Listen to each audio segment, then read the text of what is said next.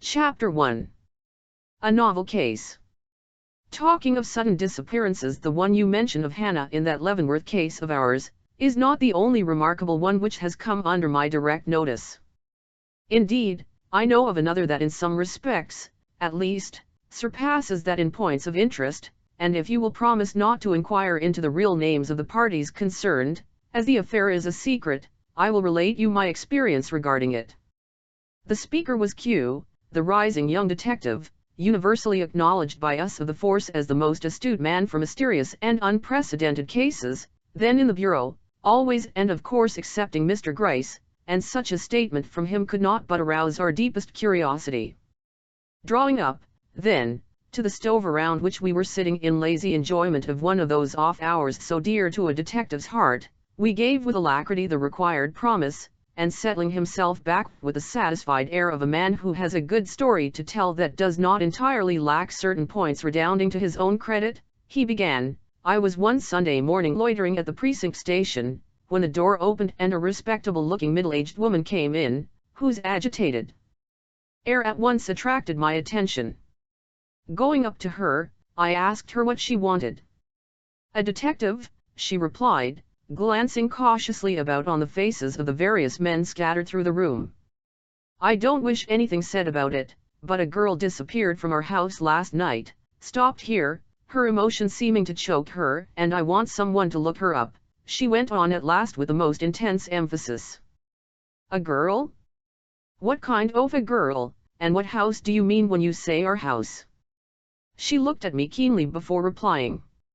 You are a young man, said she. Isn't there someone here more responsible than yourself that I can talk to? I shrugged my shoulders and beckoned to Mr. Gryce, who was just then passing. She at once seemed to put confidence in him. Drawing him aside, she whispered a few low eager words which I could not hear.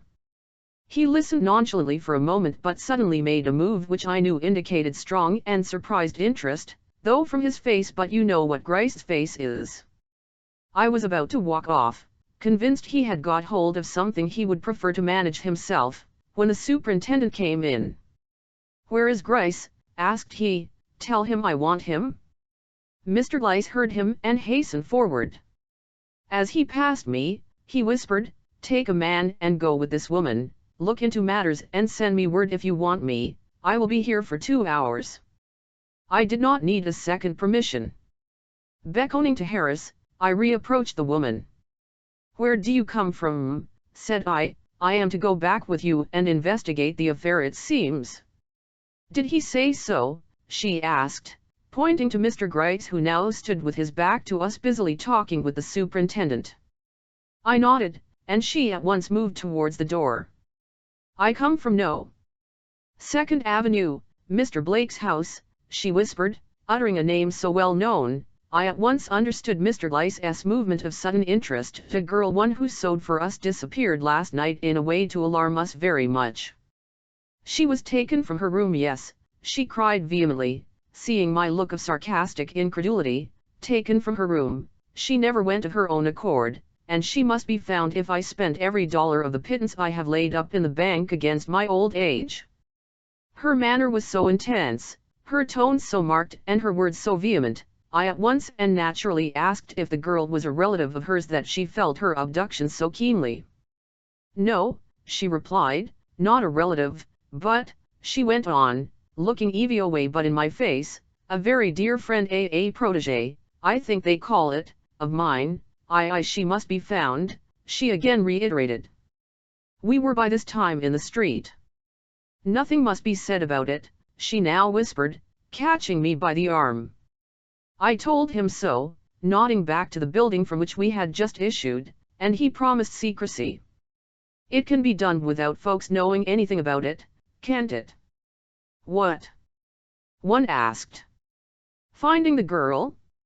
Well, said L, we can tell you better about that when we know a few more of the facts. What is the girl's name, and what makes you think she didn't go out of the house door of her own accord? Why, everything. She wasn't the person to do it. Then the looks off her room, and they all got out of the window, she cried suddenly, and went away by the side gate into street. They? Who do you mean by they? Why, whoever they were who carried her off. I could not suppress the bah that rose to my lips. Mr. Gryce might have been able to, but I am not Gryce. You don't believe, said she, that she was carried off.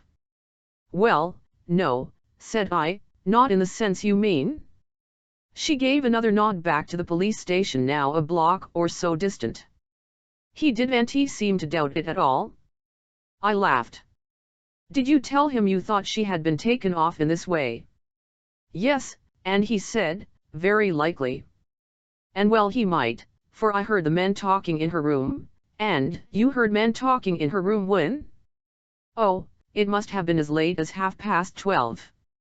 I had been asleep and the noise they made whispering woke me. Wait, I said, tell me where her room is, hers and yours. Hers is the third story back, mine the front one on the same floor. Who are you? I now inquired. What position do you occupy in Mr. Blake's house? I am the housekeeper. Mr. Blake was a bachelor. And you were wakened last night by hearing whispering which seemed to come from this girl's room? Yes, I at first thought it was the folks next. We often hear them when they are unusually noisy, but I became assured it came from her room, and more astonished than I could say. She is a good girl, she broke in, suddenly looking at me with hotly indignant eyes, as good a girl as this whole city can show. Don't you dare, any of you, to hint at anything else. Come, I said soothingly, a little ashamed of my too communicative face. I haven't said anything, we will take it for granted she is as good as gold. Go on. The woman wiped her forehead with a hand that trembled like a leaf. Where was I? Said she.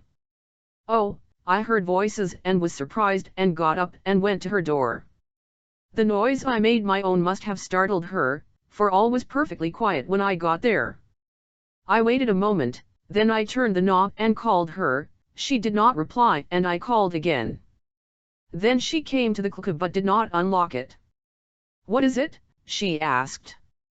Oh, said I thought I heard talking here and I was frightened. It must have been next door, said she.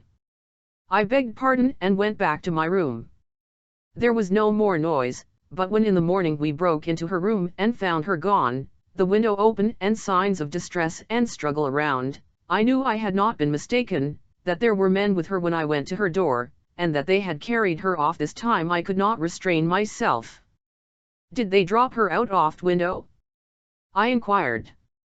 Oh, said she, we are building an extension, and there is a ladder running up to the third floor, and it was by means of that they took her.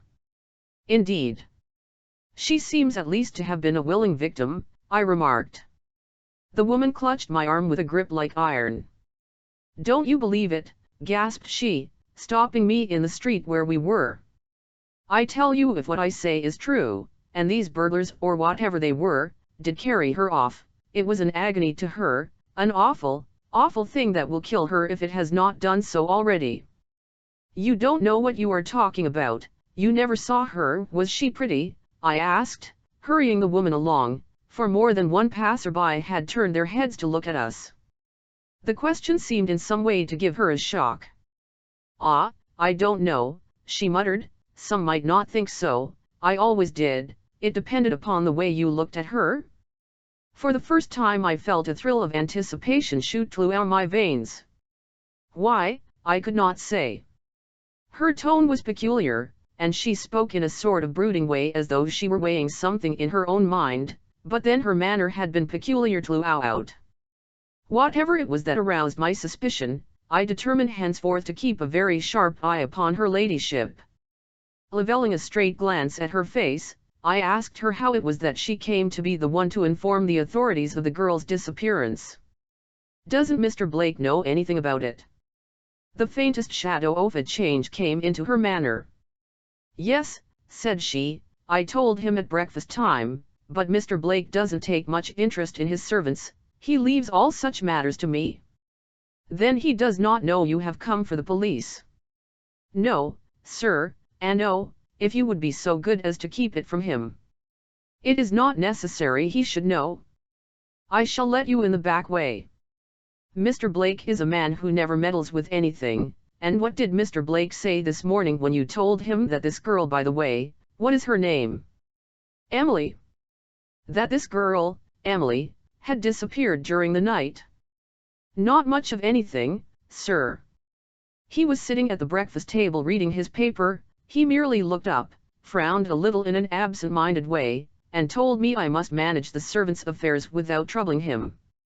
And you let it drop? Yes, sir. Mr. Blake is not a man to speak twice to. I could easily believe that from what I had seen of him in public, for though by no means a harsh-looking man, he had a reserved air which if maintained in private must have made him then difficult of approach. We were now within a half-block or so of the old-fashioned mansion regarded by the scion of New York's aristocracy as one of the most desirable residences in the city, so motioning to the man who had accompanied me to take his stand in a doorway nearby and watch for the signal I would give him in case I wanted Mr. Gryce, I turned to the woman, who was now all in a flutter, and asked her how she proposed to get me into the house without the knowledge of Mr. Blake. "Oh, sir, all you have got to do is to follow me right up the back stairs. He won't notice, or if he does will not ask any questions." And having by this time reached the basement door, she took out a key from her pocket and inserting it in the lock, at once admitted us into the dwelling. Chapter 2. A few points. Mrs. Daniels, for that was her name, took me at once upstairs to the third-story back room. As we passed through the halls, I could not but notice how rich, though somber were the old-fashioned walls and heavily frescoed ceilings, so different in style and coloring from what we see nowadays in our secret penetrations into Fifth Avenue mansions. Many as are the wealthy houses I have been called upon to enter in the line of my profession, I had never crossed the threshold of such an one as this before, and impervious as I am to any foolish sentimentalities, I felt a certain degree of awe at the thought of invading with police investigation this home of ancient Knickerbocker respectability. But once in the room of the missing girl, every consideration fled save that of professional pride and curiosity. For almost at first blush, I saw that whether Mrs. Daniels was correct or not in her surmises as to the manner of the girl's disappearance, the fact that she had disappeared was likely to prove an affair of some importance. For, let me state the facts in the order in which I noticed them. The first thing that impressed me was, that whatever Mrs. Daniels called her, this was no sewing girl's into which I now stepped. Plain as was the furniture in comparison with the elaborate richness of the walls and ceiling, there were still scattered through the room, which was large even for a 30-foot house, articles of sufficient elegance to make the supposition that it was the abode of an ordinary seamstress open to suspicion, if no more. Mrs. Daniels, seeing my look of surprise, hastened to provide some explanation. "It is the room which has always been devoted to sewing," said she, "and when Emily came, I thought it would be easier to put up a bed here than to send her upstairs. She was a very nice girl and disarranged nothing." I glanced around on the writing case lying open on a small table in the center of the room, on the vase half full of partly withered roses, on the mantelpiece, the Shakespeare and Macaulay's History lying on the stand at my right, thought my own thoughts, but said nothing. "You found the door locked this morning?" asked I, after a moment's scrutiny of the room in which three facts had become manifest. First, that the girl had not the bed the night before. Second, that there had been some sort of struggle or of the curtains being violently torn as if grasped by an agitated hand, to say nothing of a chair lying upset on the floor with one of its legs broken. Third, that the departure, strange as it may seem, had been by the window. "Yes," returned she, "but there is a passageway leading from my room to hers and it was by that means we entered. There was a chair placed against the door on this side but we easily pushed it away." I stepped to the window and looked out. Ah, it would not be so difficult for a man to gain the street from that spot in a dark night, for the roof of the newly erected extension was almost on a level with the window. "Well," said she anxiously, "couldn't she have been got out that way?" "More difficult things have been done," said I, and was about to step out upon the roof when I bethought to inquire of Mrs. Daniels if any of the girl's clothing was MLSSMG. She immediately flew to the closets and thence to bureau drawers which she thumbed hastily over. "No, nothing is missing but a hat and cloak and," she paused confusedly. "And what?" I asked. "Nothing," returned she, hurriedly closing the bureau drawer, "only some little knick-knacks." "Knick-knacks," quoth I, "if she stopped for knick-knacks, she couldn't have gone in any very unwilling frame of mind." And somewhat disgusted, I was about to throw up the whole affair and leave, but the indecision in Mrs. Daniels' own face deterred me. "I don't understand it," murmured she, drawing her hand across her eyes. "I don't understand it. But," she went on with even an increase in her old tone of heartfelt conviction, "no matter whether we understand it or not, the case is serious, I tell you so, and she must be found." I resolved to know the nature of that "must," used as few women in her position would use it even under circumstances to all appearance more aggravated than these. "Why, must," said I, "if the girl went of her own accord as some things seem to show, why should you, no relative as you acknowledge, take the matter so to heart as to insist she shall be followed and brought back?" She turned away, uneasily taking up and putting down some little matters on the table before her. "Is it not enough that I promise to pay for all expenses which a search will occasion, without my being forced to declare just why I should be willing to do so? Am I bound to tell you I love the girl? That I believe she has been taken away by foul means, and that to her great suffering and distress? That being fond of her and believing this, I am conscientious enough to put every means I possess at the command of those who will recover her." I was not satisfied with this, but on that very account felt my enthusiasm revive. "But Mr. Blake? Surely he is the one to take this interest if anybody." "I'll have before said," returned she, paling however as she spoke, "that Mr. Blake takes very little interest in his servants." I cast another glance about the room. "How long have you been in this house?" asked he. "Was in the service of Mr. Blake's father, and he died a year ago." "Since when you have remained with Mr. Blake himself?" "Yes, sir." "And this Emily, when did she come here?" "Oh, it must be 11 months or so ago." "An Irish girl?" "Oh no, American." "She is not a common person, sir." "What do you mean by that?" "That she was educated, ladylike, pretty, or what?" "I don't know what to say." "She was educated, yes, but not as you would call a lady educated. Yet she knew a great many things the rest of us did, auntie. She liked to read, you see, and oh sir, ask the girls about her, I never know what to say when I am questioned." I scanned the grey-haired woman still more intently than I had yet done. Was she the weak commonplace creature she seemed, or had she really some cause other than appeared for these her numerous breaks and hesitations? "Where did you get this girl?" I inquired. "Where did she live before coming here?" "I cannot say, I never asked her to talk about herself. She came to me for work and I liked her and took her without recommendation." "And she has served you well?" "Excellently." "Been out much? Had any visitors?" She shook her head. "Never went out and never had any visitors." I own I was nonplussed. "Well," said L., "no more of this at present. I must first find out if she left this house alone or in company with others." And without further parley I stepped out upon the roof oft extension. As I did so I debated with myself whether the case warranted me or not in sending for Mr. Gryce. As yet there was nothing to show that the girl had come to any harm. A mere elopement with or without a lover to help her, was not such a serious matter that the whole police force need be stirred up on the subject, and if the woman had money, as she said, ready to give the man who should discover the whereabouts of this girl, why need that money be divided up any more than was necessary? Yet Glyce was not one to be dallied with. He had said, send for him if the affair seemed to call for his judgment, and somehow the affair did promise to be a trifle complicated. I was yet undetermined when I reached the edge of the roof. It was a dizzy descent, but once made, escape from the yard beneath would be easy. A man could take that road without difficulty, but a woman. Baffled at the idea I turned thoughtfully back, when I beheld something on the roof before me that caused me to pause and ask myself if this was going to turn out to be a tragedy after all. It was a drop of congealed blood. Further on towards the window was another, and yes, further still, another and another. I even found one upon the very window ledge itself.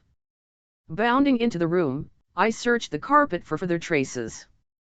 It was the worst one in the world to find anything upon of the nature of which I was seeking, being a confused pattern of mingled drab and red, and in my difficulty I had to stoop very low. "What are you looking for?" cried Mrs. Daniels. I pointed to the drop on the window sill. "Do you see that?" I asked. She uttered an exclamation and bent nearer. "Blood!" cried she, and stood staring, with rapidly paling cheeks and trembling form. "They have killed her, and he will never." As she did not finish, I looked up. "Do you think it was her blood?" she whispered in a horrified tone. "There is every reason to believe so," rejoined I, pointing to a spot where I had at last discovered not only one crimson drop but many, scattered over the scarcely redder roses under my feet. "Ah, it is worse than I thought," murmured she. "What are you going to do?" "What can we do?" "I am going to send for another detective," returned I, and stepping to the window I telegraphed at once to the man Harris to go for Mr. Gryce. "The one we saw at the station?" I bowed assent. Her face lost something of its drawn expression. "Oh, I am glad. He will do something?" Subduing my indignation at this back thrust, I employed my time in taking note of such details as had escaped my previous attention. They were not many. The open writing desk, in which, however, I found no letters or written documents of any kind, only a few sheets of paper, with pen, ink, etc., the brush and hairpins scattered on the bureau as though the girl had been interrupted while arranging her hair, if she had been interrupted, and the absence of any great pile of work such as one would expect to see in a room set apart for sewing, were all I could discover. Not much to help us, in case this was to prove an affair of importance, as I began to suspect. With Mr. Gryce's arrival, however, things soon assumed a better shape. He came to the basement door, was ushered in by your humble servant, had the whole matter as far as I had investigated it, at his finger ends in a moment, and was upstairs and in that room before I, who am called the quickest man in the force as you all know, could have time to determine just what difference his presence would make to me in a pecuniary way in event of Mrs. Daniels' promises amounting to anything. He did not remain there long, but when he came down I saw that his interest was in no wise lessened. "What kind of a looking girl was this?" he asked, hurrying up to Mrs. Daniels, who had withdrawn into a recess in the lower hall while all this was going on. "Describe her to me, hair, eyes, complexion, etc., you know." I don't know as I can," she stammered reluctantly, turning very red in the face. "I am a poor one for noticing. I will call one of the girls." She was gone before we realized she had not finished her sentence. Broke from Mr. Gryce's lips as he thoughtfully took down a vase that stood on a bracket nearby and looked into it. I did not venture a word. When Mrs. Daniels came back she had with her a trim-looking girl of prepossessing appearance. "This is Fanny," said she. "She knows Emily well, being in the habit of waiting on her at table. She will tell you what you want to hear. I have explained to her," she went on, nodding towards Mr. Gryce with a composure such as she had not before displayed, "that you are looking for your niece who ran away from home some time ago to go into some sort of service." "Certainly, ma'am," quoth that gentleman, bowing with mock admiration to the gas fixture. Then carelessly shifting his glance to the cleaning cloth which Fanny held rather conspicuously in her hand, he repeated the question he had already put to Mrs. Daniels. The girl, tossing her head just a trifle, at once replied, "Oh, she was good-looking enough, if that is what you mean, for them as likes a girl with cheeks as white as this cloth was afore I rubbed the spoons with it. As for her eyes, they was blacker than her hair, which was the blackest I ever see. She had no flesh at all, and as for her figure," Fanny glanced down on her own well-developed person, and gave a shrug inexpressibly suggestive. "Is this description true?" Mr. Gryce asked, seemingly of Mrs. Daniels, though his gaze rested with curious intentness on the girl's head which was covered with a little cap. "Sufficiently so," returned Mrs. Daniels in a very low tone. however. Then with a sudden display of energy, Emily's figure is not what you would call plump. I have seen her, she broke off as if a little startled at herself and motioned Fanny to go. Wait a moment, interposed Mr. Gryce in his soft way. You said the girl's hair and eyes were dark, were they darker than yours? Oh, yes sir, replied the girl simpering, as she settled the ribbons on her cap. Let me see your hair. She took off her cap with a smile. Ha, very pretty, very pretty. And the other girls? You have other girls, I suppose. Two, sir, returned Mrs. Daniels. How about their complexions? Are they lighter too than Emily's? Yes, sir, about like Fanny's. Mr. Gryce spread his hand over his breast in a way that assured me of his satisfaction, and allowed the girl to go. We will now proceed to the yard, said he. But at that moment the door of the front room opened and a gentleman stepped leisurely into the hall, whom at first glance I recognized as the master of the house. He was dressed for the street and had his hat in his hand. At the sight we all stood silent, Mrs. Daniels flushing up to the roots of her grey hair. Mr. Blake is an elegant-looking man, as you perhaps know, proud, reserved, and a trifle somber. As he turned to come towards us, the light shining through the windows at our right, fell full upon his face, revealing such a self-absorbed and melancholy expression, I involuntarily drew back as if I had unwittingly intruded upon a great man's privacy. Mr. Gryce, on the contrary, stepped forward. Mr. Blake, I believe, said he, bowing in that deferential way he knows so well how to assume. The gentleman, startled as it evidently seemed from a reverie, looked hastily up. Meeting Mr. Gryce's bland smile, he returned the bow, but haughtily, and as it appeared in an abstracted way. Allow me to introduce myself, proceeded my superior. I am Mr. Gryce from the Detective Bureau. We were notified this morning that a girl in your employ had disappeared from your house last night in a somewhat strange and unusual way, and I just stepped over with my man here, to see if the matter is of sufficient importance to inquire into. With many apologies for the intrusion, I stand obedient to your orders. With a frown expressive of annoyance, Mr. Blake glanced around and detecting Mrs. Daniels, said, Did you consider the affair so serious as that? She nodded, seeming to find it difficult to speak. He remained looking at her with an expression of some doubt. I can hardly think, said he, such extreme measures were necessary. The girl will doubtless come back, or if not, his shoulders gave a slight shrug and he took out his gloves. The difficulty seems to be, quoth Mr. Gryce, eyeing those gloves with his most intent and concentrated, that the girl did not go alone, but was helped away, or forced away, by parties who had previously broken into your house. That is a strange circumstance, remarked Mr. Blake, but still without any appearance of interest, and if you are sure of what you say, demands, perhaps, some inquiry. I would not wish to put anything in the way of justice succoring the injured. But again he gave that slight shrug of the shoulders, indicative of doubt, if not indifference. Mrs. Daniels trembled, and took a step forward. I thought she was going to speak, but instead of that she drew back again in her strange hesitating way. Mr. Gryce did not seem to notice. Perhaps, sir, said he, if you will step upstairs with me to the room occupied by this girl, I may be able to show you certain evidences which will convince you that our errand here is not one of presumption. I am ready to concede that without troubling myself with proof, observed the master of the house with the faintest show of asperity. Yet if there is anything to see of a startling nature, perhaps I had best yield to your wishes. Whereabouts in the house is this girl's room, Mrs. Daniels? It is. I gave her the third story back, Mr. Blake, replied that woman, nervously eyeing his face. It was large and light for sewing, and she was so nice. He impatiently waved his hand, on which he had by this time fitted his glove to a nicety, as if these details were an unnecessary bore to him, and motioned her to show the way. Instantly a new feeling appeared to seize her, that of alarm. I hardly think you need trouble Mr. Blake to go upstairs, she murmured, turning towards Mr. Gryce.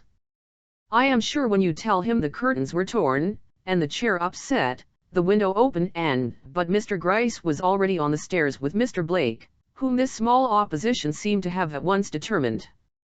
"Oh my God," she murmured to herself, "who could have foreseen this?" And ignoring my presence with all the egotism of extreme agitation, she hurried past me to the room above, where I speedily joined her. Chapter 3. The contents of a bureau drawer. Mr. Blake was standing in the center of the room when I entered, carelessly following with his eyes the motion of Mr. Gryce's finger as that gentleman pointed with unwearying assiduity to the various little details that had struck us. His hat was still in his hand, and he presented a very formidable and imposing appearance, or so Mrs. Daniels appeared to think as she stood watching him from the corner, whither she had withdrawn herself. "A forcible departure, you see," exclaimed Mr. Gryce. She had not even time to gather up her clothes, and with a sudden movement he stooped and pulled out one of the bureau drawers before the eyes of his nonchalant listener. Immediately a smothered exclamation struck our ears, and Mrs. Daniels started forward. "I pray, gentlemen," she entreated, advancing in such a way as to place herself against the front of the bureau in a manner to preclude the opening of any more drawers, "that you will remember that a modest woman such as this girl would hardly like to have her clothing displayed before the eyes of strangers." Mr. Gryce instantly closed the drawer. "You are right," said he, "pardon the rough ways of a somewhat hardened officer of the law." She drew up closer to the bureau, still protecting it with her meager but energetic form, while her eyes rested with almost a savage expression upon the master of the house, as if he, and not the detective, had been the aggressor whose advances she feared. Mr. Blake did not return the look. "If that is all you can show me, I think I will proceed to my appointment," said he. "The matter does seem to be more serious than I thought, and if you judge it necessary to take any active measures, why, let no consideration of my great and inherent dislike to notoriety of any kind interfere with what you consider your duty. As for the house, it is at your command, under Mrs. Daniels' direction. Good morning." And returning our bows with one singularly impressive for all its elegant carelessness, he at once withdrew. Mrs. Daniels took one long deep breath and came from the bureau. Instantly Mr. Gryce stooped and pulled out the drawer she had so visibly protected. A white towel met our eyes, spread neatly out at its full length. Lifting it, we looked beneath. A carefully folded dress of dark blue silk, to all appearance elegantly made, confronted our rather eager eyes. Beside it, a collar of exquisite lace. I know enough of such matters to be a judge pricked through by a gold breastpin of a strange and unique pattern. A withered bunch of what appeared to have been a bouquet of red roses surmounted the whole, giving to the otherwise commonplace collection the appearance of a relic from the tomb. We both drew back in some amazement, involuntarily glancing up at Mrs. Daniels.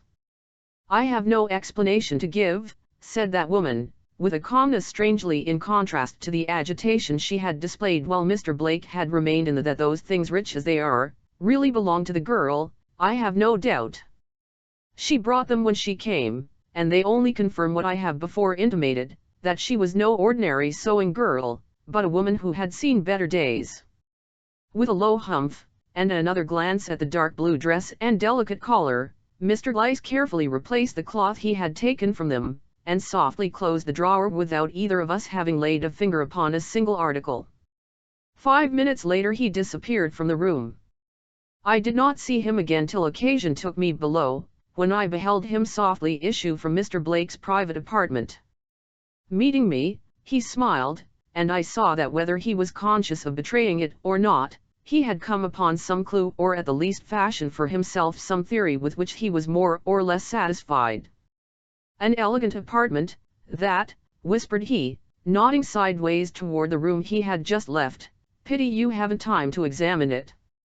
"Are you sure that I haven't?" returned I, drawing a step nearer to escape the eyes of Mrs. Daniels, who had descended after me. "Quite sure," and we hastened down together into the yard. But my curiosity, once aroused in this way, would not let me rest. Taking an opportunity when Mr. Gryce was engaged in banter with the girls below, and in this way learning more in a minute of what he wanted to know than some men would gather in an hour by that or any other method, I stole lightly back and entered this room. I almost started in my surprise. Instead of the luxurious apartment I had prepared myself to behold, a plain, scantily furnished room opened before me, of a nature between a library and a studio. There was not even a carpet on the polished floor, only a rug, which strange to say was not placed in the center of the room or even before the fireplace, but on one side, and directly in front of a picture that almost at first blush had attracted my attention as being the only article in the room worth looking at. It was the portrait of a woman, handsome, haughty and alluring, a modern beauty, with eyes of fire burning beneath high-piled locks of jetty blackness, that were only relieved from being too intense by the scarlet hood of an opera cloak, that was drawn over them. A sister, I thought to myself, it is too modern for his mother, and I took a step nearer to see if I could trace any likeness in the chiseled features of this disdainful brunette, to the more characteristic ones of the careless gentleman who had stood but a few moments before in my presence.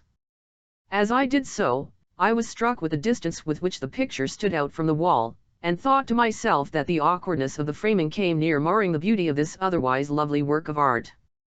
As for the likeness I was in search of, I found it, or thought I did, in the expression of the eyes, which were of the same color as Mr. Blake's but more hill and passionate, and satisfied that I had exhausted all the picture could tell me, I turned to make what other observations I could, when I was startled by confronting the agitated countenance of Mrs. Daniels, who had entered behind me. "This is Mr. Blake's room," said she with dignity. "No one ever intrudes here but myself, not even the servants." "I beg pardon," said I, glancing around in vain for the something which had awakened that look of satisfaction in Mr. Gryce's eyes. I was attracted by the beauty of this picture visible through the half-open door, and stepped in to favor myself with a nearer view. "It is very lovely."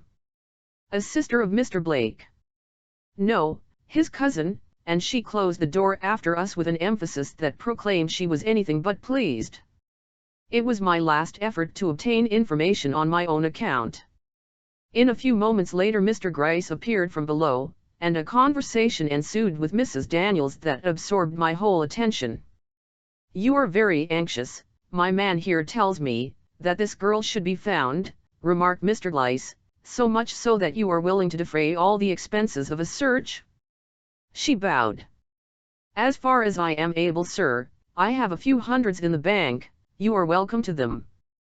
I would not keep a dollar back if I had thousands, but I am poor, and can only promise you what I myself possess, though," and her cheeks grew flushed and hot with an unnatural belief that thousands would not be lacking if they were found necessary. I could almost swear you shall have anything in reason which you require, only the girl must be found, and soon. Have you thought," proceeded Mr. Gryce, utterly ignoring the wildness of these statements, "that the girl may come back herself if let alone?" "She will come back if she can," quoth Mrs. Daniels. "Did she seem so well satisfied with her home as to warrant you in saying that?" "She liked her home, but she loved me," returned the woman steadily. "She loved me so well she would never have gone as she did without being forced." "Yes," said she, though she made no outcry and stopped to put on her bonnet and shawl. "She was not a girl to make a fuss. If they had killed her outright, she would never have uttered a cry." "Why do you say they?" "Because I am confident I heard more than one man's voice in her room." "Humph! Would you know those voices if I heard them again?" "No." There was a surprise in this last negative which Mr. Gryce evidently noticed. "I ask," said he, "because I have been told that Mr. Blake lately kept a body servant who has been seen to look at this girl more than once, when she has passed him on the stairs." Mrs. Daniels' face turned scarlet with rage, and she hastily rose from the chair. "I don't believe it," said she. "Henry was a man who knew his place, and I won't hear such things," she suddenly exclaimed. "Emily was a lady, and—" "Well, well," interposed Mr. Gryce soothingly, "though the cat looks at the king, it is no sign the king looks at the cat. We have to think of everything, you know." "You must never think of anything like that." Mr. Gryce softly ran his thumb around the brim of the hat he held in his hand. "Mrs. Daniels," observed he, "it would greatly facilitate matters if you would kindly tell us why you take such an interest in this girl." One glimpse at her real history would do more towards setting us on the right track than anything else you could offer." Her face assumed an unmistakable frown. "Have I not told you," said she, "what is known of it? That she came to me about 2 years ago for work, that I liked her, and so hired her, that she has been with us ever since, and then you will not tell us," exclaimed Mr. Gryce. Her face fell and a look of hesitation crossed it. "I doubt if we can do anything unless you do," continued he. Her countenance settled again into a resolved expression. "You are mistaken," said she. "If the girl had a secret, as nearly all girls have, brought low as she has evidently been, it had nothing to do with her disappearance, nor would a knowledge of it help you in any way. I am confident of this, and so shall hold my peace.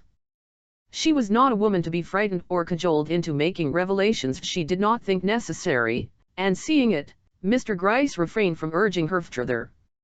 "However, you will at least tell me this," said he, "what were the knickknacks she took away with her from her bureau drawer?" "No," said she, "for they have nothing to do with her abduction. They were articles of positive value to her, though I assure you of little importance to any one else. All that is shown by their disappearance is the fact that she had a moment's time allowed her in which to collect what she most wanted." Mr. Gryce arose. "Well," said he, "you have given us a hard sum to work out, but I am not the man to recoil from anything hard. If I can discover the whereabouts of this girl I will certainly do it, but you must help me." "I? How?" "By inserting a personal in the Herald. You say she loves you, and would come back if she could. Now whether you believe it or not, this is open to doubt, therefore I would advise that you take some such means as that to inform her of the anxiety of her friends and their desire to communicate with her." "Impossible," she cried vehemently. "I should be afraid, well, I might put it that Mrs. D anxious about Emily, desires information of her whereabouts, put it any way you like." "You had better add," said I, speaking for the first time, "that you would be willing to pay for information?" "Yes," said Mr. Gryce, "add that." Mrs. Daniels frowned, but made no objection, and after getting as minute a description as possible of the clothing worn by the girl the night before, we left the house. Chapter 4. Thompson's story. "An affair of some mystery," remarked Mr. Gryce, as we halted at the corner to take a final look at the house and its environs. "Why a girl should choose such a method of descent as that," and he pointed to the ladder down which we believed her to have come to leave a house of which she had been an inmate for a year, "baffles me, I can tell you. If it were not for those marks of blood which betray her track, I would be disinclined to believe any such harebrained adventure was ever perpetrated by a woman. As it is, what would I give for her photograph? Black hair, black eyes, white face, and thin figure. What a description whereby to find a girl in this great city of New York. Ah," said he with sudden gratification, "here is Mr. Blake again, his appointment must have been a failure. Let us see if his description will be any more definite." And hurrying towards the advancing figure of that gentleman, he put some questions to him. Instantly Mr. Blake stopped, looked at him blankly for a moment, then replied in a tone sufficiently loud for me to hear, "I am sorry, sir, if my description could have done you any good, but I have not the remotest idea how the girl looked. I did not know till this morning even, that there was such a person in my house as a sewing woman. I leave all such domestic concerns entirely with Mrs. Daniels." Mr. Gryce again bowed low and ventured another question. The answer came as before, distinctly to my ears. "Oh, I may have seen her, I cannot say about that, I very often am and across the servants in the hall, but whether she is tall or short, light or dark, pretty or ugly, I know no more than you do, sir." Then with a dignified nod calculated to abash a man in Mr. Gryce's position, inquired, "Is that all?" It did not seem to be. Mr. Gryce put another question. Mr. Blake gave him a surprised stare before replying, then courteously remarked, "I do not concern myself with servants after they have left me. Henry was an excellent valet, but a trifle domineering, something which I never allow in any one who approaches me. I dismissed him and that was the end of it. I know nothing of what has become of him." Mr. Gryce bowed and drew back, and Mr. Blake, with a haughty step peculiar to him, passed by him and re-entered his house. "L should not like to get into that man's clutches," said L, as my superior rejoined me, "he has a way of making one appear so small." Mr. Gryce shot an askance look at his shadow gloomily following him along the pavement. "Yet it may happen that you will have to nm the risk of that very experience?" I glanced towards him in amazement. "If the girl does not come up of her own accord, or if we do not succeed in getting some trace of her movements, I shall be tempted to place you where you can study into the ways of this gentleman's household. If the affair is a mystery, it has its center in that house." I stared at Mr. Gryce good and roundly. "You have come across something which I have missed," observed I, "or you could not speak so positively." "I have come across nothing that was not in plain sight of anybody who had eyes to see it," he returned shortly. I shook my head slightly mortified. "You had it all before you," continued he, "and if you were not able to pick up sufficient facts on which to base a conclusion, you mustn't blame me for it." More nettled than I would be willing to confess, I walked back with him to the station, saying nothing then, but inwardly determined to re-establish my reputation with Mr. Gryce before the affair was over. Accordingly, hunting up the man who had patrolled the district the night before, I inquired if he had seen anyone go in or out of the side gate of Mr. Blake's house on street, between the hours of 11 and 1. "No," said he, "but I heard Thompson tell a curious story this morning about someone he had seen." "What was it?" "He said he was passing that way last night about 12 o'clock when he remarked standing under the lamp on the corner of 2nd Avenue, a group consisting of 2 men and a woman, who no sooner beheld him than they separated, the men drawing back into 2nd Avenue and the woman coming hastily towards him. Not understanding the move, he stood waiting her approach, when instead of advancing to where he was, she paused at the gate of Mr. Blake's house and lifted her hand as if to open it, when with a wild and terrified gesture she started back, covering her face with her hands, and before he knew it, had actually fled in the direction from which she had come. A little startled, Thompson advanced and looked through the gate before him to see if possible what had alarmed her, when to his great surprise, he beheld the pale face of the master of the house, Mr. Blake himself, looking through the bars from the other side of the gate. He in his turn started back, and before he could recover himself, Mr. Blake had disappeared. He says he tried the gate after that, but found it. Thompson tells you this story, does he? Yes. Well, said I, it's a pretty wild kind of a tale, and all I have got to say is, that neither you nor Thompson had better go blabbing it around too much. Mum is the word where such men as Mr. Blake are concerned. And I departed to hunt up Thompson. But he had nothing to add to his statement, except that the girl appeared to be tall and thin, and was closely wrapped about in a shawl.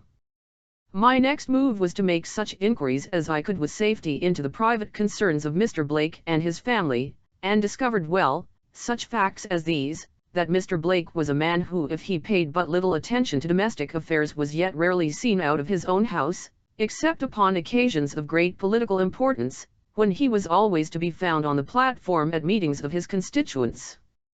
Though to the ordinary observer a man eminently calculated, from his good looks, fine position, and solid wealth to enjoy society, he not only manifested a distaste for it, but even went so far as to refuse to participate in the social dinners of his most intimate friends, the only table to which he would sit down being that of some public caterer, where he was sure of finding none but his political associates assembled.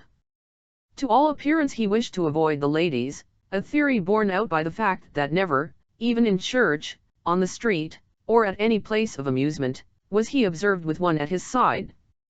This fact in a man, young, he was not far from 35 at that time, rich, and marriageable, would, however, have been more noteworthy than it was if he had not been known to belong to a family eminent for their eccentricities. Not a man of all his race but had possessed some marked peculiarity. His father, bibliomaniac though he was, would never treat a man or a woman with decency, who mentioned Shakespeare to him, nor would he acknowledge to his dying day any excellence in that divine poet beyond a happy way of putting words together. Mr. Blake's uncle hated all members of the legal profession, and as for his grandfather, but you have heard what a mania of dislike he had against that simple article of diet, fish, how his friends were obliged to omit it from their bills of fare whenever they expected him to dinner. If then Mr. Blake chose to have any pet antipathy, as for women for instance, he surely had precedent enough in his own family to back him. However, it was whispered in my ear by one gentleman, a former political colleague of his who had been with him in Washington, that he was known at one time to show considerable attention to Miss Evelyn Blake, that cousin of his who has since made such a brilliant thing of it by marrying, and straightway losing by death, a wealthy old scapegrace of a French noble, the Count de Mirac. But that was not a matter to be talked about, Madame the Countess being free at present and in New York, though to all appearance upon anything but pleasant terms with her quondam admirer. Remembering the picture I had seen in Mr. Blake's private apartment, I asked if this lady was a brunette, and being told she was, and of the most pronounced type, felt for the moment I had stumbled upon something in the shape of a clue, but upon resorting to Mr. Gryce with my information, he shook his head with a short laugh and told me I would have to dive deeper than that if I wanted to fish up the nut lying at the bottom of this well. Chapter 5. A New York Belle. Meanwhile, all our efforts to obtain information in regard to the fate or whereabouts of the missing girl had so far proved utterly futile. Even the advertisements inserted by Mrs. Daniels had produced no effect, and frustrated in my scheme I began to despair, when the accounts of that same Mrs. Daniels' strange and unaccountable behavior during these days of suspense, which came to me through Fanny, the pretty housemaid at Mr. Blake's, whose acquaintance I had lately taken to cultivating, aroused once more my dormant energies and led me to ask myself if the affair was quite as hopeless as it seemed. If she was a ghost, was her final expression on the subject, she couldn't go perambulating this house more than she does. It seems as if she couldn't keep still a minute. Upstairs and down, till we are most wild. And so white as she is and so trembling. Why her hands shake so all the time she never dares lift a dish off the table. And then the way she hangs about Mr. Blake's door when he's at home. She never goes in, that's the oddest part of it, but walks up and down before it, wringing her hands and talking to herself just like a mad woman. Why, I have seen her almost put her hand on the knob twice in an afternoon perhaps, then draw back as if she was afraid it would burn her, and if by any chance the door opened and Mr. Blake came out, you ought to have seen how she run. What it all means I don't know, but I have my imaginings, and if she is antique crazy, why etc., etc. In face of facts like these I felt it would be pure insanity to despair. Let there be but a mystery, though it involved a man of the position of Mr. Blake, and I was safe. My only apprehension had been that the whole affair would dissolve itself into an ordinary elopement or some such commonplace matter. When, therefore, a few minutes later, Fanny announced that Mr. Blake had ordered a carriage to take him to the charity ball that evening, I determined to follow him and learn if possible what change had taken place in himself or his circumstances, to lead him into such an innovation upon his usual habits. Though the hour was late I had but little difficulty in carrying out my plan, arriving at the academy something less than an hour after the opening dance. The crowd was great and I circulated the floor 3 times before I came upon him. When I did, I own I was slightly disappointed, for instead of finding him as I anticipated, the center of an admiring circle of ladies and gentlemen, I espied him withdrawn into a cummer with a bland old politician of the 15th Ward, discussing, as I presently overheard, the merits and demerits of a certain Smith who at that time was making some disturbance in the party. If that is all he has come for, thought I had better have stayed at home and made love to the pretty Fanny. And somewhat chagrined, I took up my stand nearby, and began snellinizing the ladies. Suddenly I felt my heart stand still, the noise of voices ceasing the same instant behind me. A lady was passing on the arm of a foreign-looking gentleman, whom it did not require a second glance to identify her with the subject of the portrait in Mr. Blake's house. Older by some few years than when her picture was painted, Her beauty had assumed a certain defiant expression that sufficiently betrayed the fact that the years had not been so wholly happy as she had probably anticipated when she jilted handsome Holman Blake for the old French count. At all events, so I interpreted the look of latent scorn that bummed in her dark eyes, as she slowly turned her richly bejeweled head towards the comer where that gentleman, and meeting his eyes no doubt, bowed with a sudden loss of self-possession that not all the haughty carriage of her noble form, held doubly erect for the next few moments, could quite conceal or make forgotten. She still loves him, I inwardly commented, and turned to see if the surprise had awakened any expression on his uncommunicative countenance.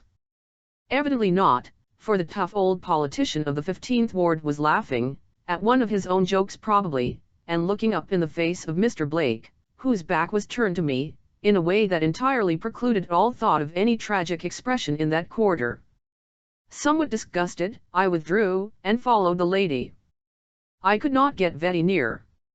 By this time the presence of a live countess in the assembly had become known, and I found her surrounded by a swarm of half-fledged youths.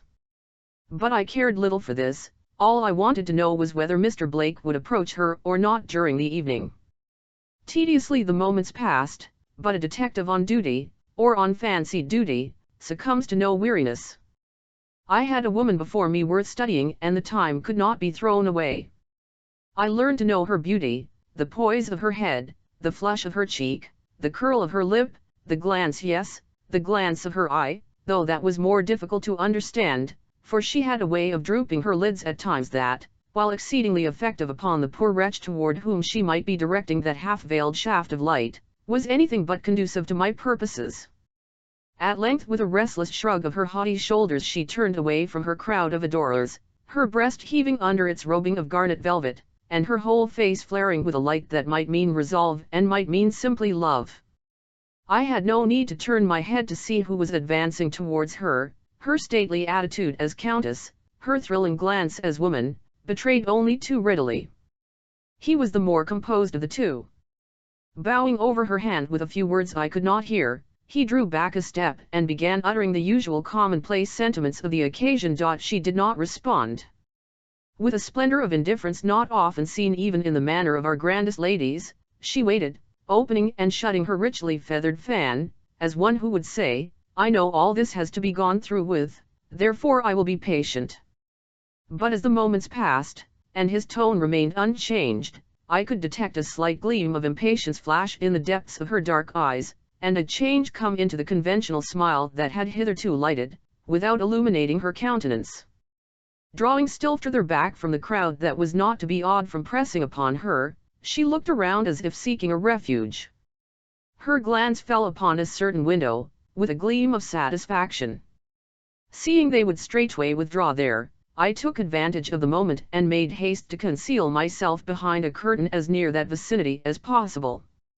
In another instant I heard them approaching. You seem to be rather overwhelmed with attention tonight, were the first words I caught, uttered in Mr. Blake's calmest and most courteous tones.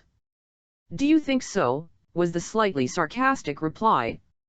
I was just deciding to the contrary when you came up. There was a pause. Taking out my knife, I ripped open a seam in the curtain hanging before me, and looked through. He was eyeing her intently, a firm look upon his face that made its reserve more marked than common. I saw him gaze at her handsome head piled with its midnight tresses, amid which the jewels, doubtless of her dead lord, burned with a fierce and ominous glare, at her smooth olive brow, her pauldly veiled eyes where the fire passionately blazed, at her scarlet lips trembling with an emotion her rapidly flushing cheeks would not allow her to conceal. I saw his glances fall and embrace her whole elegant form with its casing of ruby velvet and ornamentation of lace and diamonds, and an expectant thrill passed through me almost as if I already beheld the mask of his reserve falling, and the true man flash out in response to the wooing beauty of this full-blown rose, evidently in waiting for him. But it died away and a deeper feeling seized me as I saw his glances return unkindled to her countenance, and heard him say in still more measured accents than before, Is it possible then that the Countess de Mirac can desire the adulation of us poor American plebeians? I had not thought it, madam. Slowly her dark eyes turned towards him, she stood a statue. But I forget, he went on, a tinge of bitterness for a moment showing itself in his smile. Perhaps in returning to her own country, Evelyn Blake has so far forgotten the last 2 years as to find pleasure again in the toys and foibles of her youth. Such things have been, I hear.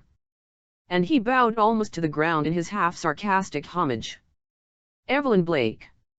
It is long since I have heard that name, she murmured. He could not restrain the quick flush from mounting to his brow. Pardon me, said he, if it brings you sadness or unwelcome memories. I promise you I will not so transgress again. A wan smile crossed her lips grown suddenly pallid. You mistake, said she, if my name brings up a past laden with bitter memories and shadowed by regret, it also recalls much that is pleasant and never to be forgotten. I do not object to hearing my girlhood's name uttered by my nearest relative. The answer was dignity itself. Your name is Countess de Mirac, your relatives must be proud to utter it. A gleam not unlike the lightning's quick flash shot from the eyes she drooped before. Is it Holman Blake I am listening to, said she. I do not recognize my old friend in the cool and sarcastic man of the world now before me. We often fail to recognize the work of our hands, madam, after it has fallen from our grasp. What, she cried, do you mean would you say that? I would say nothing, interrupted he calmly, stooping for the fan she had dropped. At an interview which is at once a meeting and a parting, I would give utterance to nothing which would seem like recrimination. I wait, suddenly exclaimed she, reaching out her hand for her fan with a gesture lofty as it was resolute. You have spoken a word which demands explanation. What have I ever done to you that you should speak the word recrimination to me? What? You shook my faith in womankind. You showed me that a woman who had once told a man she loved him, could so far forget that love as to marry one she could never respect, for the sake of titles and jewels. You showed me hold, said she again, this time without gesture or any movement, save that of her lips grown pallid as marble, and what did you show me? He started, colored profoundly, and for a moment stood before her unmasked of his stern self-possession. I beg your pardon, said he, I take back that word, recrimination? It was now her turn to lift her head and survey him. With glance less cool than his, but fully as deliberate, she looked at his proud head bending before her, studying his face, line by line, from the stern brow to the closely compressed lips on which melancholy seemed to have set its everlasting seal, and a change passed over her countenance. Holman, said she, with a sudden rush of tenderness, if in the times gone by, we both behaved with too much worldly prudence for it now to be any great pleasure for either of us to look back, is that any reason why we should mar our whole future by dwelling too long upon what we are surely still young enough to bury if not forget? I acknowledge that I would have behaved in a more ideal fashion, if, after I had been forsaken by you, I had turned my face from anxiety, and let the cankerworm of despair slowly destroy whatever life and bloom I had left.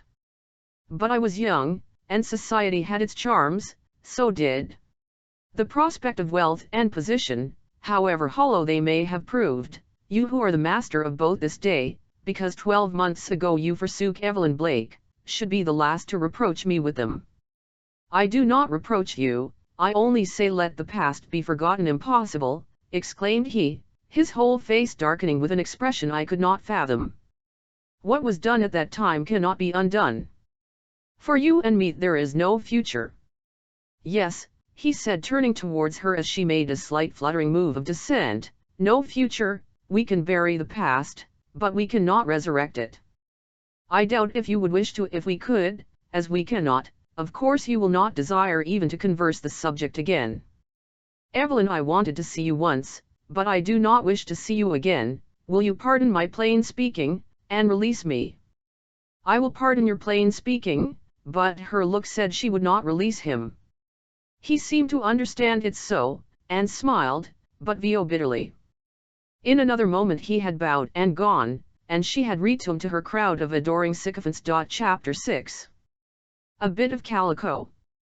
It was about this time that I took up my residence in a sort of lodging house that occupied the opposite corner to that of Mr. Blake. My room, as I took pains to have it, overlooked the avenue, and from its windows I could easily watch the goings and comings of the gentlemen whose movements were daily becoming of more and more interest to me. For set it down to caprice, and men are often as capricious as women, or account for it as you will, his restlessness at this period was truly remarkable. Not a day that he did not spend his time in walking the streets, and that not in his usual aimless gentlemanly fashion, but eagerly and with an intent gaze that roamed here and there, like a bird seeking its prey. It would often be as late as 5 o'clock before he came in, and if, as now frequently happened, he did not have company to dinner, he was even known to start out again after 7 and go over the same ground as in the morning, looking with strained gaze, that vainly endeavored to appear unconcerned, into the faces of the women that he passed. I not unfrequently followed him at these times as much for my own amusement as from any hope I had of coming upon anything that should aid me in the work before me. But when he suddenly changed his route of travel from a promenade in the fashionable thoroughfares of Broadway and 14th Street to a walk through Chatham Square and the dark, narrow streets of the East Side, I began to scent whom the prey might be that he was seeking, and putting every other consideration aside, regularly set myself to dog his steps, as only I, with my innumerable disguises, knew how to do. For 3 separate days I kept at his heels wherever he went, each day growing more and more astonished, if not to say hopeful, as I found myself treading the narrowest and most disreputable streets of the city, halting at the shops of pawnbrokers, peering into the back rooms of liquor shops, mixing with the crowds that infest the corner groceries at nightfall, and even slinking with hand on the trigger of the pistol I carried in my pocket, up dark alleys where every door that swung noiselessly to and fro as we passed, shut upon haunts of such villainy as only is known to us of the police, or to those good souls that for the sake of one whose example they follow, lay aside their fears and sensitiveness to canny light into the dim pits of this wretched world. At first I thought Mr. Blake might have some such reason for the peculiar course he took. But his indifference to all crowds where only men were collected, his silence where a word would have been well received, convinced me it was a woman he was seeking, and that with an intentness which blinded him to the commonest needs of the hour. I even saw him once in his hurry and abstraction, step across the body of a child who had fallen face downward on the stones, and that with an expression showing he was utterly unconscious of anything but an obstacle in his path. The strangest part of it all was that he seemed to have no fear. To be sure he took pains to leave his watch at home, but with such a figure and carnage as he possessed, the absence of jewelry could never deceive the eye for a moment as to the fact of his being a man of wealth, and those he went among would do anything for money. Perhaps, like me, he can eat a pistol. At all events he shunned no spot where either poverty lay hid or deviltry reigned, his proud stern head bending to enter the lowest doors without a tremble of the haughty lips that remained compressed as by an iron force, except when some poor forlorn creature with flaunting headgear, and tremulous hands, attracted by his bearing would hastily blush against him, when he would turn and look, perhaps speak, though what he said I always failed to catch, after which he would hooray on as if possessed by 7 devils. The evenings of those 3 days were notable also. 2 of them he spent in the manner I have described, the third he went to the Windsor house where the Countess de Mirac had taken rooms, going up to the ladies' entrance and actually ringing the bell, only to start back and walk up and down on the opposite side of the way, with his hands behind his back, and his head bent, evidently deliberating as to whether he should or should not carry out his original intention of entering. The arrival of a carriage with the stately subject of his deliberations, who from her elaborate costume had seemingly been to some kettledrum or private reception, speedily put an end to his doubts. As the door opened to admit her, I saw him cast one look at her heavily draped person, with its snowy opera cloak drawn tightly over the sweeping folds of her maize-colored silk, and shrink back with what sounded like a sigh of anger or distrust, and without waiting for the closing of the door upon her, turned toward home with a step that hesitated no longer. The 4th day, to my infinite chagrin, I was sick and could not go with him. All I could do was to wrap myself in blankets and sit in my window, from which I had the satisfaction of viewing him start, as I supposed, upon his usual course. The rest of the day was employed in a long, dull waiting for his return, only relieved by casual glimpses of Mrs. Daniel's troubled face as she appeared at one window or another of the old-fashioned mansion before me. She seemed, too, to be unusually restless, opening the windows and looking out with forlorn cranings of her neck as if she too were watching for her master. Indeed, I have no doubt from what I afterwards learned, that she was in a state of constant suspense during these days. Her frequent appearance at the station house, where she in vain sought for some news of the girl in whose fate she was so absorbed, confirmed this.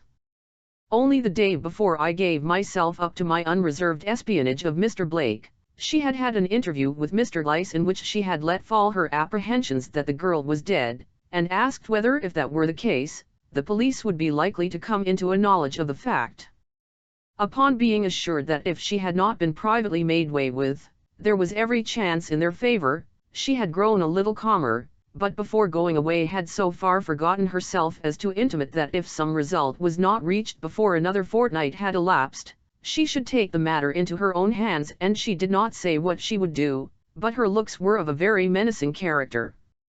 It was no wonder, then, that her countenance bore marks of the keenest anxiety as she trod the halls of that dim old mansion, with its dusky corners rich with bronzes and the glimmering shine of ancient brocades, breathing of loss and wrong, or bent her forehead to gaze from the windows for the coming of one whose footsteps were ever delayed. She happened to be looking out, when after a longer stroll than usual the master of the house returned. As he made his appearance at the corner, I saw her hurriedly withdraw her head and hide herself behind the curtain, from which position she watched him as with tired steps and somewhat dejected mien, he passed up the steps and entered the house. Not till the door closed upon him, did she venture to issue forth and with a hurried movement shut the blinds and disappear. This anxiety on her part redoubled mine, and thankful enough was I when on the next day I found myself well enough to renew my operations.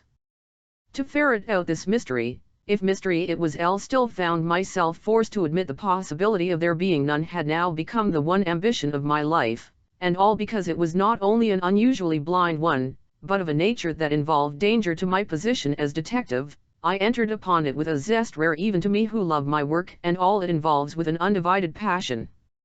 To equip myself, then, in a fresh disguise and to join Mr. Blake shortly after he had left his own corner, was anything but a hardship to meet that bright winter morning, though I knew from past experience, a long and wearisome walk was before me with nothing in all probability at the end but reiterated disappointment. But for once the fates had willed it otherwise. Whether Mr. Blake, discouraged at the failure of his own attempts, whatever they were, felt less heart to prosecute them than usual I cannot say, but we had scarcely entered upon the lower end of the Bowery, before he suddenly turned with a look of disgust, and gazing hurriedly about him, hailed a Madison Avenue car that was rapidly approaching. I was at that moment on the other side of the way, but I hurried forward too, and signaled the same car. But just as I was on the point of entering it I perceived Mr. Blake step hastily back and with his eyes upon a girl that was hurrying past him with a basket on her arm, regain the sidewalk with a swiftness that argued his desire to stop her. Of course I let the car pass me, though I did not dare approach him too closely after my late conspicuous attempt to enter it with him. But from my stand on the opposite curbstone I saw him draw aside the girl, who from her garments might have been the daughter or wife of any one of the shiftless, drinking wretches lounging about on the four corners within my view, and after talking earnestly with her for a few moments, saunter at her side down Broome Street, still talking. Reckless at this sight of the consequences which might follow his detection of the part I was playing, I hasted after them, when I was suddenly disconcerted by observing him hurriedly separate from the girl and come towards me with intention as it were to regain the corner he had left. Weighing in an instant the probable good to obtain by following either party, I determined to leave Mr. Blake for one day to himself, and turn my attention to the girl he had addressed, especially as she was tall and thin and bore herself with something like grace. Barely bestowing a glance upon him, then, as he passed, in a vain attempt to read the somber expression of his inscrutable face grown 5 years older in the last 5 days, I shuffled after the girl now flitting before me down Broome Street. As I did so, I noticed her dress to its minutest details, somewhat surprised to find how ragged and uncouth it was. That Mr. Blake should stop a girl wherever seen, clad in a black alpaca frock, a striped shawl and a Bowery hat trimmed with feathers, I could easily understand, but that this creature with her faded calico dress, dingy cape thrown carelessly over her head, and ragged basket, should arrest his attention, was a riddle to me. I hastened forward with intent to catch a glimpse of her countenance if possible, but she seemed to have acquired wings to her feet since her interview with Mr. Blake. Darting into a crowd of hooting urchins that were mishing from Center Street after a broken wagon and runaway horse, she sped from my sight with such rapidity, I saw that my only hope of overtaking her lay in running. I accordingly quickened my steps when those same hooting youngsters getting in the way of my feet, I tripped up and well, I own I retired from that field baffled. Not entirely so, however. Just as I was going down, I caught sight of the girl tearing away from a box of garbage on the curbstone, and when order having been restored, by which lofty statement I mean to say when your humble servant had regained his equilibrium, I awoke to the fact that she had effectually disappeared, I hurried to that box and succeeded in finding hanging to it a bit of rag easily recognized as a piece of the old calico frock of nameless color which I had been following a moment before. Regarding it as the sole spoils of a VO unsatisfactory day's work, I put it carefully away in my pocket-book, where it lay till but with all my zeal for compression, I must not anticipate. When I came home that afternoon I found myself unexpectedly involved in a matter that for the remainder of the day at least, prevented me from further attending to the affair I had in hand. The next morning Mr. Blake did not start out as usual, and at noon I received intimation from Fanny that he was preparing to take a journey. Where, she could not inform me, nor when, though she thought it probable he would take an early train. Mrs. Daniels was feeling dreadfully, she informed me, and the house was like a grave.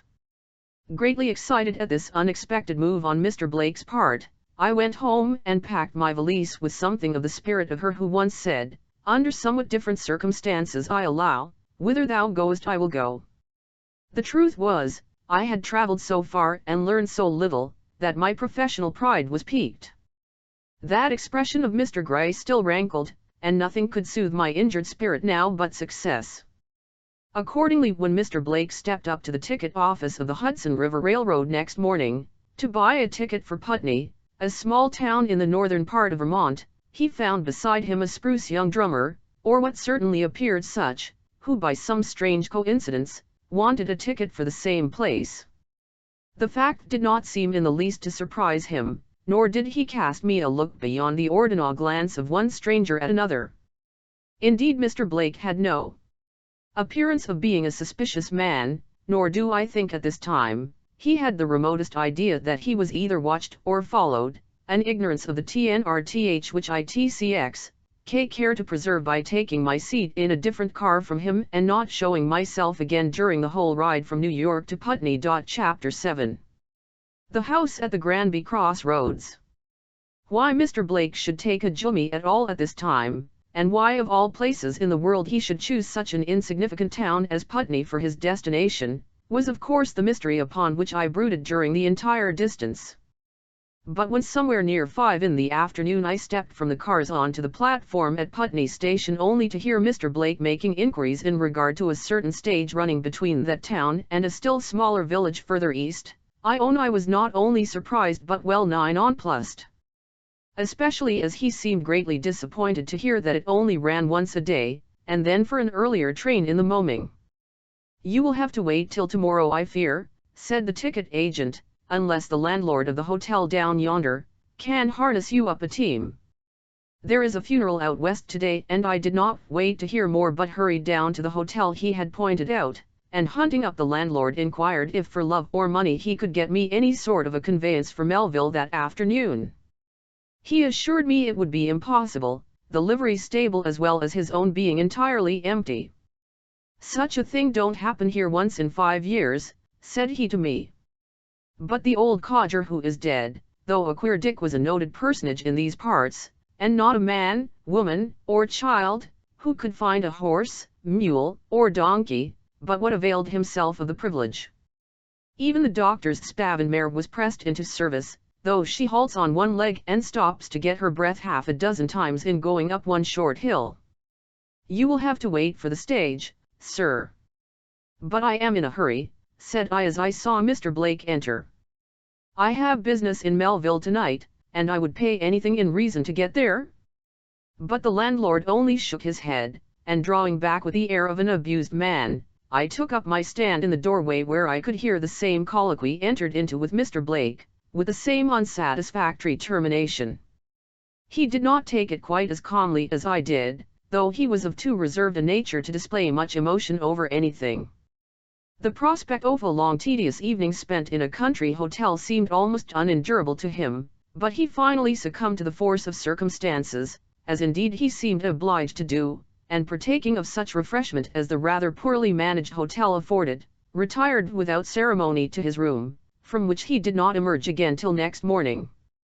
In all this he had somehow managed not to give his name, and by means of some inquiries I succeeded in making that evening, I found his person was unknown in the town. By a little management I secured the next room to his, by which arrangement I succeeded in passing a sleepless night, Mr. Blake spending most of the wee SMA hours in pacing the floor of his room, with an unremitting regularity that had anything but a soothing effect upon my nerves. Early the next morning we took the stage, he sitting on the back seat, and I in front with the driver. There were other passengers, but I noticed he never spoke to any of them, nor through all the long drive did he once look up from the corner where he had ensconced himself.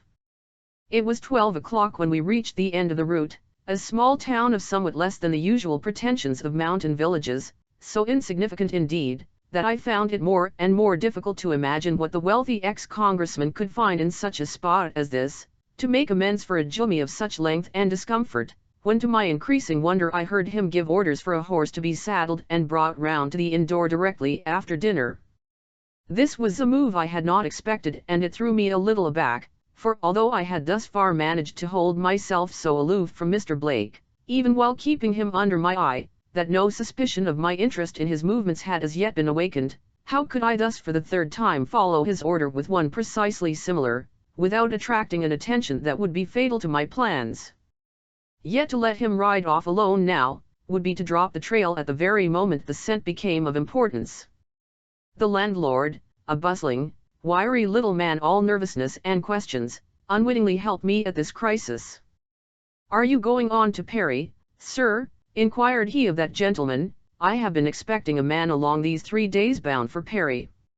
"I am that man," I broke in, stepping forward with some appearance of asperity, "and I hope you won't keep me waiting.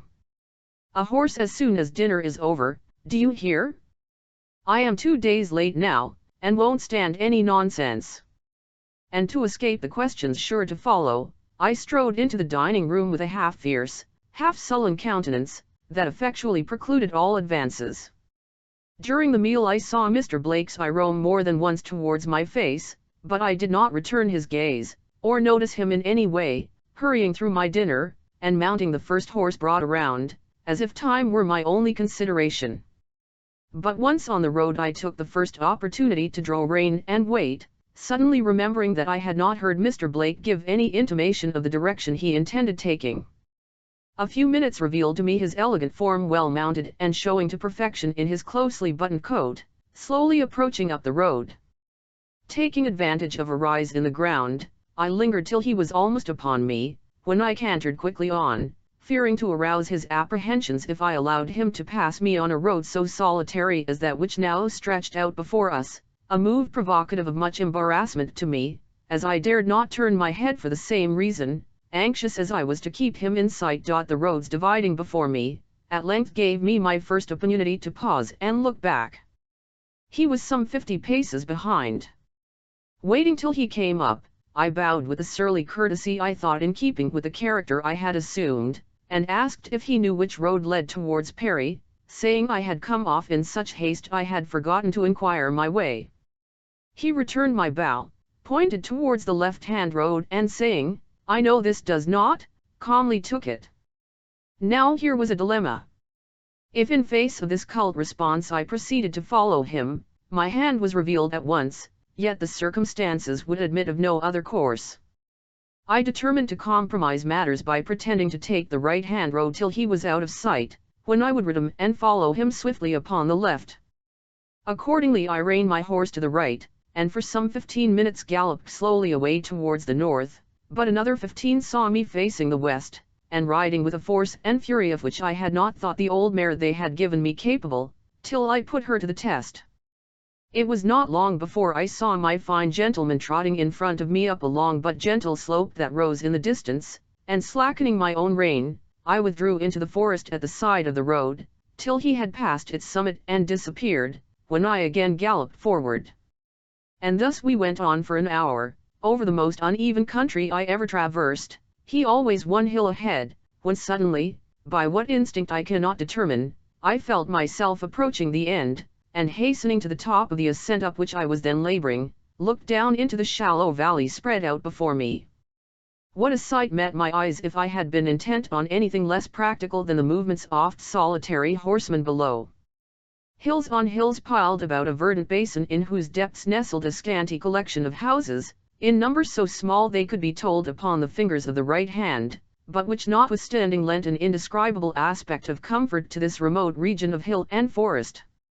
But the vision of Mr. Blake pausing halfway down the slope before me, examining a pistol which he held in his hand, soon put an end to all ideas of romance.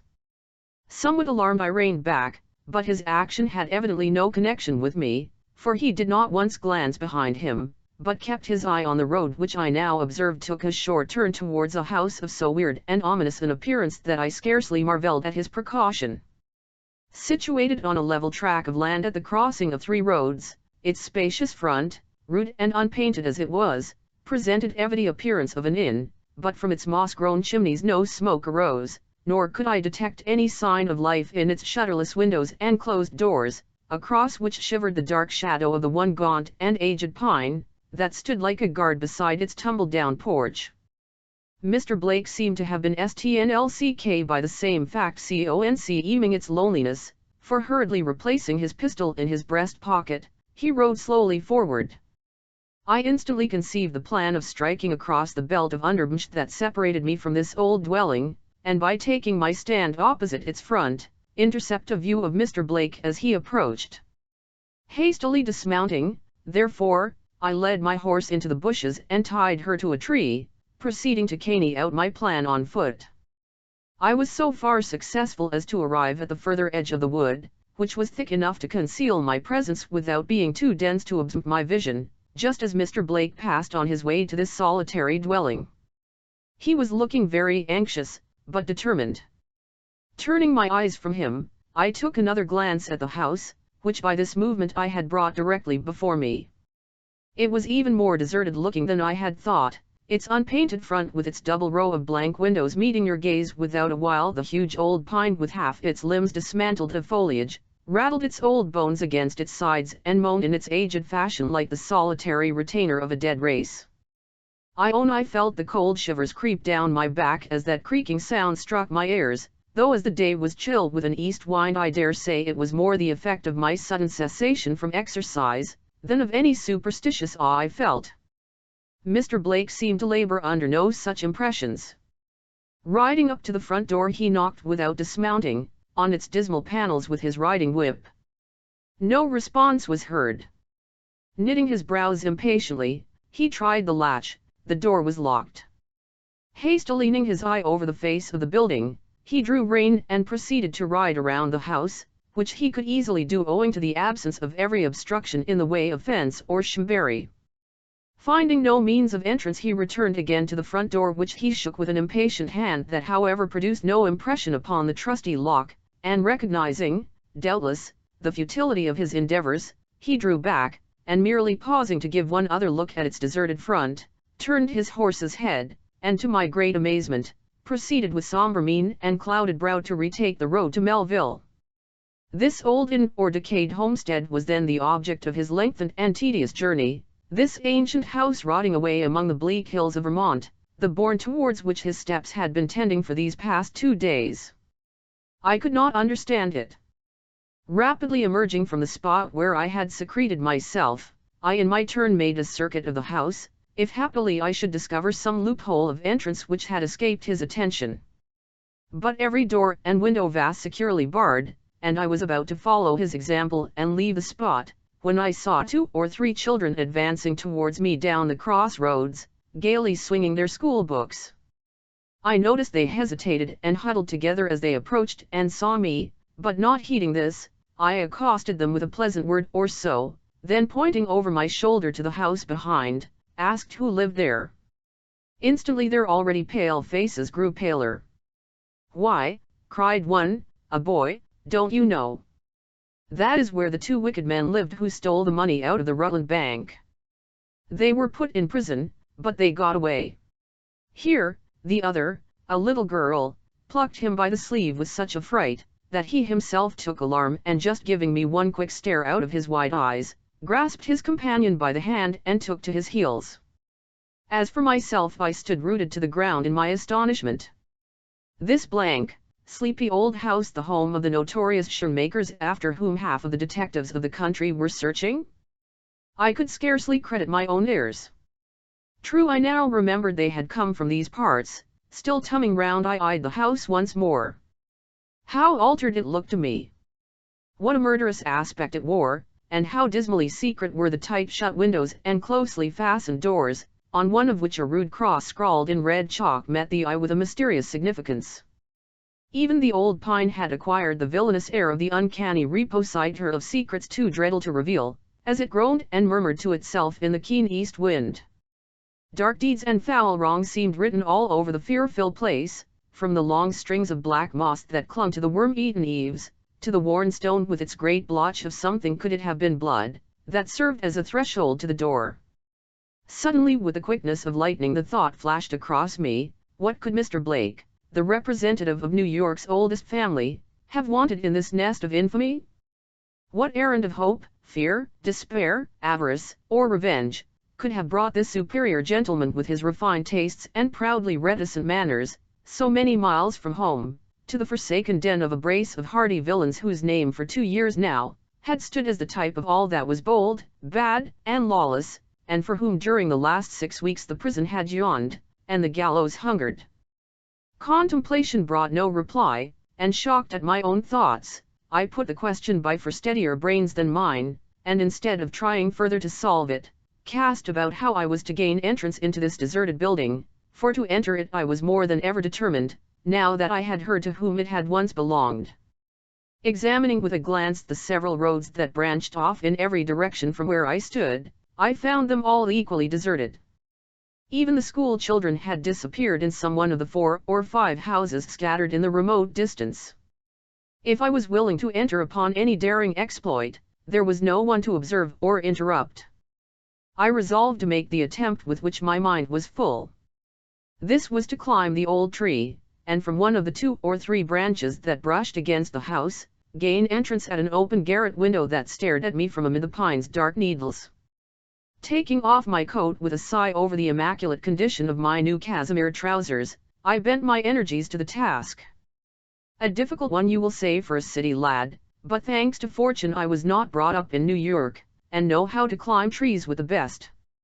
With little more than a scratch or so, I reached the window of which I have spoken, and after a moment spent in regaining my breath, gave one spring and accomplished my purpose.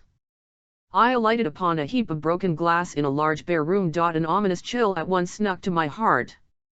Though I am anything but a sensitive man as far as physical impressions are concerned, there was something in the hollow echo that arose from the 4 blank walls about me as my feet alighted on that rough, uncarpeted floor, that shook a vague chill through my blood, and I actually hesitated for the moment whether to pursue the investigations I had promised myself, or beat a hasty retreat. A glance at the huge distorted limbs swaying across the square of the open window decided me. It was easy to enter by means of that unsteady support, but it would be extremely unsafe to venture phone in that way. If I prized life and limb, I must seek some other method of egress. I at once put my apprehensions in my pocket and entered upon my self-imposed task. A single glance was sufficient to exhaust the resources of the empty garret in which I found myself. 2 or 3 old chairs piled in one corner, a rusty stove or so, a heap of tattered and decaying clothing, were all that met my gaze. Taking my way, then, at once to the ladder, whose narrow ends projecting above a hole in the garret floor, seemed to proffer the means of reaching the rooms below, I proceeded to descend into what to my excited imagination looked like a gulf of darkness. It proved, however, to be nothing more nor less than an unlighted hall of small dimensions, with a staircase at one end and a door at the other, which, upon opening, I found myself in a large, square room whose immense four-post bedstead, entirely denuded of its usual accompaniments of bed and bolster, at once struck me eye and for a moment held it enchained. There were other articles in the room, a disused bureau, a rocking chair, even a table, but nothing had such a ghostly look as that antique bedstead with its curtains of calico tied back over its naked framework, like rags draped from the bare bones of a skeleton. Passing hurriedly by, I tried a closet door or so, finding little, however, to reward my search, and eager to be done with what was every moment becoming more and more drearisome, I hastened across the floor to the front of the house, where I found another hall and a row of rooms that, while not entirely stripped of furniture, were yet sufficiently barren to offer little encouragement to my curiosity. One only, a small but not uncomfortable apartment, showed any signs of having been occupied within a reasonable length of time, and as I paused before its hastily spread bed, thrown together as only a man would do it, and wondering why the was so dark, looked up and saw that the window was entirely covered by an old shawl and a couple of heavy coats that had been hastily nailed across it. I own I felt my hand go to my breast pocket almost as if I expected to see the wild faces of the dreaded shoemaker start up all aglare from one of the dim corners before me. Rushing to the window, I tore down with one sweep of my arm both coat and shawl, and with a start discovered that the window still possessed its draperies in the shape of a pair of discolored and tattered curtains tied with ribbons that must once have been brilliant and cheery of color. Nor was this the only sign in the room of a bygone presence that had possessed a taste for something beyond the mere necessities of life. On the grim coarsely pauperied wall hung more than one picture, cut from pictorial newspapers to be sure, but each and every one, if I may be called a judge of such matters, possessing some quality of expression to commend it to a Sefton order of taste. They were all strong pictures. Vivid faces of men and women in daring positions, a hunter holding back a jaguar from his throat, a soldier protecting his comrade from the stroke, and most striking of all, a woman lissom as she was powerful, starting aghast and horror-stricken from what? I could not tell. A rough hand had stripped the remainder of the picture from the wall. A bit of candle and a half-sheet of a newspaper lay on the floor. I picked up the paper. It was a Rutland Herald and bore the date of 2 days before. As I read, I realized what I had done. If these daring robbers were not at this very moment in the house, they had been there, and that within 2 or 3 days. The broken panes of glass in the garret above were now explained. I was not the first one who had climbed that creaking pine tree this fall. Something like a sensible dread of a very possible danger now seized hold of me. If I had stumbled upon these strangely subtle, yet devilishly bold creatures in their secret lair, the pistol I carried was not going to save me. Shut in like a fox in a hole, I had little to hope for, if they once made their appearance at the Stariat or came upon me from any of the dim halls of the crazy old dwelling, which I now began to find altogether too large for my comfort. Stealing cautiously forth from the room in which I had found so much to disconcert me, I crept towards the front staircase and listened. All was deathly quiet. The old pine tree moaned and twisted without, and from time to time the wind came sweeping down the chimney with an unearthly shrieking sound that was weirdly in keeping with the place. But within and below all was still as the tomb, and though in no ways reassured, I determined to descend and have the suspense over at once. I did so, pistol in hand and ears stretched to their utmost to catch the slightest rustle, but no sound came to disturb me, nor did I meet on this lower floor the sign of any other presence in the house but my own. Passing hastily through what appeared to be a sort of parlor, I stepped into the kitchen and tried one of the windows. Finding I could easily lift it from the inside, I drew my breath with ease for the first time since I had alighted among the broken glass above, and turning back, deliberately opened the door of the kitchen stove, and looked in. As I half expected, I found a pile of partly charred rags, showing where the wretches had burned their prison clothing, and proceeding further, picked up from the ashes a ring which whether or not they were conscious of having attempted to destroy in this way I cannot say, but which I thankfully put in my against the day it might be required as proof. Discerning nothing more in that quarter inviting interest, I asked myself if I had nerve to descend into the cellar. Finally concluding that that was more than could be expected from any man in my position, I gave one look of farewell to the damp and desolate walls about me, then with a breath of relief jumped from the kitchen window again into the light and air of day. As I did so I could swear I heard a door within that old house swing on its hinges and softly close. With a thrill I recognized the fact that it came from the cellar. My thoughts on the road back to Melville were many and conflicting. Chief above them all, however, rose the comfortable conclusion that in the pursuit of one mysterious affair, I had stumbled, as is often the case, upon the clue to another of yet greater importance, and by so doing got a start that might yet redound greatly to my advantage. For the reward offered for the recapture of the shoemakers was large, and the possibility of my being the one to put the authorities upon their track, certainly appeared after this day's developments, open at least to a very reasonable hope. At all events I determined not to let the grass grow under my feet till I had informed the superintendent of what I had seen and heard that day in the old haunt of these two escaped convicts. Arrived at the public house in Melville, and learning that Mr. Blake had safely returned there an hour before, I drew the landlord to one side and asked what he could tell me about that old house of the two noted robbers shoemaker I had passed on my way back among the hills. "Well now," replied he, "this is curious. Here I've just been answering the gentleman upstairs a heap of questions concerning that self-same old place, and now you come along with another batch of them, just as if that rickety old den was the only spot of interest we had in these parts." "Perhaps that may be the truth," I laughed. "Just now when the papers are full of these rogues, anything concerning them must be of superior interest of course." And I pressed him again to give me a history of the house and the two thieves who had inhabited it. Drawled he, "'Tain't much we know about them, yet after all it may be a trifle too much for their necks some day.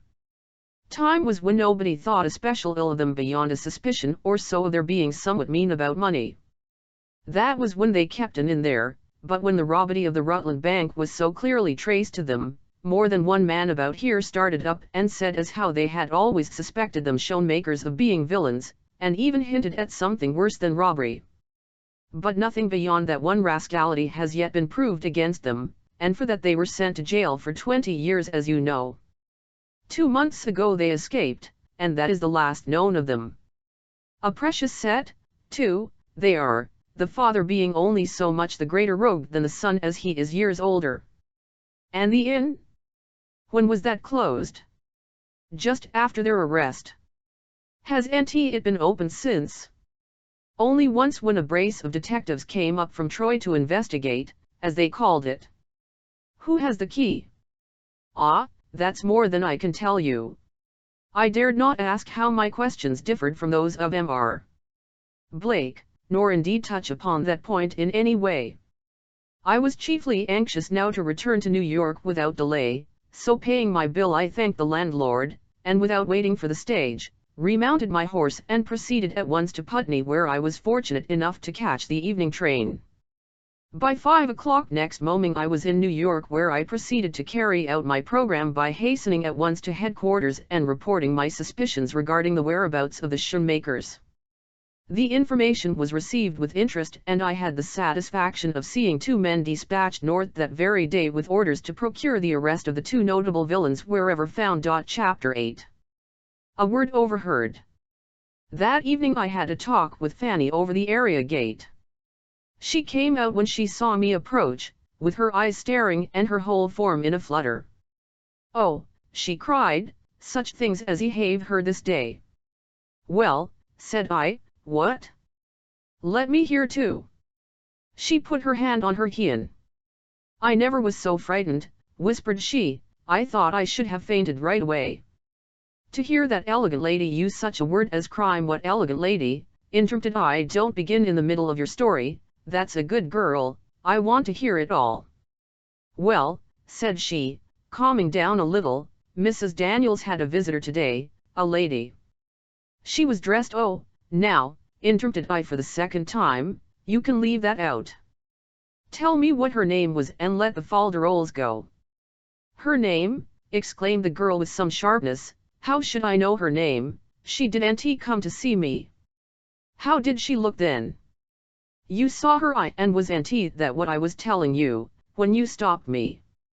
She looked like a queen, that she did, as grand a lady as ever I see, in her velvet dress sweeping over the floor, and her diamonds as big as was she a dark woman. I asked. Her hair was black and so were her eyes, if that is what you mean? And was she very tall and proud looking? The girl excited.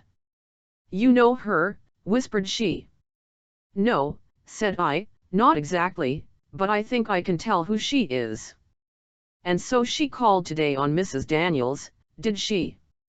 Yes, but I guess she knew master would be home before she got away. Come, said I, tell me all about it, I'm getting impatient. And ain't I telling you, said she.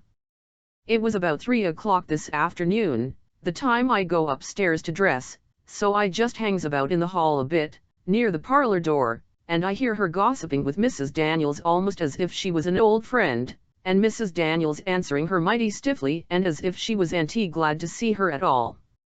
But the lady didn't seem to mind, but went on talking as sweet as honey, and when they came out, you would have thought she loved the old woman like a sister to see her look into her face and say something about knowing how busy she was, but that it would give her so much pleasure if she would come some day to see her and talk over old times. But Mrs. Daniels was auntie pleased a bit and showed plain enough she did auntie like the lady, fine as she was in her ways. She was going to answer her too, but just then the front door opened and Mr. Blake with his satchel in his hand, came into the house. And how he did start, to be sure, when he saw them, though he tried to say something polite which she didn't seem to take to at all, for after muttering something about not expecting to see him, she put her hand on the knob and was going right out. But he stopped her and they went into the parlor together while Mrs. Daniels stood staring after them like one mad, her hand held out with his bag and umbrella in it, stiff as a statue in the Central Park. She didn't stand so long, though, but came running down the hall, as if she was bewitched. I was dreadful flustered, for though I was hid behind the wall that juts out there by the back stairs, I was afraid she would see me and shame me before Mr. Blake. But she passed right by and never looked up. There is something dreadful mysterious in this, thought I, and I just made up my mind to stay where I was till Mr. Blake and the lady should come out again from the parlor. I didn't have to wait so long. In a few minutes the door opened and they stepped out, he ahead and she coming after. I thought this was queer, he is always so dreadful polite in his ways, but I thought it was a deal queerer when I saw him go up the front stairs, she hurrying after, looking I cannot tell you how, but awful troubled and anxious, I should say. They went into that room of his he calls his studio, and though I knew it might cost me my place if I was found out, I couldn't help following and listening at the keyhole. And what did you hear? I asked, for she paused to take breath. Well, the first thing I heard was a off pleasure from her, and the words, "You keep that always before you? You cannot dislike me, then, as much as you pretend." I don't know what she meant nor what he did, but he stepped across the room and I heard her cry out this time as if she was hurt as well as awful surprised, and he talked, and I couldn't catch a word, he spoke so low, and by she sobbed just a little, and I got scared and would have run away, but she cried out with a kind of shriek, "Oh, don't say any more, to think that crime should come into our family, the proudest in the land. How could you, Holman, how could you?" "Yes," the girl went on, flushing in her excitement till she was as red as the chenoy ribbons in her cap, "those were the very words she used, to think that crime should come into our family. The proudest one in the land. And she called him by his first name, and asked him how he could do it." "And what did Mr. Blake say?" returned Elle, a little taken back myself at this result of my efforts with Fanny. "Oh, I didn't wait to hear. I didn't wait for anything. If folks was going to talk about such things as that, I thought I had better be anywhere than listening at the keyhole. I went right upstairs, I can tell you."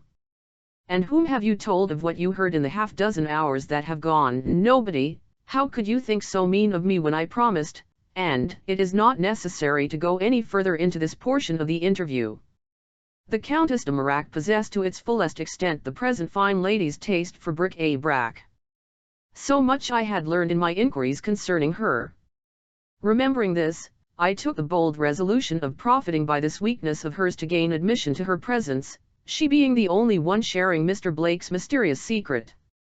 Borrowing a valuable antique from a friend of mine at that time in the business, I made my appearance the very next day at her apartments, and sending in an urgent request to see Madame, by the trim negress who answered my summons, waited in some doubt for her reply. It came all too soon. Madame was ill and could see no one. I was not, however, to be baffled by one rebuff. Handing the basket I held to the girl, I urged her to take it in and show her mistress what it contained, saying it was a rare article which might never again come her way. The girl complied, though with a doubtful shake of the head which was anything but encouraging. Her incredulity, however, must have been speedily rebuked, for she almost immediately returned without the basket, saying Madame would see me.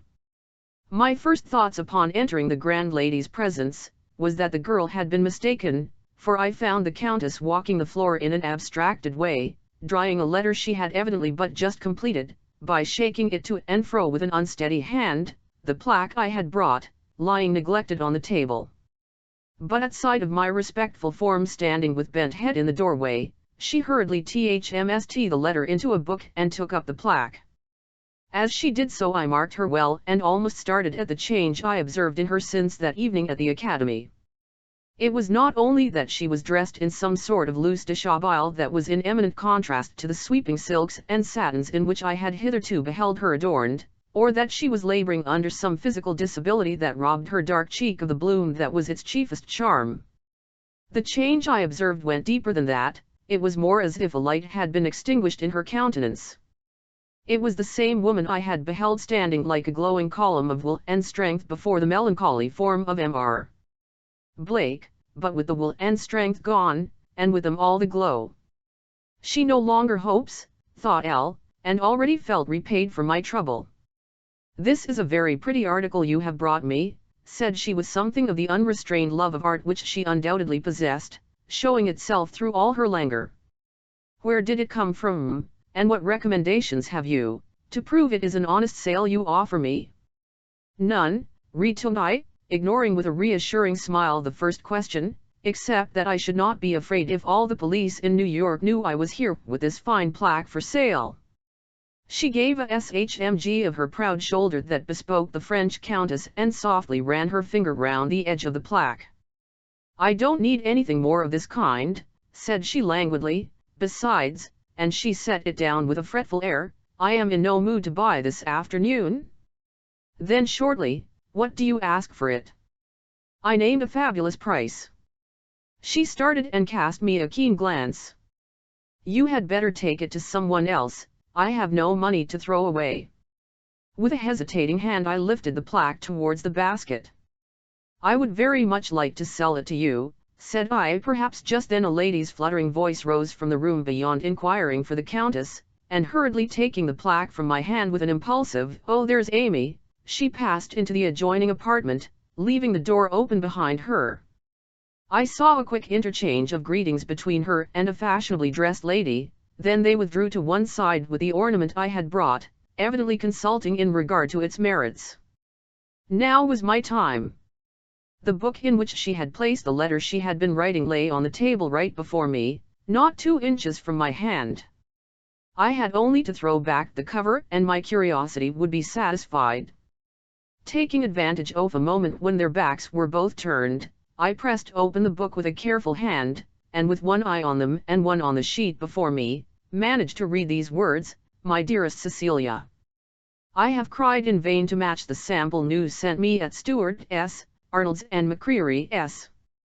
If still insist upon making up the dress in Che way you propose, I will see what Madame Cudvant can do for us. Chuff, I cannot but advise you to alter your plans and rake the darker shade of velvet do. I went to Che Carey reception last night and met Lulu Chittenden. She has actually grown old, but was as lively as ever.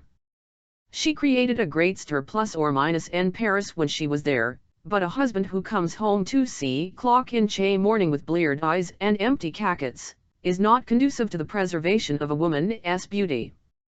She manages to retain her spirits, I cannot imagine. You ask me news of Cousin Holman. I meet him occasionally. He looks well, but has into the most somber man ever saw. In regard to certain hopes of which you have sometimes made mention, let me assure you they are no longer practicable. He has done what. Here the conversation ceased. In the other room, the Countess made a movement of advance, and I closed the book with an inward groan over my ill luck. It is vo pretty, said she with a weary air, but as I remarked before, I am not in the buying mood. If I who will take half you mention, I may consider the subject, but pardon me, madam, I interrupted, being in no wise anxious to leave the plaque behind me. I have been considering the matter, and I hold to my original price. Mr. Blake of 2nd Avenue may give it to me if you do not. Mr. Blake. She eyed me suspiciously. Do you sell to him? I sell to anyone I can, replied I, and as he has an afflict's eye for such things, her brows knitted and she turned away. I do not want it, said she, sell it to whom you please. I took up the plaque and left the room. Chapter 9. A few golden hairs. When a few days from that I made my appearance before Mr. Gryce, it was to find him looking somewhat sober. Those shoemakers, said he, are making a deal of trouble. It seems they escaped the fellows up north and are now somewhere in this city, but where an expressive gesture finished the sentence. Is that so? Exclaimed I. Then we are sure to nab them. Given time and a pair of low, restless German thieves, I will wager anything, our hands will be upon them before the month is over. I only hope, when we do come across them, it will not be to find their betters too much mixed up with their devilish practices. And I related to him what Fanny had told me a few evenings before. The coil is tightening, said he. What the end will be I don't know. Crime, said she. I wish I knew in what blind hole of the earth that girl we are after lies hidden. As if in answer to this wish the door opened and one of our men came in with a letter in his hand. Ha! Exclaimed Mr. Gryce, after he had perused it, look at that. I took the letter from his hand and read, the dead BCDY of a girl such as you describe was found in the East River off 50th cc this morning. From appearance has been dead some time. Have telegraphed police headquarters for orders. Should you wish to see Che body before is removed to the morgue otherwise disturbed, please hasten to come, said I, let's go and see for ourselves. If it should be the one the dinner party proposed by Mr. Blake for tonight, may have its interruptions, he remarked. I do not wish to make my story any longer than is necessary, but I must say that when in an hour or so later, I stood with Mr. Gryce before the unconscious form of that poor drowned girl, I felt an unusual degree of awe stealing over me. There was so much mystery connected with this affair, and the parties implicated were of such standing and repute. I almost dreaded to see the covering removed from her face lest I should behold, what? I could not have told if I had tried. A trim-made body enough, cried the official in charge as Mr. Gryce lifted an end of the cloth that enveloped her and threw it back. Pity the features are not better preserved. No need for us to see the features, exclaimed I, pointing to the locks of golden red hair that hung in tangled masses about her. The hair is enough, she is not the one? And I turned aside, asking myself if it was relief I felt. To my surprise Mr. Gryce did not follow. Tall, thin, white face, black eyes. I heard him whisper to himself. It is a pity the features are not better preserved. But, said I, taking him by the arm, Fanny spoke panicularly of her hair being black, while this girl's, good heavens! I suddenly ejaculated as I looked again at the prostrate form before me. Yellow hair or black, this is the girl I saw him speaking to that day in Broome Street. I remember her clothes if nothing more. And opening my pocketbook, I took out the morsel of cloth I had plucked that day from the ash barrel, lifted up the discolored rags that hung about the body and compared the two. The pattern, texture, and color were the same. Well, said Mr. Gryce, pointing to certain contusions, like marks from the blow of some heavy instrument on the head and bared arms of the girl before us. He will have to answer me one question anyhow, and that is, who this poor creature is who lies here the victim of treachery or despair?" And turning to the official he asked if there were any other signs of violence on the body. The answer came deliberately, "Yes, she has evidently been battered to death." Mr. Gryce's lips closed with grim decision. "A most brutal murder," said he, and lifting up the cloth with a hand that visibly trembled, he softly covered her face. "Well," said I as we slowly paced back up the pier, "there is one thing certain, she is not the one who disappeared from Mr. Blake's house." "I am not so sure of that." "How," said L. "You believe Fanny lied when she gave that description of the missing girl upon which we have gone till now?" Mr. Gryce smiled, and turning back, to the official behind us. "Let me have that description," said he, "which I distributed among the harbor police some days ago for the identification of a certain corpse I was on the lookout for." The man opened his coat and drew out a printed paper which at Mr. Gryce's word he put into my hand. It ran as follows: "Look cut a body of a young girl, call, well-shaped but thin, of fair complexion, golden hair of a peculiar bright and beautiful color, and when found, acquaint me at once." "L don't understand," began L. But Mr. Gryce, tapping me on the arm, said in his most deliberate tones, "Next time you examine a room in which anything of a mysterious nature has occurred, look under the bureau, and if you find a comb there with several long golden hairs tangled in it, be very sure before you draw any definite conclusions, that your Fannies know what they are talking about when they declare the girl who used that comb had black hair on her head." Chapter 9. The Secret of M. R. Blake's Studio. "Mr. Blake is at dinner, sir, with company, but I will call him if you say so." "No," returned Mr. Gryce, "show us into some room where we can be comfortable, and we will wait till he has finished." The servant bowed, and stepping forward down the hall, opened the door of a small and cozy room heavily hung with crimson curtains. "I will let him know that you are here," said he, and vanished towards the dining room. "I doubt if Mr. Blake will enjoy the latter half of his bill of fare as much as the first," said I, drawing up one of the luxurious armchairs to the side of my principal. "I wonder if he will break away from his guests and come in here? No, if I am not mistaken we shall find Mr. Blake a man of nerve. Not a muscle of his face will show that he is disturbed." "Well," said I dread it." Mr. Gryce looked about on the gorgeous walls and the rich old-fashioned furniture that surrounded him, and smiled one of his grimmest smiles. "Well, you may," said he. The next instant a servant stood in the doorway, bearing to our great astonishment, a tray well set with decanter and glasses. "Mr. Blake's compliments, gentlemen," said he, setting it down on the table before us. "He hopes you will make yourselves at home, and he will see you as soon as possible." The humph of Mr. Gryce when the servant had gone would have done your soul good, also the look he cast at the pretty Dresden shepherdess on the mantelpiece, as I reached out my hand towards the decanter.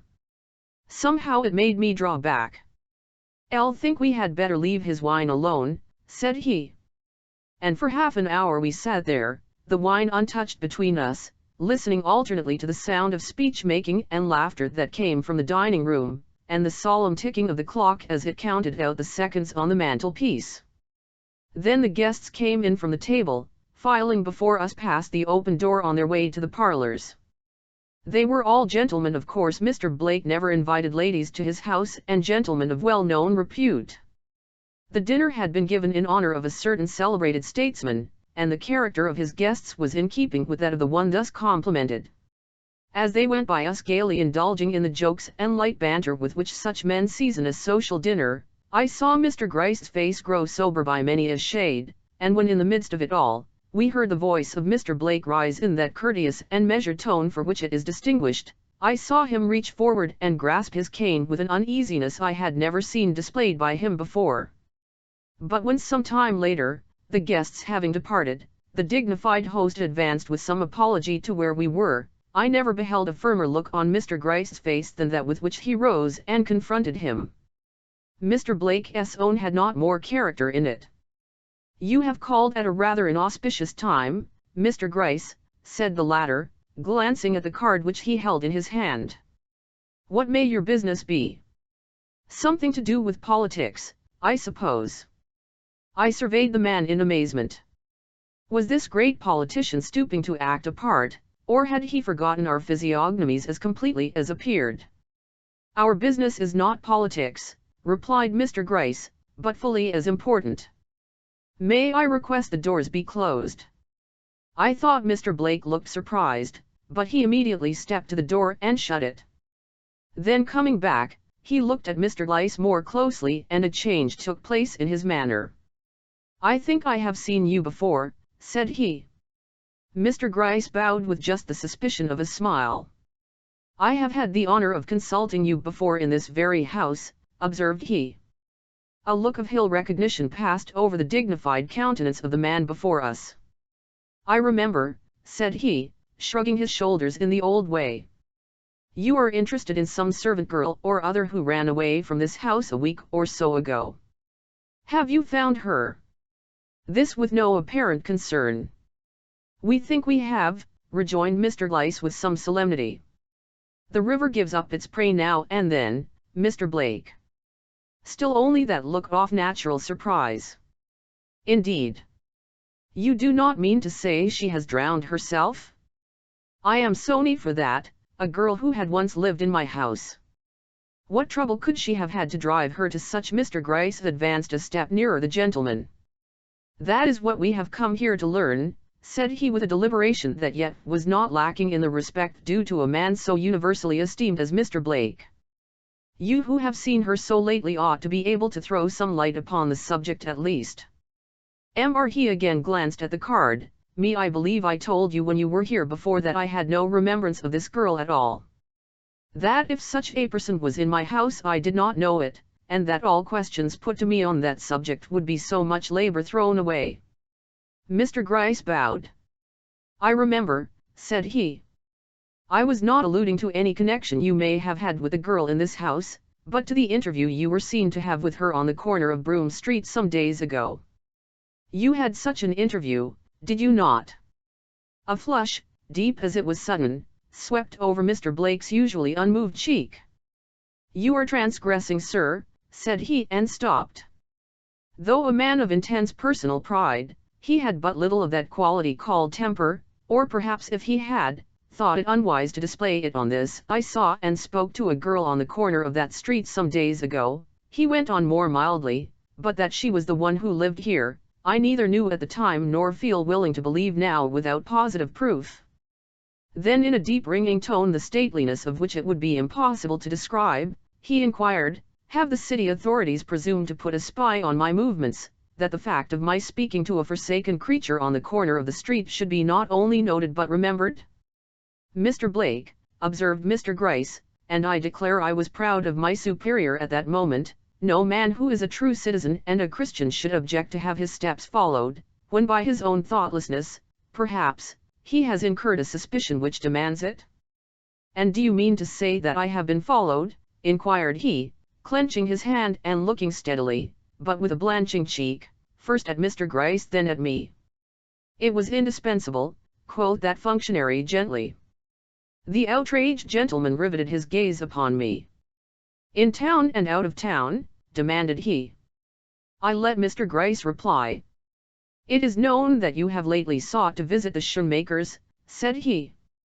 Mr. Blake drew a deep breath, cast his eyes about the handsome apartment in which we were, let them rest for a moment upon a portrait that graced one side of the wall, and which was I have since leamed a picture of his father, and slowly drew forward a chair. Let me hear what your suspicions are, said he. I noticed Mr. Gryce colored at this. He had evidently been met in a different way from what he expected. Excuse me, said he, I do not say I have any suspicions, my errand is simply to notify you of the death of the girl you were seen to speak with, and to ask whether or not you can give us any information that can aid us in the matter before the coroner. You know I have not. If I have been as closely followed as you say, you must know why I spoke to that girl and others, why I went to the house of the shoemakers, and do you know, he suddenly inquired. Mr. Gryce was not the man to answer such a question as that. He eyed the rich signet ring that adorned the hand of the gentleman before him and suavely smiled.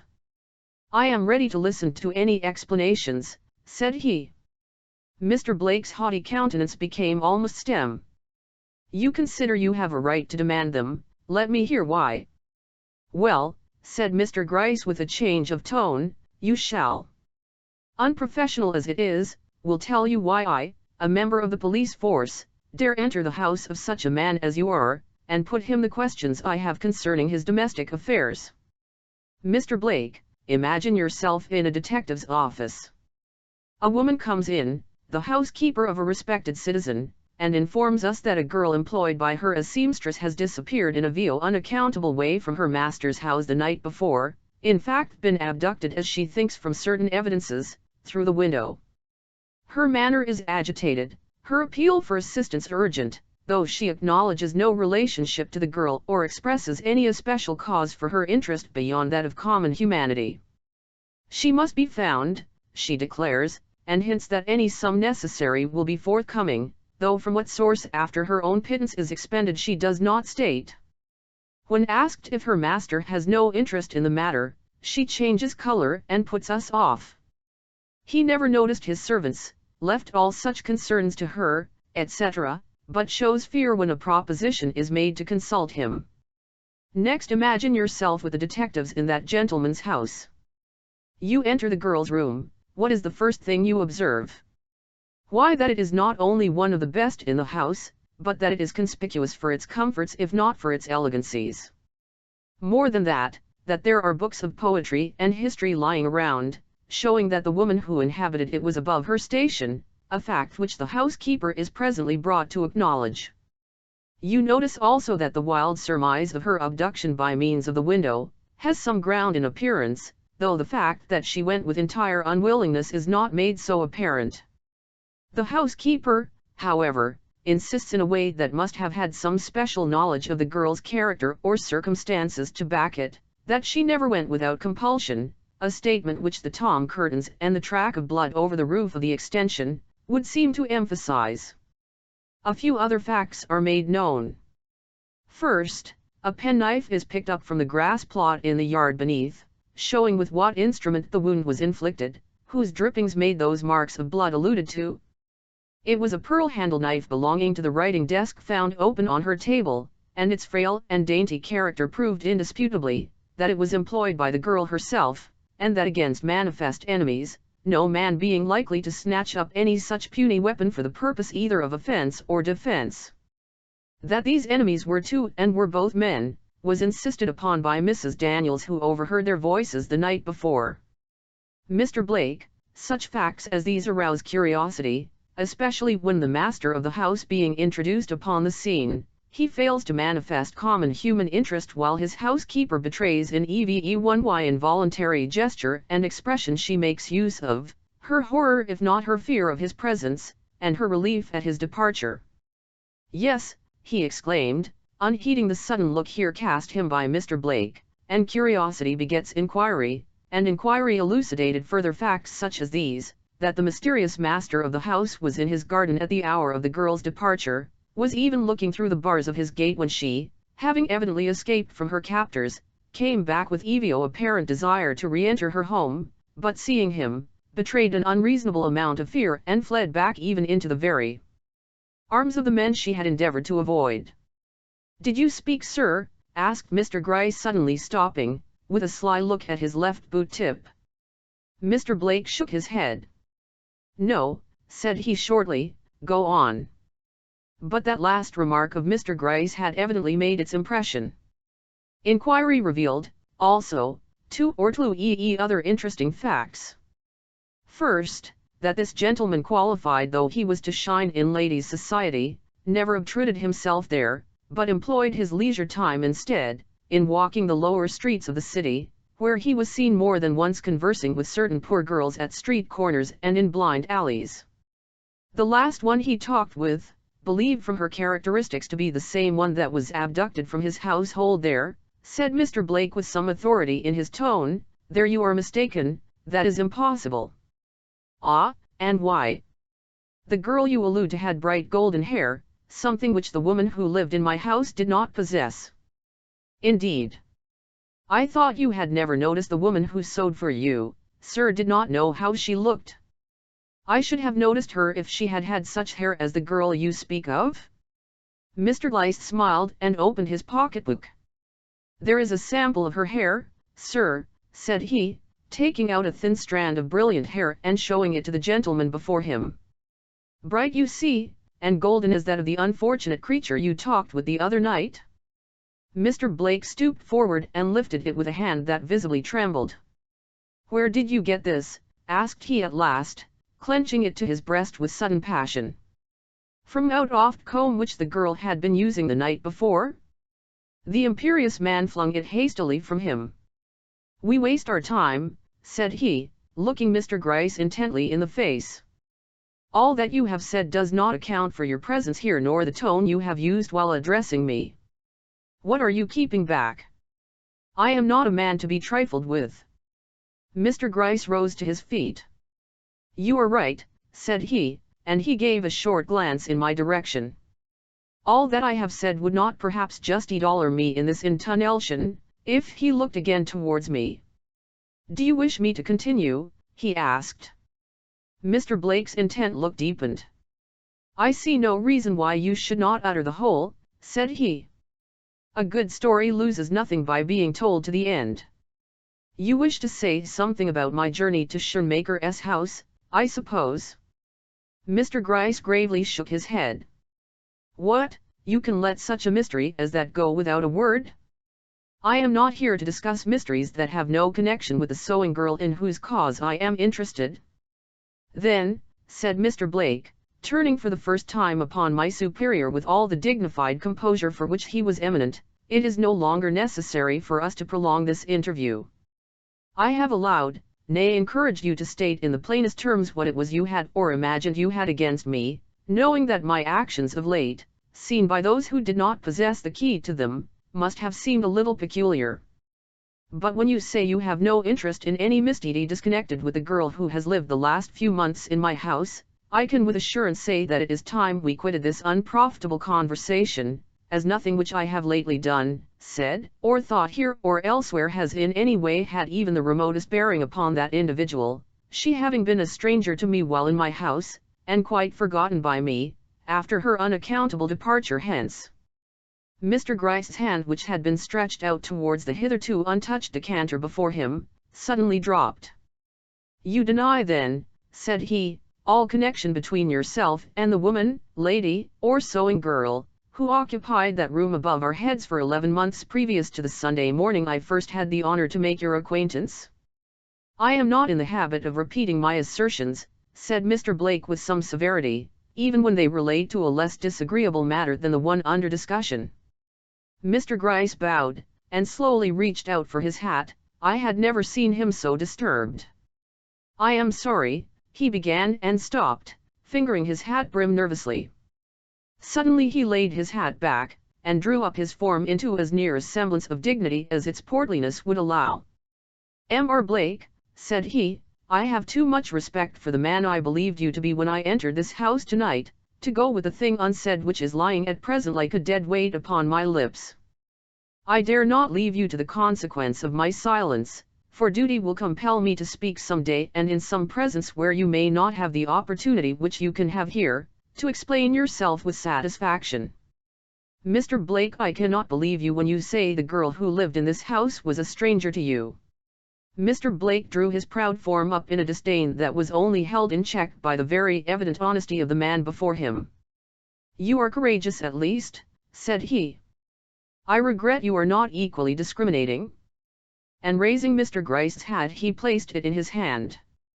Pardon me, said that gentleman, I would like to justify myself before I go. Not with words, he proceeded as the other folded his arms with a sarcastic bow. I am done with words, action accomplishes the rest. Mr. Blake, I believe you consider me an honest officer and a reliable man. Will you accompany me to your private room for a moment? There is something there which may convince you I was neither playing the fool nor the bravado when I uttered the phrase I did an instant ago. I expected to hear the haughty master of house refuse a request so peculiar. But he only bowed, though in a surprised way that showed his curiosity if no more was aroused. "My and company are at your disposal," said he, "but you will find nothing there to justify you in your assertions." "Let me at least make the effort," entreated my superior. Mr. Blake, smiling bitterly, immediately led the way to the door. "The man may come," he remarked carelessly as Mr. Gryce waved his hand in my direction. "Your justification, if not mine, may need witnesses." Rejoiced at the permission, for my curiosity was by this time raised to fever pitch, I at once followed. Not without anxiety. The assured poise of Mr. Blake's head seemed to argue that the confidence betrayed by my superior might receive and I felt it would be a serious blow to his pride to fail now. But once within the above, my doubts speedily fled. There was that in Mr. Gryce's face which anyone acquainted with him could not easily mistake. Whatever might be the mysterious something which the room contained, it was evidently sufficient in his eyes to justify his whole conduct. "Now, sir," said Mr. Blake, turning upon my superior with his sternest expression, "the room and its contents are before you, what have you to say for yourself?" Mr. Gryce, equally stern, if not equally composed, cast one of his inscrutable glances round the apartment and without a word stepped before the picture that was, as I have said, the only ornamentation of the otherwise bare and unattractive room. I thought Mr. Blake looked surprised, but his face was not one that lightly expressed emotion. "A portrait of my cousin the Countess de Mirac," said he with a certain dryness of tone hard to interpret. Mr. Gryce bowed and for a moment stood looking with a strange lack of interest at the proudly brilliant face of the painting before him, then to our great amazement stepped forward and with a quick gesture tumbled the picture rapidly to the wall, when gracious heavens! What a vision started out before us from the reverse side of that painted canvas! No luxurious brunette countenance now, steeped in pride and languor, but a face, let me see if I can describe it. But no, it was one of those faces that are indescribable. You draw your breath as you view it, you feel as if you had had an electric shock, but as for knowing 10 minutes later whether the eyes that so enthralled you were blue or black, or the locks that clustered halo-like about a forehead almost awful in its expression of weird, unfathomable power, were brown or red, you could not nor would you pretend to say. It was the character of the countenance itself that impressed you. You did not even know if this woman, who might have been anything wonderful or grand you ever read of, were beautiful or not. You did not care. It was as if you had been gazing on a tranquil evening sky and a lightning flash had suddenly startled you. Is the lightning beautiful? Who asks? But I know from what presently transpired, that the face was ivory pale in complexion, the eyes deeply dark, and the hair strange and uncanny combination of a bright and peculiar golden hue. There came forth in strange broken tones from Mr. Blake's lips. I instantly turned towards him. He was gazing with a look that was half indignant, half menacing at the silent detective, who with eyes drooped and finger directed towards the picture, seemed to be waiting for him to finish. "I do not understand an audacity that allows you to Was this the haughty gentleman we had known, this hesitating troubled man with bloodless lips and trembling hands?" "I declared my desire to justify myself," said my principal with a respectful bow. "This is my justification. Do you note the color of the woman's hair whose portrait hangs with its face turned to the wall in your room? Is it like or unlike that of the strand you held in your hand a few moments ago, a strand taken, as I swear, hair by hair from the comb of the poor creature who occupied the room above? But that is not all," he continued as Mr. Blake fell a trifle aback. "Just observe the dress in which this woman is painted, blue silk you see, dark and rich, a wide collar cunningly executed, you can almost trace the pattern, then the roses in the hand, do you see? Now come with me upstairs." Too much startled to speak, Mr. Blake, haughty aristocrat as he was, tumbled like a little child and followed the detective, who with an assured step and unembarrassed mien led the way into the deserted room above.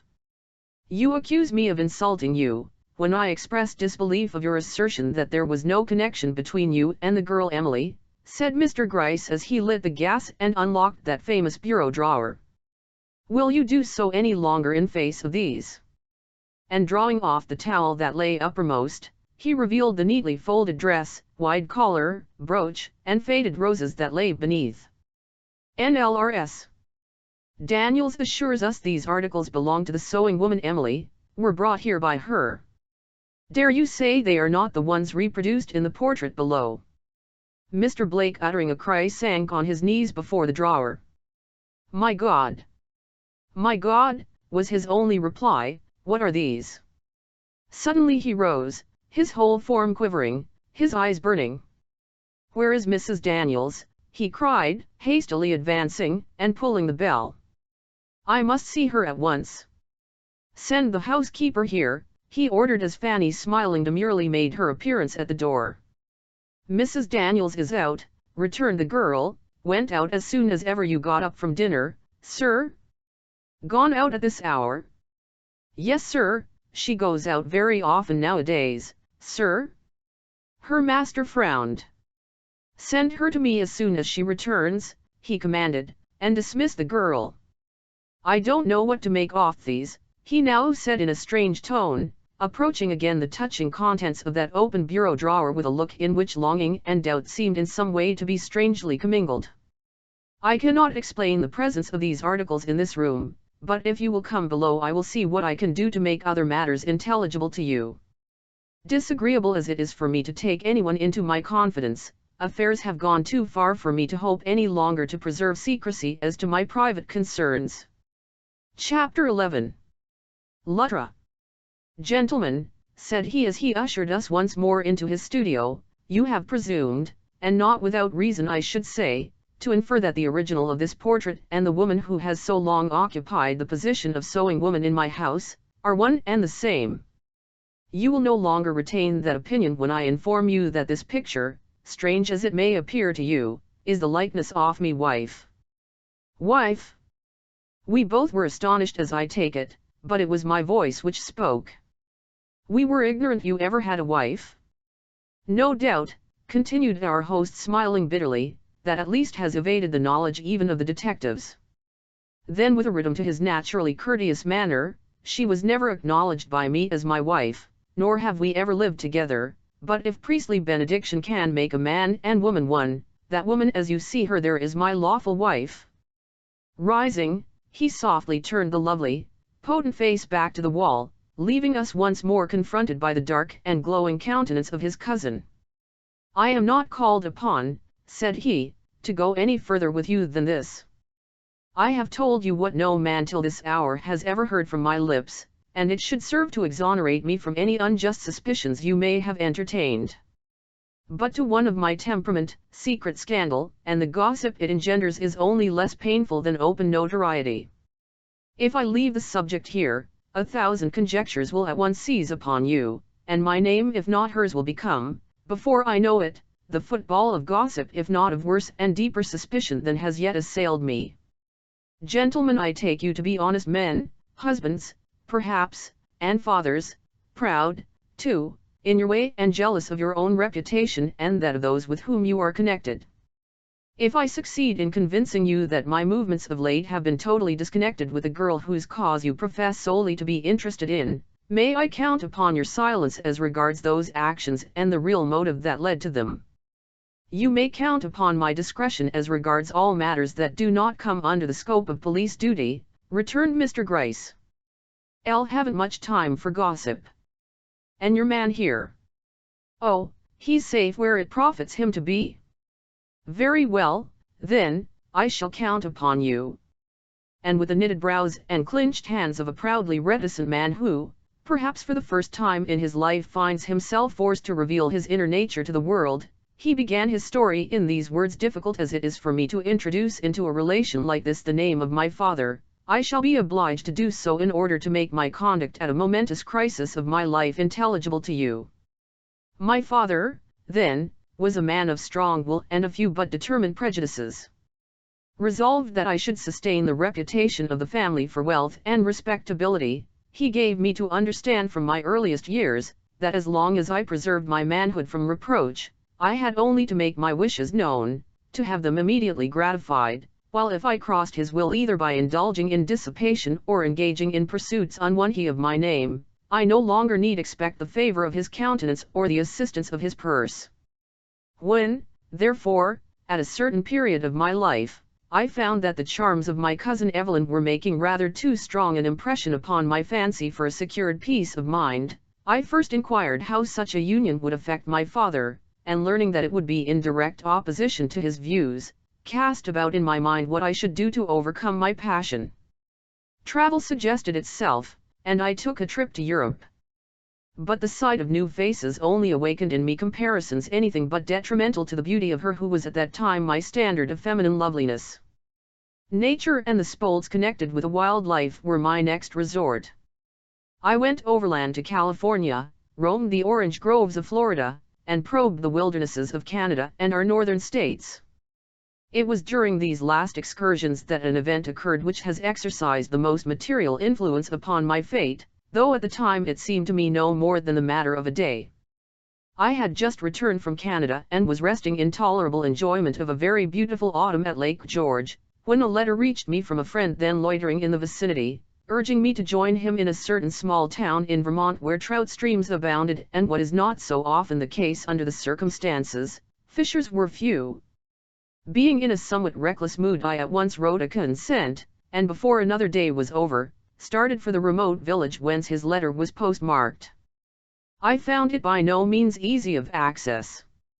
Situated in the midst of hills some 20 miles or so distant from any railroad, I discovered that in order to reach it, a long ride in a stage coach was necessary, followed by a somewhat shorter journey on horseback. Not being acquainted with the route, I timed my connections wrong, so that when evening came I found myself riding over a strange road in the darkest night I had ever known. As if this was not enough, my horse suddenly began to limp and presently became so lame I found it impossible to urge her beyond a slow walk. It was therefore with no ordinary satisfaction that I presently beheld a lighted building in the distance, which as I approached resolved itself into an inn. Stopping in front of the house, which was closed against the chill night air, I called out lustily for someone to take my horse, whereupon the door opened and a man appeared on the threshold with a lantern in his hand. I at once made my wishes known, receiving in turn a somewhat gruff, "Well, it is a nasty night and it will be nastier before it's over," an opinion instantly endorsed by a sudden swoop of wind that rushed by at that moment, slamming the door behind him and awakening over my head a lugubrious groaning as from the twisting boughs of some old tree, that was almost threatening in its character. "You had better go in," said he, "the rain will come next." I at once leaped from my horse and pushing open the door with main strength, entered the house. Another man met me on the threshold who, merely pointing over his shoulder to a lighted room in his rear, passed out without a word, to help the somewhat younger man, who had first appeared, in putting up my horse. I at once accepted his silent invitation and stepped into the room before me. Instantly I found myself confronted by the rather startling vision of a young girl of a unique and haunting style of beauty, who rising at my approach now stood with her eyes on my face and her hands resting on the deal table before which she had been sitting, in an attitude expressive of mingled surprise and alarm. To see a woman in that place was not so strange, but such a woman. Even in the first casual glance I gave her, I at once acknowledged to myself her extraordinary power. Not the slightness of her form, the pallor of her countenance, or the fairness of the locks of golden red hair that fell in 2 long braids over her bosom, could for a moment counteract the effect of her dark glance or the vivid, almost unearthly force of her expression.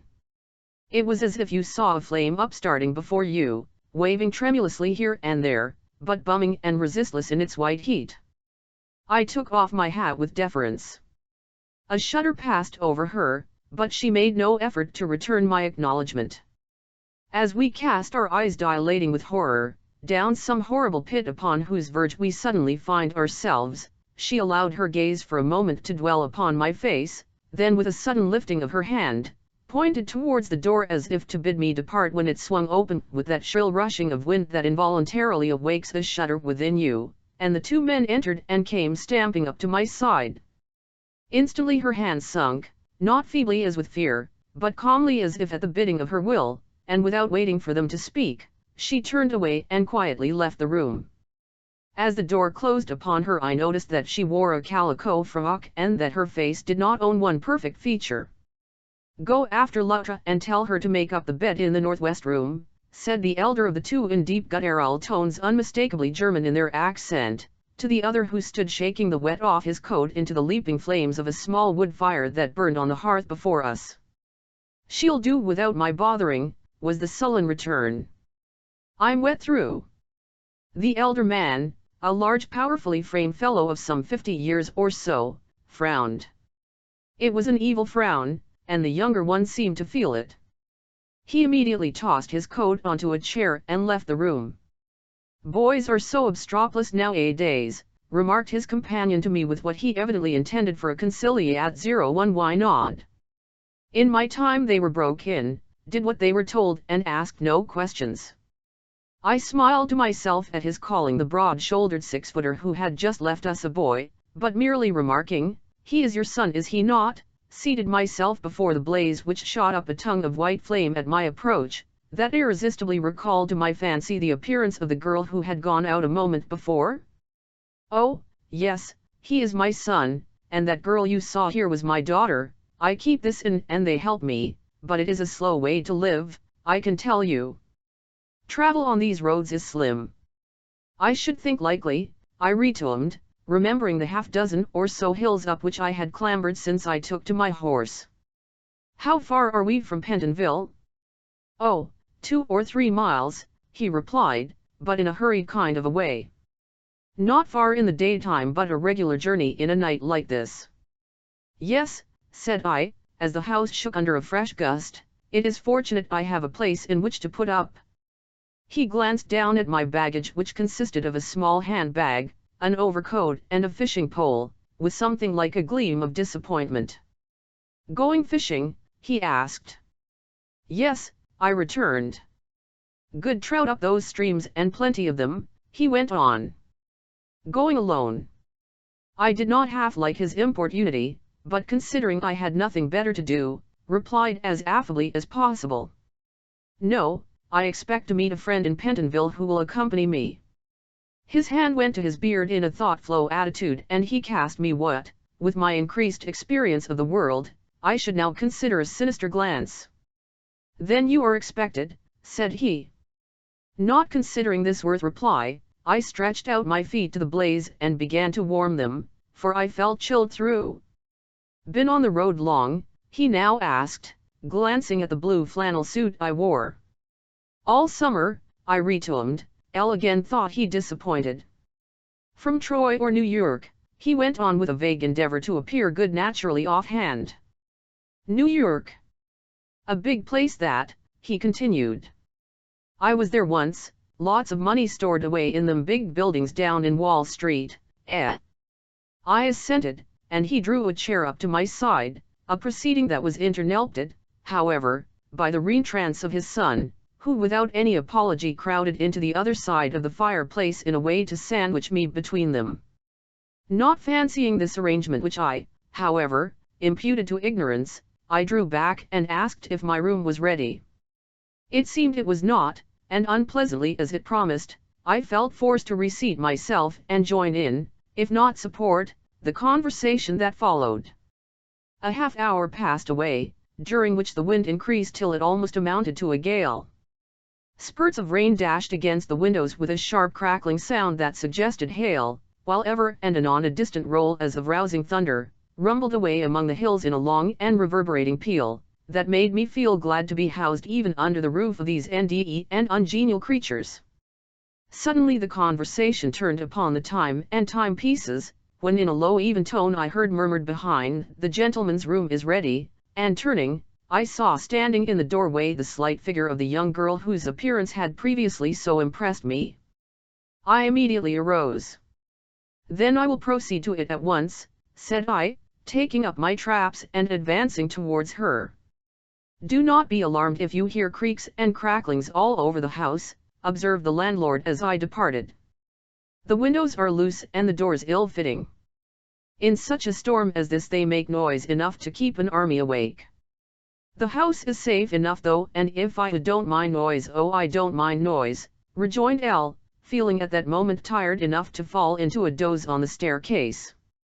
"I shall sleep, never fear," and without further ado followed the girl upstairs into a large clumsily furnished room whose enormous bed draped with heavy curtains at once attracted my attention. "Oh, I cannot sleep under those things," remarked Al, with a gesture towards the dismal draperies which to me were another name for suffocation. With a single arm sweep she threw them back. "Is there anything more I can do for you?" asked she, glancing hastily about the room. Al thanked her and said no, at which she at once departed with a look of still determination upon her countenance that I found it hard to explain. Left alone in that large, bare, and dimly lighted room, with the wind shrieking in the chimney and the powerful limbs of some huge tree beating against the walls without, with a heavy thud inexpressibly mournful, I found to my surprise and something like dismay, that the sleepiness which had hitherto oppressed me, had in some unaccountable way entirely fled. In vain I contemplated the bed, comfortable enough now in its appearance that the stifling curtains were withdrawn. No temptation to invade it came to arouse me from the chair into which I had thrown myself. It was as if I felt myself under the spell of some invisible influence that, like the eye of a basilisk, held me enchained. I remember turning my head towards a certain quarter of the wall as if I half expected to encounter there the bewildering glance of a serpent. Yet far from being apprehensive of any danger, I only wondered over the weakness of mind that made such fancies possible. An extra loud swirl of the foliage without, accompanied by a quick vibration of the house, aroused me at last. If I was to lose the sense of this furious storm careering over my head, I must court sleep at once. Rising, I drew off my coat, unloosened my vest and was about to throw it off, when I bethought me of a certain wallet it contained. Going to the door in some unconscious impulse of precaution I suppose, I locked myself in, and then drawing out my wallet, took from it a roll of bills which I put into a small side pocket, returning the wallet to its old place. Why I did this I can scarcely say. As I have before intimated, I was under no special apprehension. I was at that time anything but a suspicious man, and the manner and appearance of the men below struck me as unpleasantly disagreeable but nothing more. But I not only did what I have related, but allowed the lamp to remain lighted, lying down finally in my clothes, an almost unprecedented act on my part, warranted however, as I said to myself, by the fury of the gale which at that time seemed as if it would tumble the roof over our heads. How long I lay listening to the creakings and groanings of the rickety old house, I cannot say, nor how long I remained in the doze which finally seized me as I became accustomed to the sounds around and over me. Enough that before the storm had passed its height, I awoke as if at the touch of a hand, and leaping with a bound out of the bed, beheld to my incredible amazement, the alert, nervous form of Lutra standing before me. She had my coat in her hand, and it was her touch that had evidently awakened me. "Want you to put this on," said she in a low thrilling tone totally new in my experience, "and come with me. The house is unsafe for you to remain in. Hear how it cracks and trembles. Another blast like that and we shall be roofless." She was moving toward the door, which to my amazement stood ajar, but my hesitation stopped her. "Won't you come?" she whispered, turning her face towards me with a look of such potent determination. I followed in spite of myself. "I dare not let you stay here, your blood will be upon my head." "You exaggerate," I replied, shrinking back with a longing look at the comfortable bed I had just left. "These old houses are always strong. It will take many such a gust as that you hear, to overturn it, I assure you." "Exaggerate," she returned with a look of scorn impossible to describe. "Hark," she said, "hear that." I did hear, and I must acknowledge that it seemed as if we were about to be swept from our foundations. "Yes," said I, "but it's a fearful night to be out in." "I shall go with you," said she. "In that case," I began with an ill-advised attempt at gallantry which she cut short with a gesture. "Here is your hat," remarked she, "and here is your bag. The fishing pole must remain, you cannot caney it." But I expostulated. "Hush," said she with her ear tummed towards the depths of the staircase at the top of which we stood. My father and brother will think as you do that it is folly to leave the shelter of a roof for the uncertainties of the road on such a night as this, but you must not heed them. I tell you shelter this night is danger, and that the only safety to be found is on the stormy highway. And without waiting for my reply, she passed rapidly downstairs, pushed open a door at the bottom, and stepped at once into the room we had left an hour or so before. What was there in that room that for the first time struck an ominous chill as of distinct peril through my veins? Nothing at first sight, everything at the second. The fire, which had not been allowed to die out, still burned brightly on the ruddy hearthstone, but it was not that which awakened my apprehension. Nor was it the loud ticking clock on the mantelpiece with its hand pointing silently to the hour of 11. Nor yet the heavy quiet of the scantily furnished room with its one lamp burning on the deal table against the side of the wall. It was the sight of those two powerful men drawn up in grim silence, the one against the door leading to the front hall, the other against that opening into the kitchen. A glance at Luttra standing silent and Andy's maid at my side, however, instantly reassured me. With that will exercised in my favor, I could not but win through whatever it was that menaced me.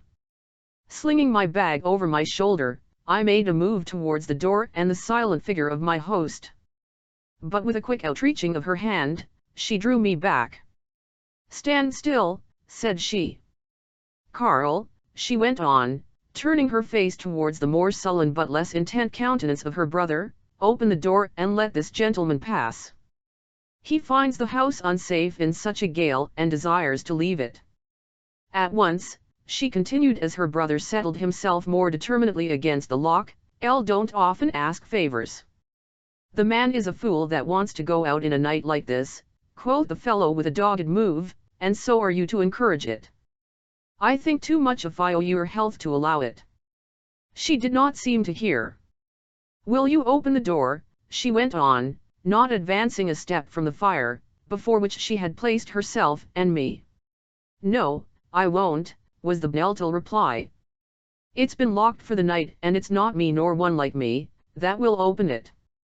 With a sudden whitening of her already pale face, she turned towards her father. He was not even looking at her.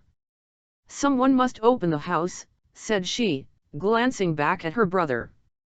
"This gentleman purposes to leave and his whim must be humoured. Will you unlock that door or shall I?"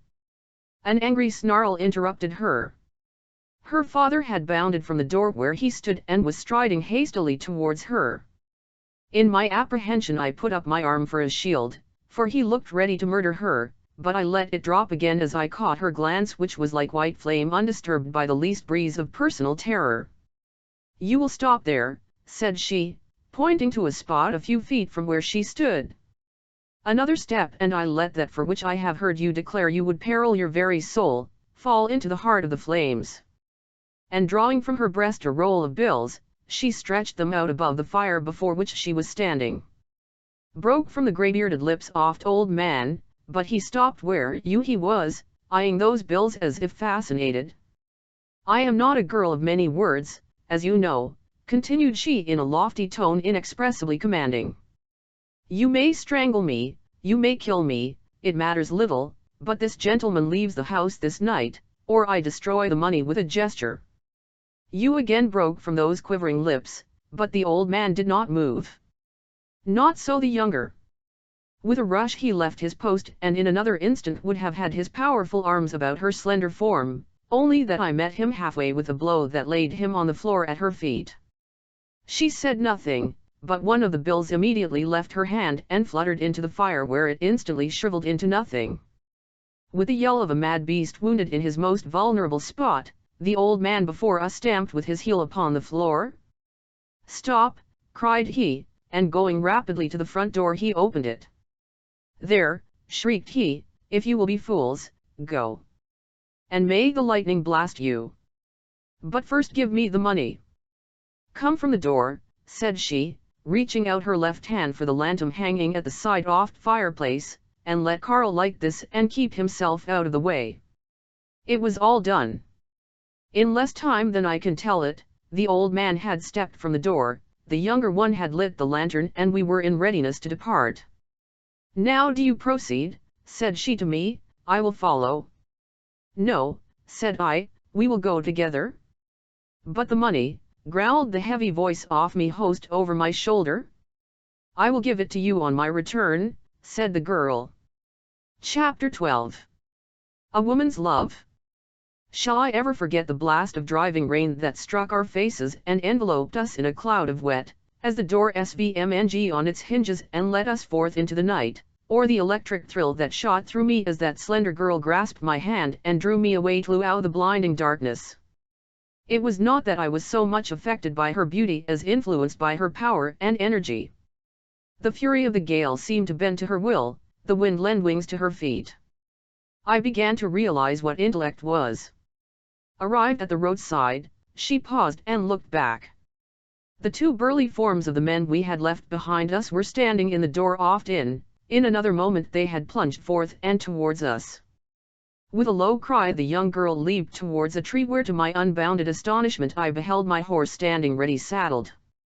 Dragging the mare from her fastenings, she hung the lantern, burning as it was, on the pommel off saddle, struck the panting creature a smart blow upon the flank, and drew back with a leap to my side.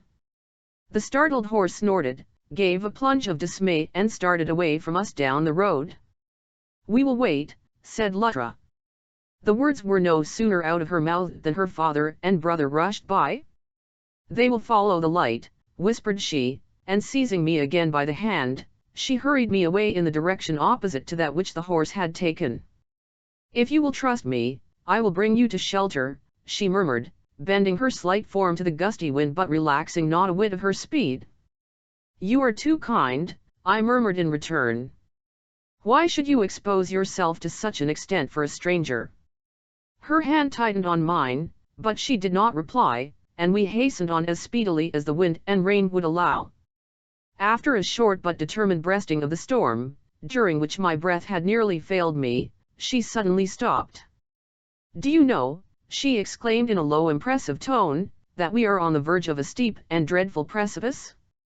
It runs along here for 1/4 of a mile and it is not an uncommon thing for a horse and rider to be dashed over it in a night like this. There was something in her manner that awakened a chill in my veins almost as if she had pointed out some dreadful doom which I had unwittingly escaped. This is, then, a dangerous road, I murmured.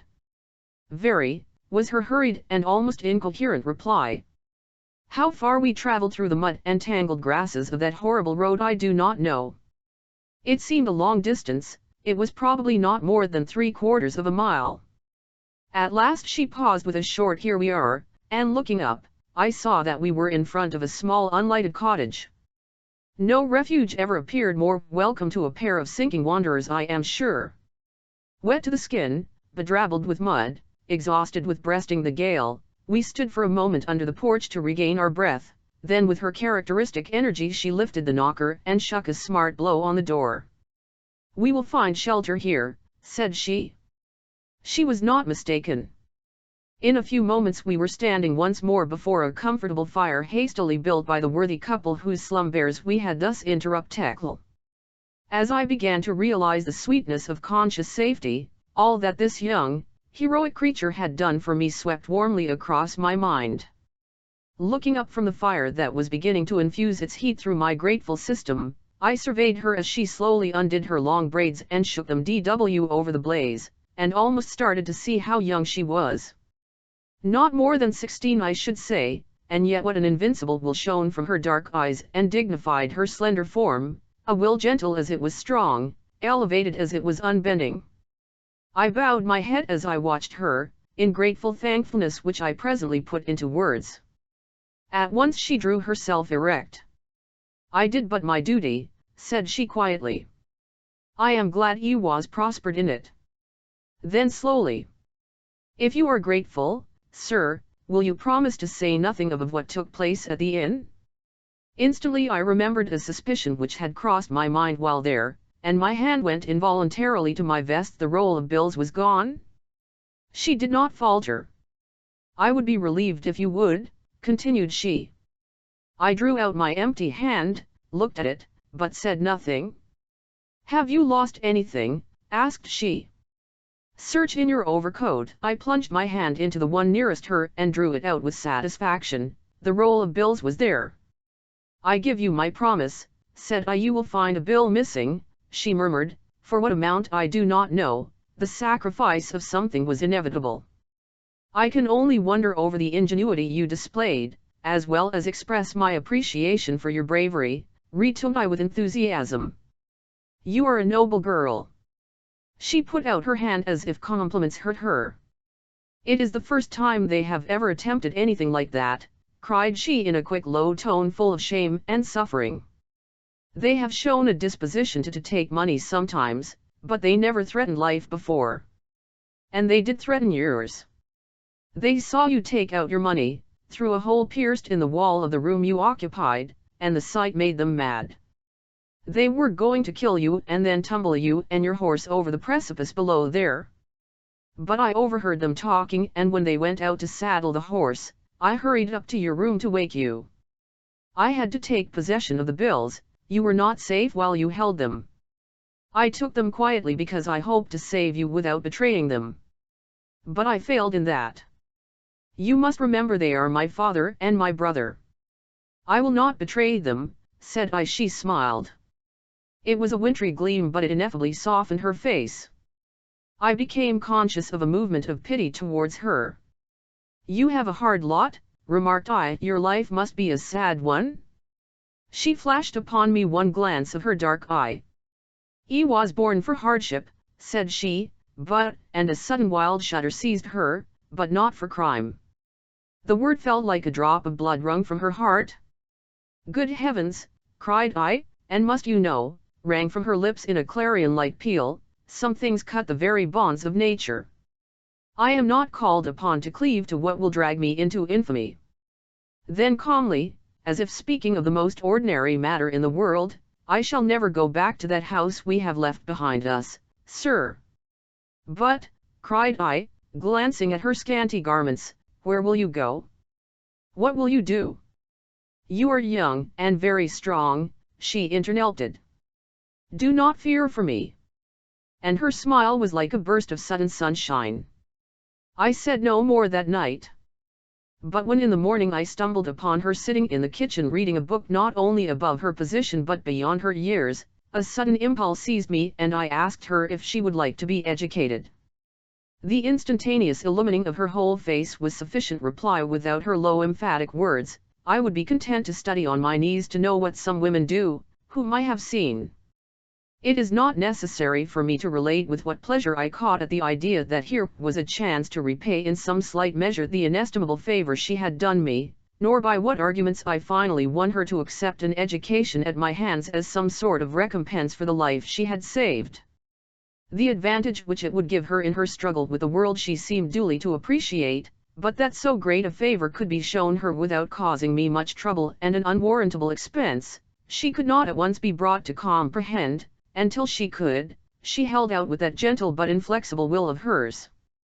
The battle, however, was won at last, and I left her in that little cottage, with the understanding that as soon as the matter could be arranged, she was to enter a certain boarding school in Troy with the mistress of which I was acquainted. Meanwhile she was to go out to service at Melville and earn enough money to provide herself with clothes. I was a careless fellow in those days, but I kept my promise to that girl. I not only entered her into that school for a course of 3 years, but acting through its mistress, who had taken a great fancy to her, supplied her with the necessities her position required. It was so easy, merely the signing of a check from time to time, and it was done. I say this because I really think if it had involved any personal sacrifice on my part, even of an hour of my time, or the labor of a thought, I should not have done it. For with my return to the city my interest in my cousin revived, absorbing me to such an extent that any matter disconnected with her soon lost all charm for me. 2 years passed. I was the slave of Evelyn Blake, but there was no engagement between us. My father's determined opposition was enough to prevent that. But there was an understanding which I fondly hoped would one day open for me the way of happiness. But I did not know my father. Sick as he was at that time laboring under the disease which in a couple of months later bore him to the tomb. He kept an eye upon my movements and seemed to probe my inmost heart.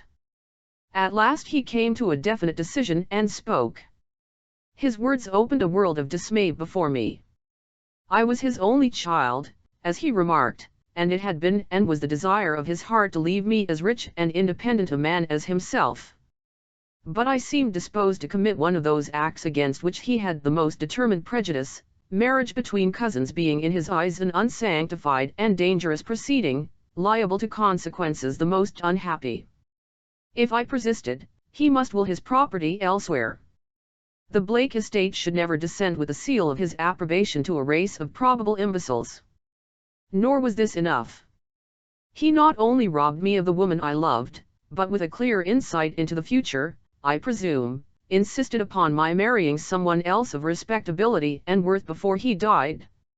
Anyone whose appearance will do you credit and whose virtue is beyond reproach, said he. I don't ask her to be rich or even the offspring of one of our old families. Let her be good and pure and of no connection to us, and I will bless her and you with my dying breath. The idea had seized upon him with great force, and I soon saw he was not to be shaken out of it. To all my objections he returned but the one word, don't restrict your choice and I give you a month in which to make it. If at the end of that time you cannot bring your bride to my bedside, I must look around for an heir who will not thwart my dying wishes. A month. I surveyed the fashionable belles that nightly thronged the parlors of my friends and felt my heart sink within me. Take one of them for my wife, loving another woman? Impossible.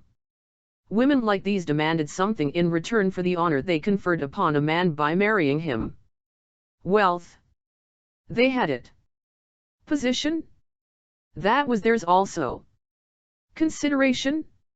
Ah, what consideration had I to give? I turned from them with distaste. My cousin Evelyn gave me no help. She was a proud woman and loved my money and my expectations as much as she did me.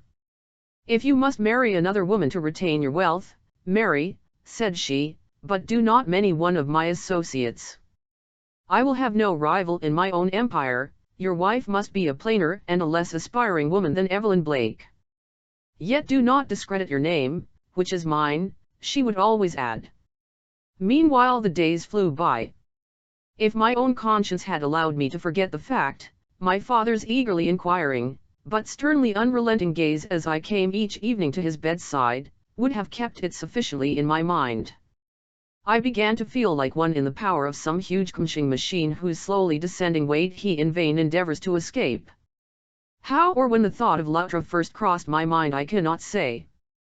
At first I recoiled at the suggestion and put it away from me in disdain, but it ever recurred and with it so many arguments in her favor that before long I found myself regarding it as a refuge. To be sure she was a waif and a stray, but that seemed to be the kind of wife demanded of me. She was allied to rogues if not villains, I knew, but then had she not cut all connection with them, dropped away from them, planted her feet on new ground which they would never invade? I commenced to cherish the idea. With this friendless, grateful, unassuming protégée of mine for a wife, I would be as little bound as might be. She would ask nothing, and I need give nothing, beyond a home and the common attentions required of a gentleman and a friend. Then she was not disagreeable, nor was her beauty of a type to suggest the charms of her I had lost. None of the graces of the haughty patrician lady whose lightest gesture was a command, would appear in this humble girl, to mock and constrain me. No, I should have a fair wife and an obedient one, but no vulgarized shadow of Evelyn, thank God, or of any of her fashionably dressed friends. Advanced thus far towards the end, I went to see Luttra. I had not beheld her since the morning we parted at the door of that little cottage in Vermont, and her presence caused me a shock. This, the humble waif with the appealing grateful eyes I had expected to encounter? This tall and slender creature with an aureola of golden hair about a face that it was an education to behold. I felt a half movement of anger as I surveyed her.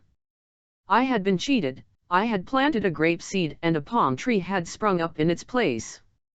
I was so taken aback, my salute lost something of the benevolent condescension I had intended to infuse into it. She seemed to feel my embarrassment and a half smile fluttered to her lips. That smile decided me. It was sweet, but above all else it was appealing. How I won that woman to marry me in 10 days' time I care not to state. Not by holding up my wealth and position before her. Something restrained me from that. I was resolved, and perhaps it was the only point of light in my conduct at that time, not to buy this young girl. I never spoke of my expectations, I never alluded to my present advantages, yet I won her. We were married, there, in Troy, in the quietest and most unpretending manner. Why the fact has never transpired I cannot say.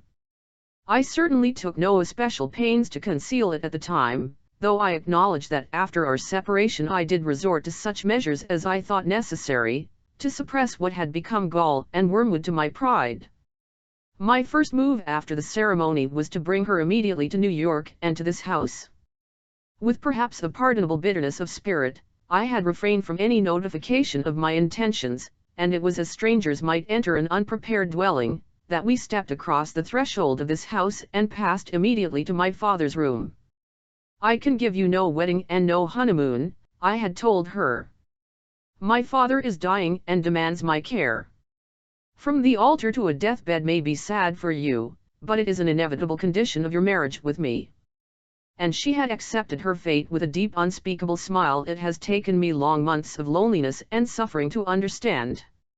Father, I bring you my bride, were my first words to him as the door closed behind us, shutting us in with the dread, invisible presence that for so long a time had been relentlessly advancing upon our home.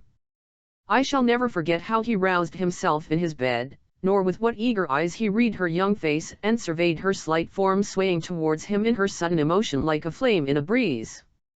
Nor while I live shall I lose sight of the spasm of uncontrollable joy with which he lifted his aged arms towards her, nor the look with which she sprang from my side and nestled, yes nestled, on the breast that never to my remembrance had opened itself to me even in the years of me earliest childhood. For my father was a stern man who believed in holding love at arm's length and measured affection by the depth of awe it inspired. My daughter, broke from his lips, and he never inquired who she was or what, no, not even when after a moment of silence she raised her head and with a sudden low cry of passionate longing looked in his face and murmured, "I never had a father." Sirs, it is impossible for me to continue without revealing depths of pride and bitterness in my own nature, from which I now shrink with unspeakable pain. So far from being touched by this scene, I felt myself grow hard under it. If he had been disappointed in my choice, queried at it, or even been simply pleased at my obedience, I might have accepted the wife I had won, and been tolerably grateful. But to love her, admire her, glory in her when Evelyn Blake had never succeeded in winning a glance from his eyes that was not a public disapprobation. I could not endure it. My whole being rebelled, and a movement like hate took possession of me. Bidding my wife to leave me with my father alone, I scarcely waited for the door to close upon the poor young thing before all that had been seething in my breast for a month, burst from me in the one cry, "Have brought you a daughter as you commanded me. Now give me the blessing you promised and let me go, for I cannot live with a woman I do not love." Instantly, and before his lips could move, the door opened and the woman I thus repudiated in the first dawning hour of her young bliss, stood before us. My God! What a face! When I think of it now in the night season, when from dreams that gloomy as they are often allusion to the thoughts which beset me in my waking hours, I suddenly arouse to see starting upon me from the surrounding shadows that young fair brow with its halo of golden tresses, blotted by the agony that turned her that instant into stone. I wonder I did not take out the pistol that lay in the table near which I stood, and shoot her lifeless on the spot as some sort of a compensation for the miseo I had caused her. I say I wonder now, then I only thought of braving it out.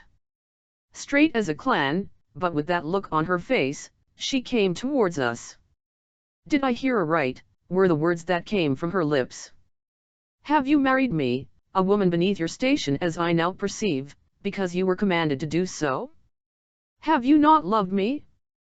Given me that which alone makes marriage a sacrament or even a possibility?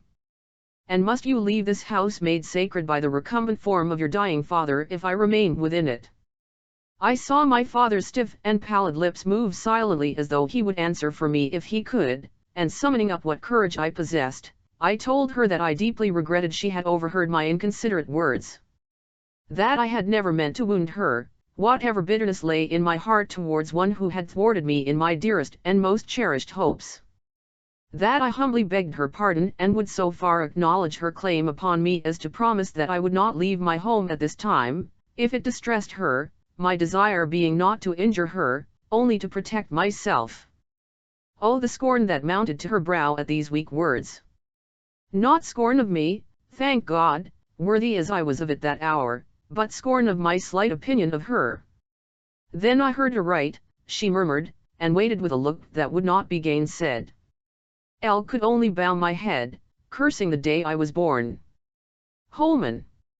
Holman! Came in agonized entreaty from the bed, you will not rob me of my daughter now. Startled, I looked up. Luttra was halfway to the door. What are you going to do? Cried I, bounding towards her. She stopped me with a look. The son must never forsake the father, said she. If either of us must leave the house this day, let it be I. Then in a softer tone, when you asked me to be your wife, I who had worshipped you from the moment you entered my father's house on the memorable night I left it, was so overcome at your condescension that I forgot you did not preface it by the usual passionate, I love you, which more than the marriage ring binds two hearts together. In the glamour and glow of my joy, I did not see that the smile that was in my hien, was missing from your face. I was to be your wife and that was enough, or so I thought then, for I loved you. Ah, and I do now, my husband, love you so that I leave you. Were it for your happiness I would do more than that, I would give you back your freedom, but from what I hear, it seems that you need a wife in name and I will be but fulfilling your desire in holding that place for you. I will never disgrace the position high as it is above my poor deserts. When the day comes, if the day comes that you need or feel you need the sustainment of my presence or the devotion of my heart, no power on earth save that of death itself, shall keep me from your side. Till that day arrives I remain what you have made me, a bride who lays no claim to the name you this moment bestowed upon her. And with a gesture that was like a benediction, she turned, and noiselessly, breathlessly as a dream that vanishes, left the sirs. I believe I uttered a cry and stumbled towards her. Someone in that room uttered a cry, but it may be that it only rose in my heart and that the one I heard came from my father's lips.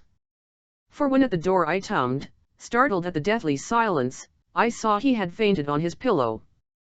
I could not leave him so.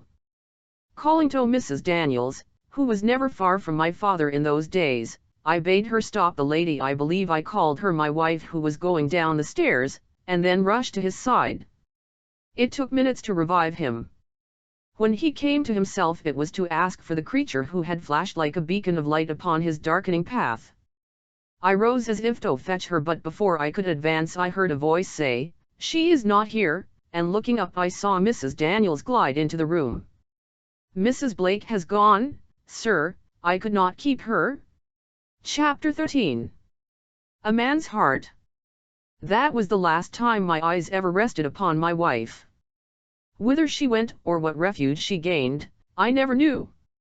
My father, who had received in this scene a great shock, began to fail so rapidly, he demanded my constant care, and though from time to time as I ministered to him and noted with what a yearning persistency he would eye the door and then turn and meet my gaze with a look I could not understand, I caught myself asking whether I had done a deed destined to hang forever about me like a pall. It was not till after his death that the despairing image of the bright young creature to whom I had given my name, returned with any startling distinctness to my mind, or that I allowed myself to ask whether the heavy gloom which I now felt settling upon me was owing to the sense of shame that overpowered me at the remembrance of the past, or to the possible loss I had sustained in the departure of my young unloved bride. The announcement at this time of the engagement between Evelyn Blake and the Count de Mirac may have had something to do with this.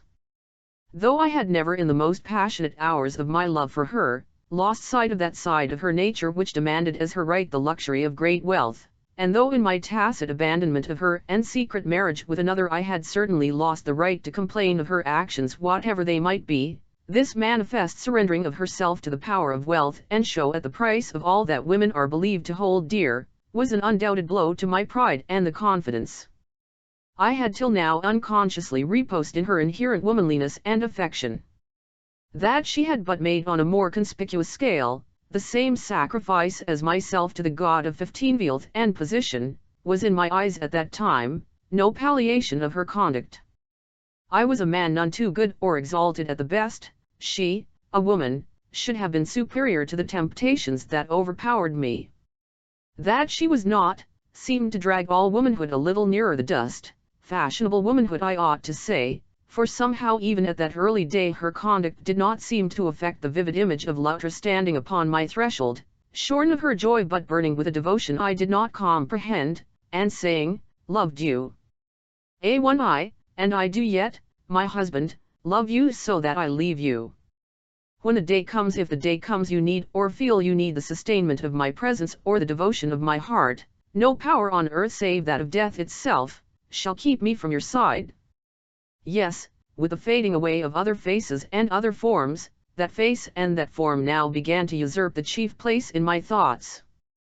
Not to my relief and pleasure. That could scarcely be, remembering all that had occurred, rather to my increasing distress and passionate resentment. I longed to forget I was held by a tie, that known to the world would cause me the bitterest shame. For by this time the tunnel character of her father and brother had been revealed, and I found myself bound to the daughter of a convicted criminal. But I could not forget her. The look with which she had left me was branded into my consciousness. Night and day it floated before me, till to escape it I resolved to fasten it upon canvas, if by that means I might succeed in eliminating it from my dreams. The painting you have seen this night is the result.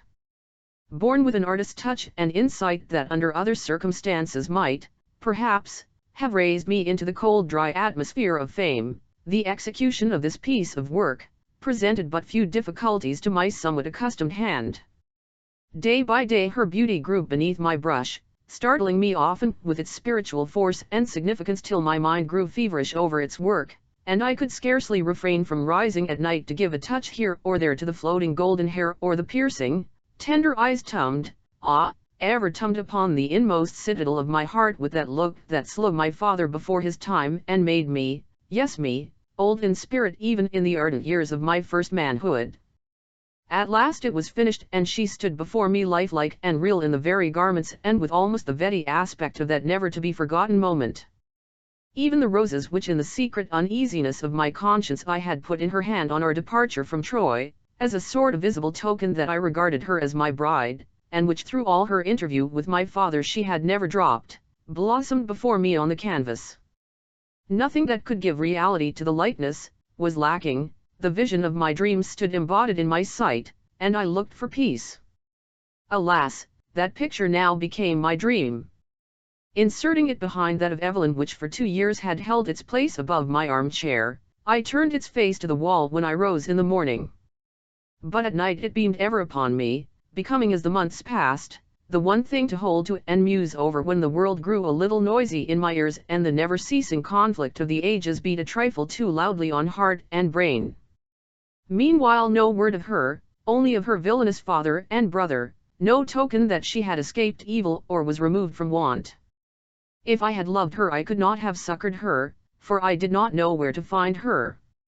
Her countenance illumined my wall, but her fair young self lay for all I knew sheltered within the darkness and silence of the tomb. At length my morbid broodings worked out their natural result. A dull melancholy settled upon me which nothing could break. Even the news that my cousin, who had lost her husband a month after marriage, had returned to America with expectation to remain, scarcely caused a ripple in my apathy. Was I sinking into a hypochondriac? Or was my passion for the beautiful brunette dead? I determined to solve the doubt. Her where I knew she would be found, I gazed again upon her beauty. It was absolutely nothing to me. A fair young face with high thoughts in every glance floated like sunshine between us, and I left the haughty countess, with the knowledge burned deep into my brain, that the love I had considered slain was alive and demanding, but that the object of it past recall, was my lost young wife. Once assured of this, my apathy vanished like mist before a kindled torch. Hence F01th the future held a hope, and life a purpose. I would seek my wife throughout the world and bring her back if I found her in prison between the men whose existence was a curse to my pride. But where should I turn my steps? What golden thread had she left in my hand by which to trace her through the labyrinth of this world? I could think of but one, and that was the love which would restrain her from going away from me too far. The Luttra of old would not leave the city where her husband lived. If she was not changed, I ought to be able to find her somewhere within this great Babylon of ours. Wisdom told me to set the police upon her track, but pride bade me try every other means first. So with the feverish energy of one leading a forlorn hope, I began to pace the streets if haply I might see her face shine upon me from the crowd of passers-by, a foolish fancy, unproductive of result. I not only failed to see her, but anyone like her. In the midst of the despair occasioned by this failure a thought flashed across me, or rather a remembrance. One night not long since, being uncommonly restless, I had risen from my bed, dressed me and gone out into the yard back of my house for a little air. It was an unusual thing for me to do, but I seemed to be suffocating where I was, and nothing else would satisfy me. As you already surmise, it was the night on which disappeared the sewing girl of which you have so often spoken, but I knew nothing of that. My thoughts were far from my own home and its concerns.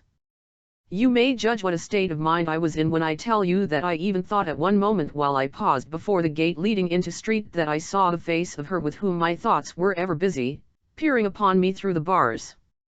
You tell me that I did see a girl there, and that it was the one who had lived as sewing woman in my house. It may be so, but at the time I considered it a vision of my wife, and the remembrance of it, coming as it did after my repeated failures to encounter her in the street, worked a change in my plans. For regard it as weakness or not, the recollection that the vision I had seen wore the garments of a working woman rather than a lady, acted upon me like a warning not to search for her any longer among the resorts of the well-dressed, but in the regions of poverty and toil. I therefore took to wandering such as I have no heart to describe. Nor do I need to, if, as you have informed me, I have been followed. The result was almost madness. Though deep in my heart I felt a steadfast trust in the purity of her intentions, the fear of what she might have been driven to by the awful poverty and despair I every day saw seething about me, was like hot steel in brain and heart. Then her father and her brother. To what might they not have forced her, innocent and loving soul though she was? Drinking the dregs of a cup such as I had never considered it possible for me to taste, I got so far as to believe that her eyes would yet flash upon me from beneath some of the tattered shawls I saw sullying the forms of the young girls upon which I hourly stumbled. Yes, and even made a move to see my cousin, if haply I could so win upon her compassion as to gain her consent to shelter the poor creature of my dreams in case the necessity came. But my heart failed me at the sight of her cold face above the splendor she had bought with her charms, and I was saved a humiliation I might never have risen above. At last, one day I saw a girl. No, it was not she, but her hair was similar to hers in hue, and the impulse to follow her was irresistible. I did more than that, I spoke to her. I asked her if she could tell me anything of one whose locks were golden red like hers, but I need not tell you what I said nor what she replied with a gentle delicacy that was almost to me as showing from what heights to what depths a woman can fall. Enough that nothing passed between us beyond what I have intimated, and that in all she said she gave me no news of Luttra. Next day I started for the rambling old house in Vermont, if haply in the spot where I first saw her, I might come upon some clue to her present whereabouts. But the old inn was deserted, and whatever hope I may have had in that direction, perished with the rest. Concerning the contents of that bureau drawer above, I can say nothing. If, as I scarcely dare to hope, they should prove to have been indeed brought here by the girl who has since disappeared so strangely, who knows but what in those folded garments a clue is given which will lead me at last to the knowledge for which I would now barter all I possess. My wife, but I can mention her name no more till the question that now assails us is set at rest. Mrs. Daniels must, but at that moment the door opened and Mrs. Daniels came in. Chapter 14. Mrs. Daniels. She still wore her bonnet and shawl, and her face was like marble. "You want me," said she with a hurried look towards Mr. Blake that had as much fear as some rise in it. Yes, murmured that gentleman, moving towards her with an effort we could well appreciate. Mrs. Daniels, who was the girl you harbored in that above us for so long? Speak, what was her name and where did she come from? The housekeeper, trembling in every limb, cast us one hurried appeal. Speak, re-echoed Mr. Gryce, the time for secrecy has passed.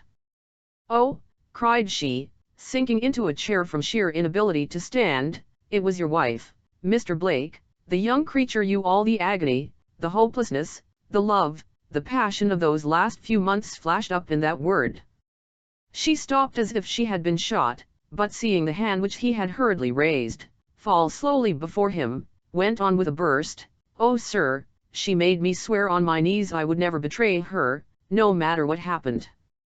When not 2 weeks after your father died she came to the house and asking for me, told me all her story and all her love, how she could not reconcile it with her idea of a wife's duty to live under any other roof than that of her husband, and lifting off the black wig which she wore, showed me how altered she had made herself by that simple change in her case, more marked by the fact that her eyes were in keeping with black hair, while with her own bright locks they always gave you as of something strange and haunting. I gave up my will as if forced by a magnetic power, and not only opened the house to her but my heart as well, swearing to all she demanded and keeping my oath as I would preserve my soul from sin and my life from the knife of the destroyer. But, when she went, broke from the pallid lips of the man before her, when she was taken away from the house, what then?" "Ah," returned the agitated woman, "what then? Do you not think I suffered?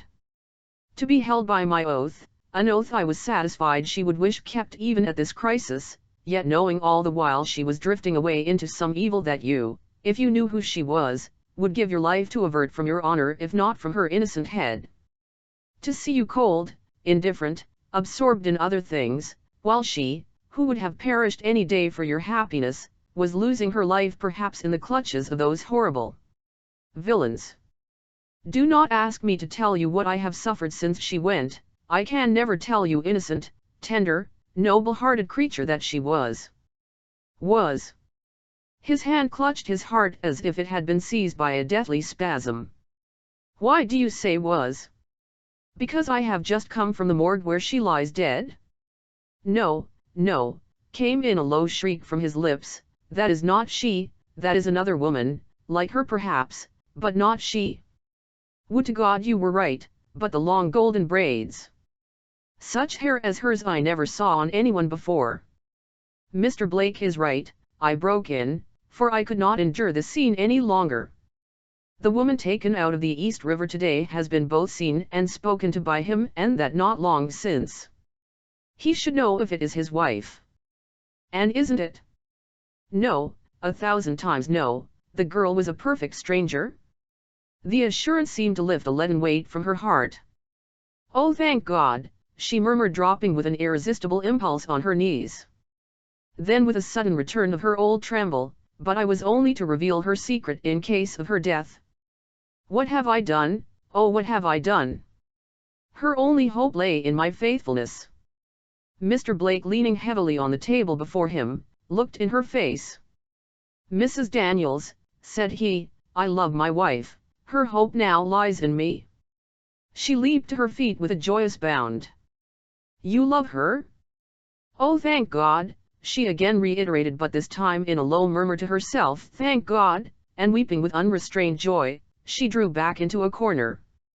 Of course, after that, all that remained for us to do was to lay our heads together and consult as to the best method of renewing our search after the unhappy girl, now rendered of double interest to us by the facts with which we had just been made acquainted. That she had been forced away from the roof that sheltered her by the power of her father and brother was of course no longer open to doubt.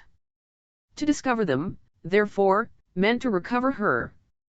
Do you wonder, then, that from the moment we left Mr. Blake's house, the capture of that brace of thieves became the leading purpose of our 2 lives? Chapter 15. A confab. Next morning Mr. Gryce and I met in serious consultation.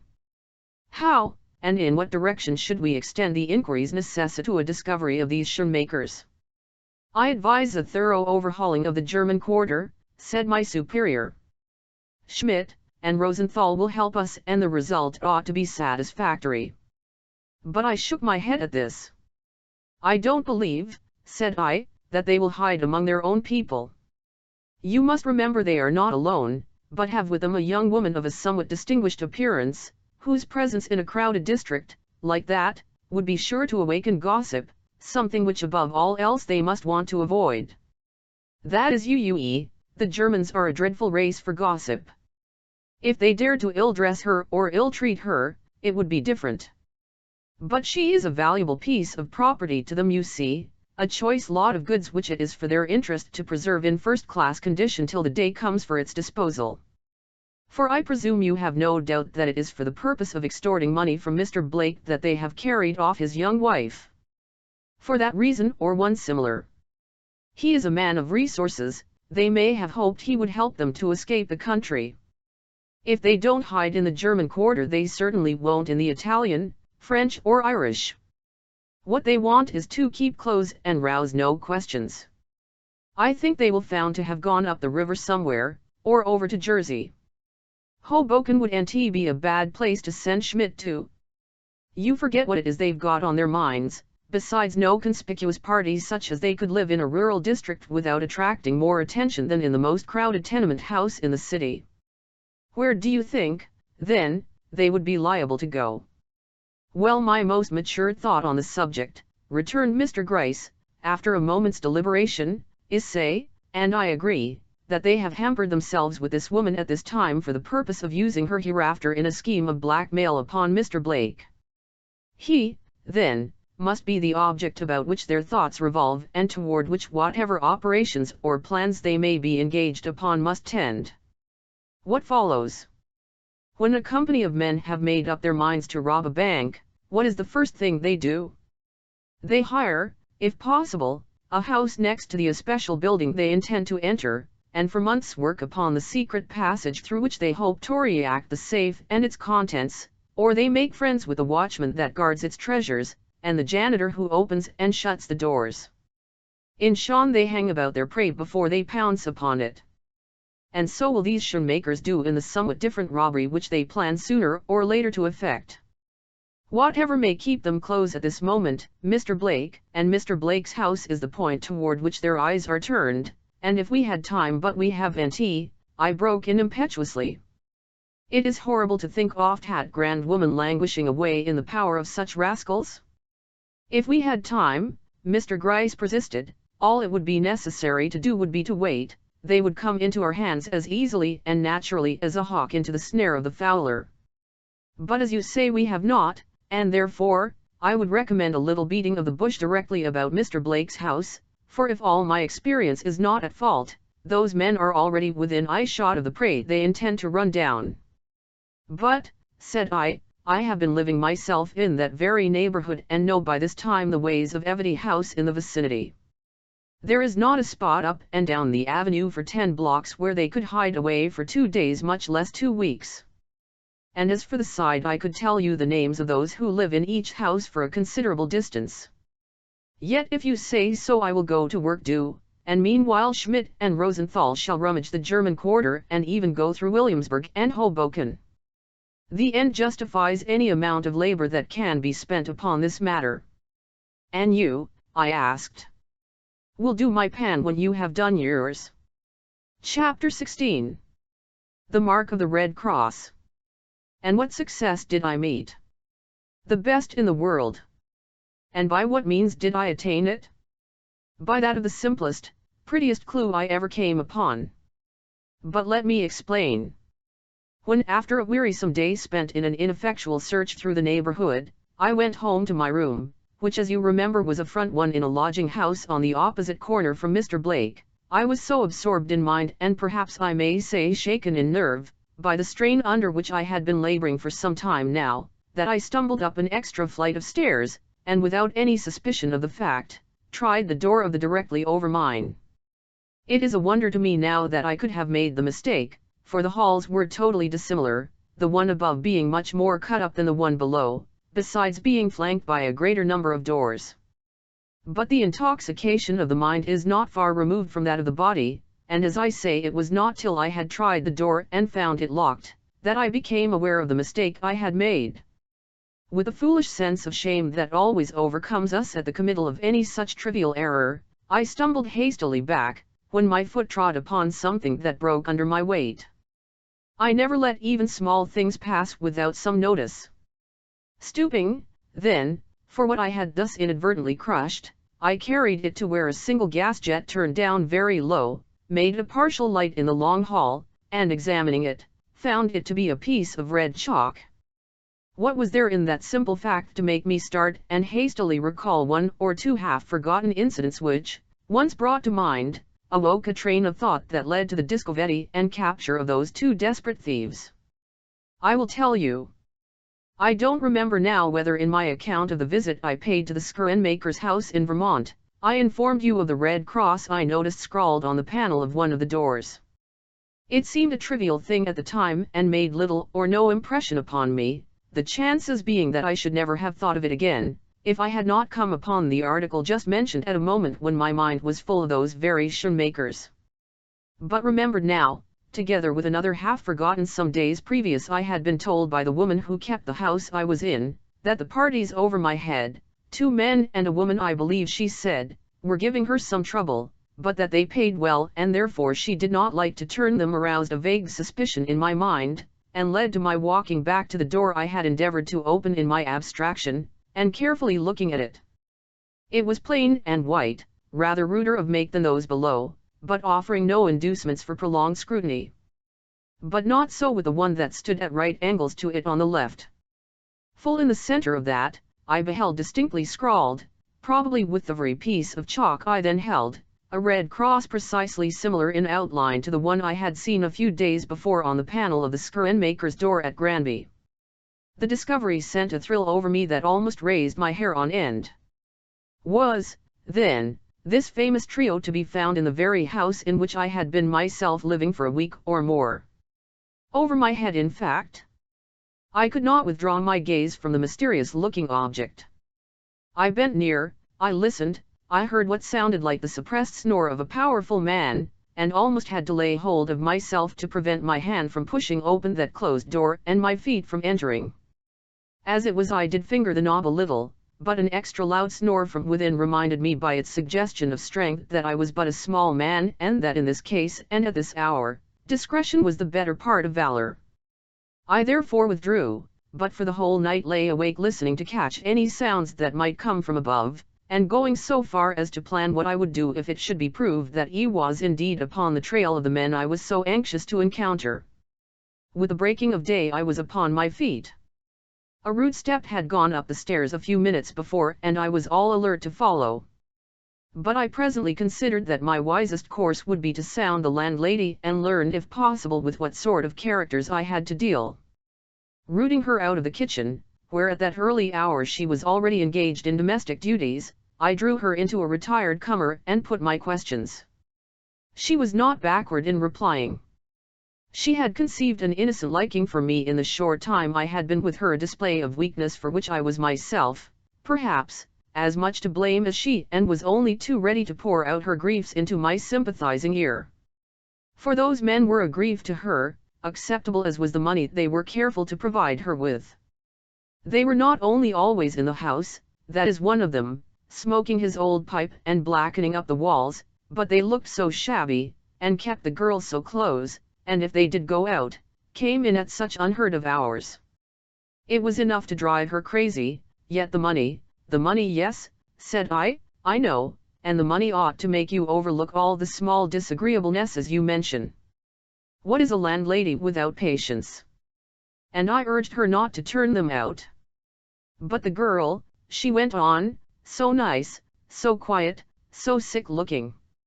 I cannot stand it to see her cooped up in that small room, always watched over by one or both of those burly wretches. The old man says she is his daughter, and she does not deny it, but I would as soon think of that little rosy child you see cooing in the window over the way, belonging to the beggar going in at the gate, as of her with her ladylike ways having any connection with him and his rough-acting son. You ought to see her. That is just what I want to do, interrupted Elle, not because you have tempted my fancy by a recital of her charms, I hasten to add, but because she is, if I don't mistake, a woman for whose discovery and rescue, a large sum of money has been offered. And without further disguise I acquainted the Stanled woman before me with the fact that I was not, as she had always considered, the clerk out of employment whose daily business it was to sally forth in quest of a situation, but a member of the city police. She was duly impressed and easily persuaded to second all my operations as far as her poor wits would allow, giving me free range of her upper story, and above all, promising that secrecy without which all my finely laid plans for capturing the rogues without raising a scandal, would fall headlong to the ground. Behold me, then, by noon of that same day domiciled in an apartment next to the one whose door bore that scarlet sign which had aroused within me such feverish hopes the night before. Clad in the seedy garments of a broken-down French artist whose acquaintance I had once made, with something of his air and general appearance and with a few of his wretched daubs hung about on the whitewashed wall, I commenced with every prospect of success as I thought, that quiet espionage of the hall and its inhabitants which I considered necessary to a proper attainment of the end I had in view. A racking cough was one of the peculiarities of my friend, and determined to assume the character in toto, I allowed myself to startle the silence now and then with a series of gasps and chokings that, whether agreeable or not, certainly were of a character to show that I had no desire to conceal my presence from those I had come among. Indeed, it was my desire to acquaint them as fully and as soon as possible with the fact of their having a neighbor, a weak-eyed half alive to be sure, but yet a neighbor who would keep his door open night and day for the warmth of the hall of course, and who with the fretful habit of an old man who had once been a gentleman and a beau, went rambling about through the hall speaking to those he met and expecting a civil word in return. When he was not rambling or coughing he made architectural monsters out of cardboard, wherewith to tempt the pennies out of the pockets of unwary children, an employment that kept him chained to a small table in the center of his room directly opposite the open door. As I expected, I had scarcely given way to 3 separate fits of coughing, when the door next me opened with a jerk and a rough voice called out, "Who's that making all that to-do about here? If you don't stop that infernal noise in a Huneya's soft voice interrupted him and he drew back. "I will go see," said those gentle tones, and Luttra Blake, for I knew it was she before the skirt of her robe had advanced beyond the door, stepped out into the hall. I was yet bent over my work when she paused before me. The fact is I did not dare look up, the moment was one of such importance to me. "You have a dreadful cough," said she with that low ring of sympathy in her voice that goes unconsciously to the heart. "Is there no help for it?" I pushed back my work, drew my hand over my eyes, I did not need to make it tremble, and glanced up. "No," said I with a shake of my head, "but it is not always so bad. I beg your pardon, miss, if it disturbs you." She threw back the shawl which she had held drawn tightly over her head, and advanced with an easy gliding step close to my side. "You do not disturb me, but my father is, well, a trifle cross sometimes, and if he should speak up a little harsh now and then, you must not mind. I am sorry you are so ill. What is there in some women's look, some women's touch that more than all beauty goes to the heart and subdues it?" As she stood there before me in her dark worsted dress and coarse shawl, with her locks simply braided and her whole person undignified by art and ungraced by ornament, she seemed just by the power of her expression and the witchio of her manner, the loveliest woman I had ever beheld. "You are very kind, very good," I murmured, half ashamed of my disguise, though it was assumed for the purpose of rescuing her. "Your sympathy goes to my heart." Then as a deep growl of impatience rose from the room at my side, I motioned her to go and not irritate the man who seemed to have such control over her. "In a minute," answered she, "first tell me what you are making." So I told her, and in the course of telling, let drop such other facts about my fancied life as I wished to have known to her and through her to her father. She looked sweetly interested and more than once turned upon me that dark eye, of which I had heard so much, full of tears that were as much for me, scamp that I was, as for her own secret trouble. But the growls becoming more and more impatient, she speedily turned to go, repeating, however, as she did so, "Now remember what I say, you are not to be troubled if they do speak cross to you. They make noise enough themselves sometimes, as you will doubtless be assured of tonight. and the lips which seemed to have grown stiff and cold with her misery, actually softened into something like a smile. The nod which I gave her in return had the solemnity of a vow in it. My mind thus assured as to the correctness of my suspicions, and the way thus paved to the carrying out of my plans, I allowed some few days to elapse without further action on my part. My motive was to acquaint myself as fully as possible with the habits and ways of these two desperate men, before making the attempt to capture them upon which so many interests hung. For while I felt it would be highly creditable to my sagacity, as well as valuable to my reputation as a detective, to restore these escaped convicts in any way possible into the hands of justice, my chief ambition after all was to so manage the affair as to save the wife of Mr. Blake, not only from the consequences of their despair, but from the publicity and scandal attendant upon the open arrest of two heavily armed men. Strategy, therefore, rather than force was to be employed, and strategy to be successful must be founded upon the most thorough knowledge of the matter with which one has to deal. 3 days, then, did I give to the acquiring of that knowledge, the result of which was the possession of the following facts.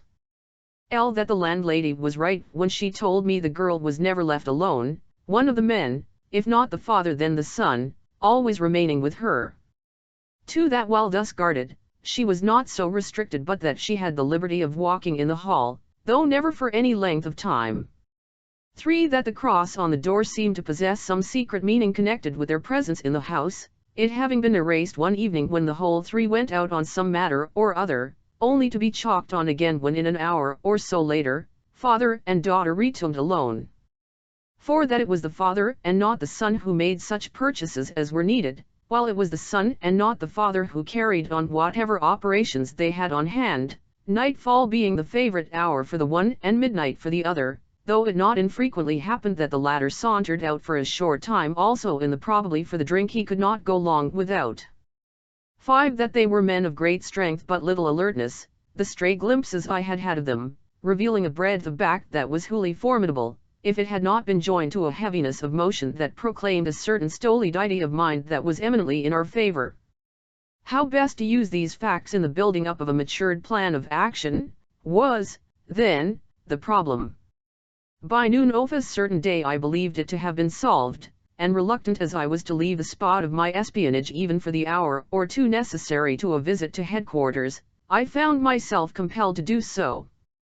Packing up in a small basket I had for the purpose, the little articles I had been engaged during the last few days in making, I gave way to a final fit of coughing so hollow and sepulchral in its tone, that it awoke a curse from the next room deep as the growl of a wild beast, and still continuing, finally brought Lutra to the door with that look of compassion on her face that always called up a flush to my cheek whether I wished it or no.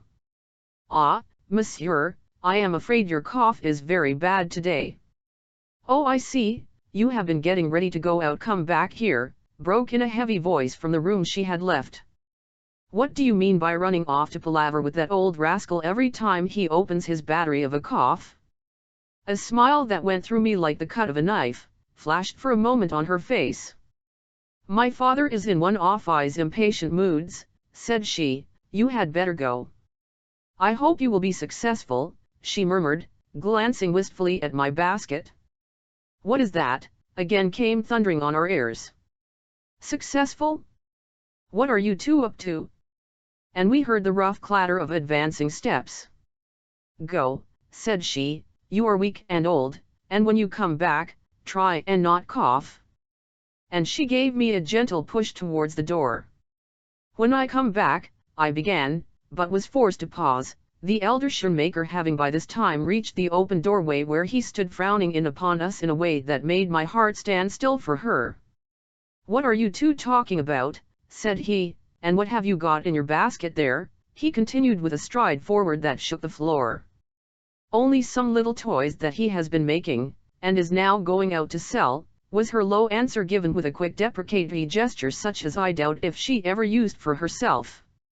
"Nothing more?" asked he in German with a red glare in the eye he turned towards her. "Nothing more," replied she in the same tongue. "You may believe me." He gave a deep growl and turned away. "If there was," said he, "you know what would happen?"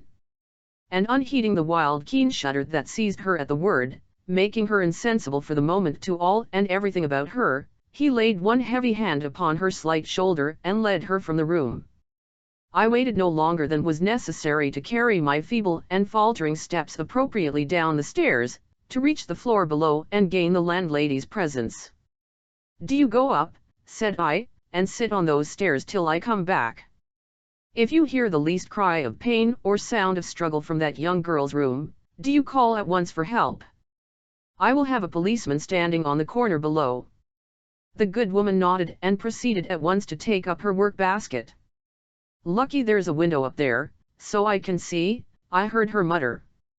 "I've no time to throw away even on deeds of charity."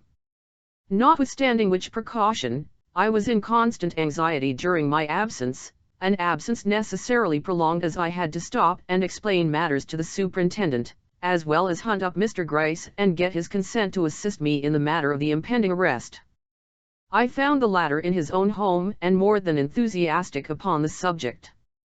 "Well," said he after I had informed him of the discoveries I had made, "the fates seem to prosper you in this. I have not received an inkling of light upon the matter since I parted from you at Mr. Blake's house. By the way, I saw that gentleman this morning, and I tell you we will find him a grateful man if this affair can be resolved satisfactorily." "That is good," said I, "gratitude is what we want." Then shortly, "Perhaps it is no more than our duty to let him know that his wife is safe and under my eye, though I would by no means advocate his knowing just how near him she is, till the moment comes when he is wanted, or we shall have a lover's impetuosity to deal with as well as all the rest." Then with a hurried remembrance of a possible contingency, went on to say, "But, by the way, in case we should need the cooperation of Mrs. Blake in what we have before us, you had better get a line written in French from Mrs. Daniels, expressive of her belief in Mr. Blake's present affection for his wife. The latter will not otherwise trust us, or understand that we are to be obeyed in whatever we may demand. Let it be unsigned and without names in case of accident, and if the housekeeper don't understand French, tell her to get someone to help her that does, only be sure that the handwriting employed is her own." Mr. Gryce seemed to perceive the wisdom of this precaution and promised to procure me such a note by a certain hour, after which I related to him the various other details of the capture such as I had planned it, meeting to my secret gratification an unqualified approval that went far towards alleviating that wound to my pride which I had received from him in the beginning of this affair. "Let all things proceed as you have determined, and we shall accomplish something that it will be a lifelong satisfaction to remember," said he, "but you must be prepared for some twist of the screw which you do not anticipate. I never knew anything to go off just as one prognosticates it must, except once," he added thoughtfully, "and then it was with a surprise attached to it that well nigh upset me notwithstanding all my preparations." "You won a great success that day," remarked I. "I hope the fates will be as propitious to me tomorrow. Failure now would break my heart." "But you won't fail," exclaimed he. Myself am resolved to see you through this matter with credit." And in this assurance I returned to my lodgings, where I found the landlady sitting where I had left her, darning her 23rd sock. "I'll have to mend for a dozen men and 3 boys," said she, "and the boys are the worst by a heap sight. Look at that, will you, holding up a darn with a bit of stocking attached. That hole was made playing shinny."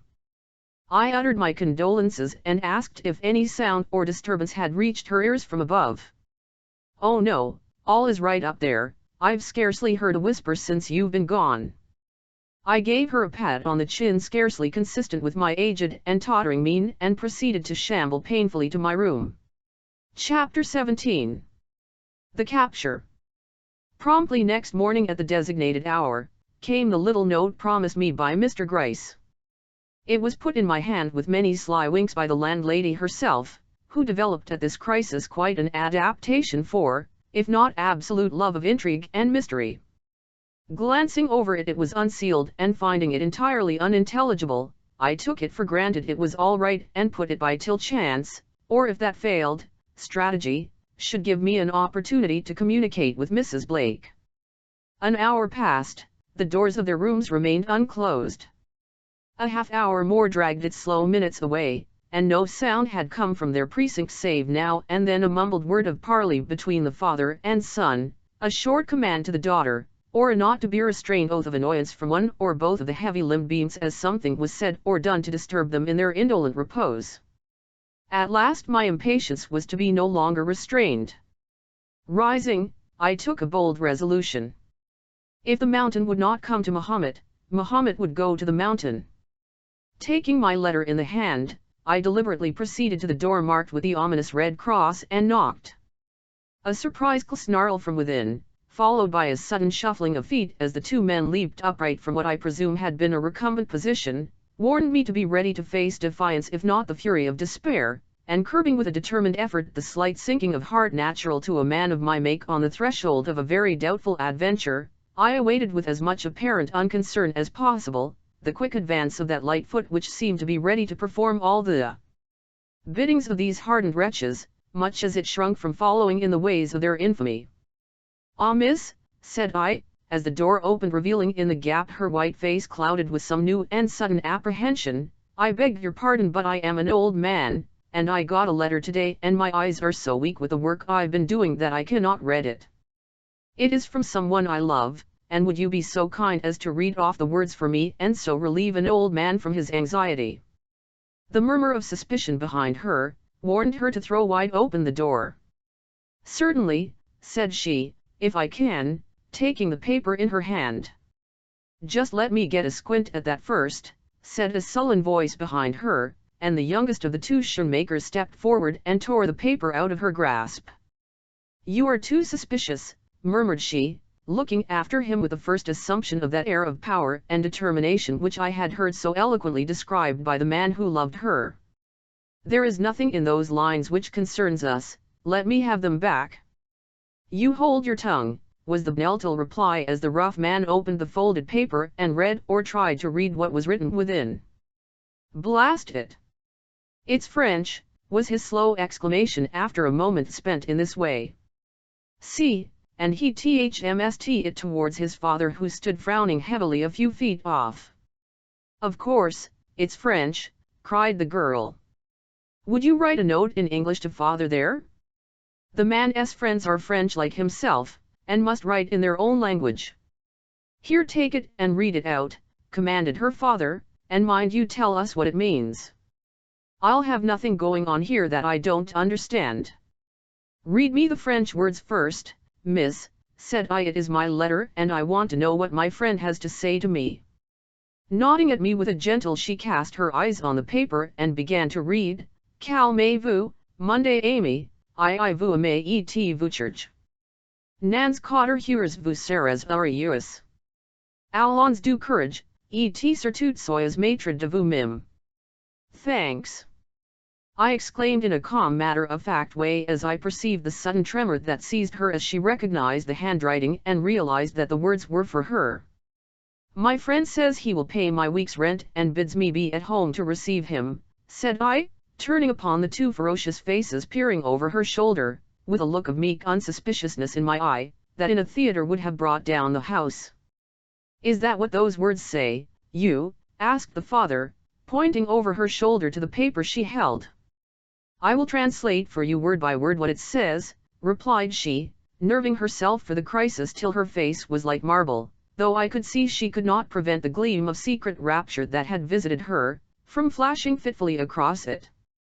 "Calmez-vous, Monday Amy. Do not be afraid, my friend.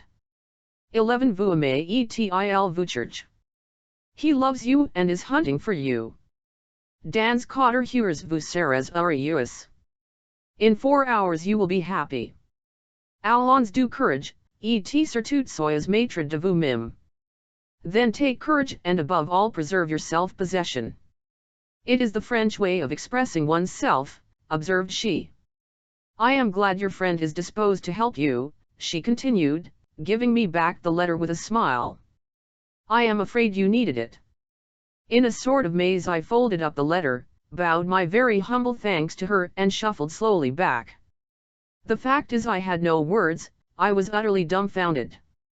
Halfway through that letter, with whose contents you must remember I was unacquainted, I would have given my whole chance of expected reward to have stopped her. Read out such words as those before these men. Was she crazy? But how naturally at the conclusion did she with a word make its language seem consistent with the meaning I had given it. With a fresh sense of my obligation to her, I hurried to my room, there to count out the minutes of another long hour in anxious expectation of her making that endeavor to communicate with me, which her new hopes and fears must force her to feel almost necessary to her existence. At length, my confidence in her was rewarded. Coming out into the hall, she hurried past my door, her finger on her lip. I immediately rose and stood on the threshold with another paper in my hand, which I had prepared against this opportunity. As she glided back, I put it in her hand, and warning her with a look not to speak, resumed my usual occupation. The words I had written were as follows: at or as near the time as possible of brother's going out, you are to come to Kai's room wrapped in an extra skirt guard with your shawl over your head. Leave the skirt and shawl behind you, and withdraw at once to Che room at the head of Che stairs. You are to speak, and you are not to vary from the plan thus laid down. Your brother and father are to be arrested, whether or but if you will do as this commands, they be arrested without bloodshed and without shame to one you know. Her face while she read these lines, was a study, but I dared not soften toward it. Dropping the paper from her hand, she gave me one inquiring look. But I pointed determinedly to the words lying upward on the floor, and would listen to no appeal. My resolve had its effect. Bowing her head with a sorrowful gesture, she laid her hand on her heart, looked up and glided from the room. I took up that paper and tore it into bits. And now for the first time since I had been in the house, I closed the door of my room. I had a part to perform that rendered the dropping of my disguise indispensable. The old French artist had finished his work, and henceforth must merge into Q the detective. Shortly before 2 o'clock my assistants began to arrive. First, Mr. Gryce appeared on the scene and was stowed away in a large room on the other side of mine. Next, 2 of the most agile, as well as muscular men in the force who, thanks to having taken off their shoes in the lower hall, gained the same refuge without awakening the suspicions of those we were anxious to surprise. Lastly, the landlady who went into the closet to which I had bidden Mrs. Blake retire after leaving in my room the articles I had mentioned. All was now ready and waiting for the departure of the youngest shoemaker. Would he disappoint us and remain at home that day? Had any suspicions been awakened in the stolid breasts of these men, that would serve to make them more watchful than usual against running unnecessary risks? No, at or near the time for the clock to strike 2, their door opened and the tread of a lumbering foot was heard in the hall. On it came, passing my room with a rude stamping that gradually grew less distinct as the hardy rough went down the corridor, brushing the wall behind which Mr. Gryce and his men lay concealed with his thick cane, and even stopping to light his pipe in front of the small apartment where cowered our good landlady with her little basket of mending in her lap. At length all was quiet, and throwing open my door, I withdrew into a small closet connected with my room, to wait with indescribable impatience the appearance of Mrs. Blake. She came in a very few minutes, remained for an instant, and departed, leaving behind her as I had requested, the skirt and shawl in which she had left her father's presence. I at once indued myself in these articles of apparel, taking care to draw the shawl well over my head and with a pocket handkerchief to my face, a proceeding made natural enough by the sneeze which at that very moment I took care should assail me, walked boldly back to the from which she had just come. The door was of course ajar, and as I svmng it opened with as near a simulation of her manner as possible, the vision of her powerful father lolling on a bench directly before me, offered anything but an encouraging spectacle to my eyes. But doubling myself almost together with as ladylike an ache as my masculine nostrils would allow, I succeeded in closing the door and reaching a low stool by the window without calling from him anything worse than a fretful "I hope you are not going to bark." I did not reply to this of course, but sat with my face turned towards the street in an attitude which I hoped would awaken his attention sufficiently to cause him to get up and come over to my side. For as he sat face to the door it would be impossible to take him by surprise, and that, now that I saw what a huge and muscular creature he was, seemed to me to be the only safe method before us. But, whether from the sullenness of his disposition or the evident laziness of the moment, he manifested no disposition to move, and hearing or thinking I did, the stealthy advance of Mr. Gryce and his companions down the hall, I allowed myself to give way to a suppressed exclamation, and leaning forward, pressed my forehead against the pane of glass before me as if something of absorbing interest had just taken place in the street beneath. His fears at once took alarm. Bounding up with a curse, he strode towards me, muttering, "What's up now? What's that you are looking at?" reaching my side just as Mr. Gryce and his two men softly opened the door and with a quick leap threw their arms about him, closing upon him with a force he could not resist, desperate as he was and mighty in the huge strength of an unusually developed muscular organization.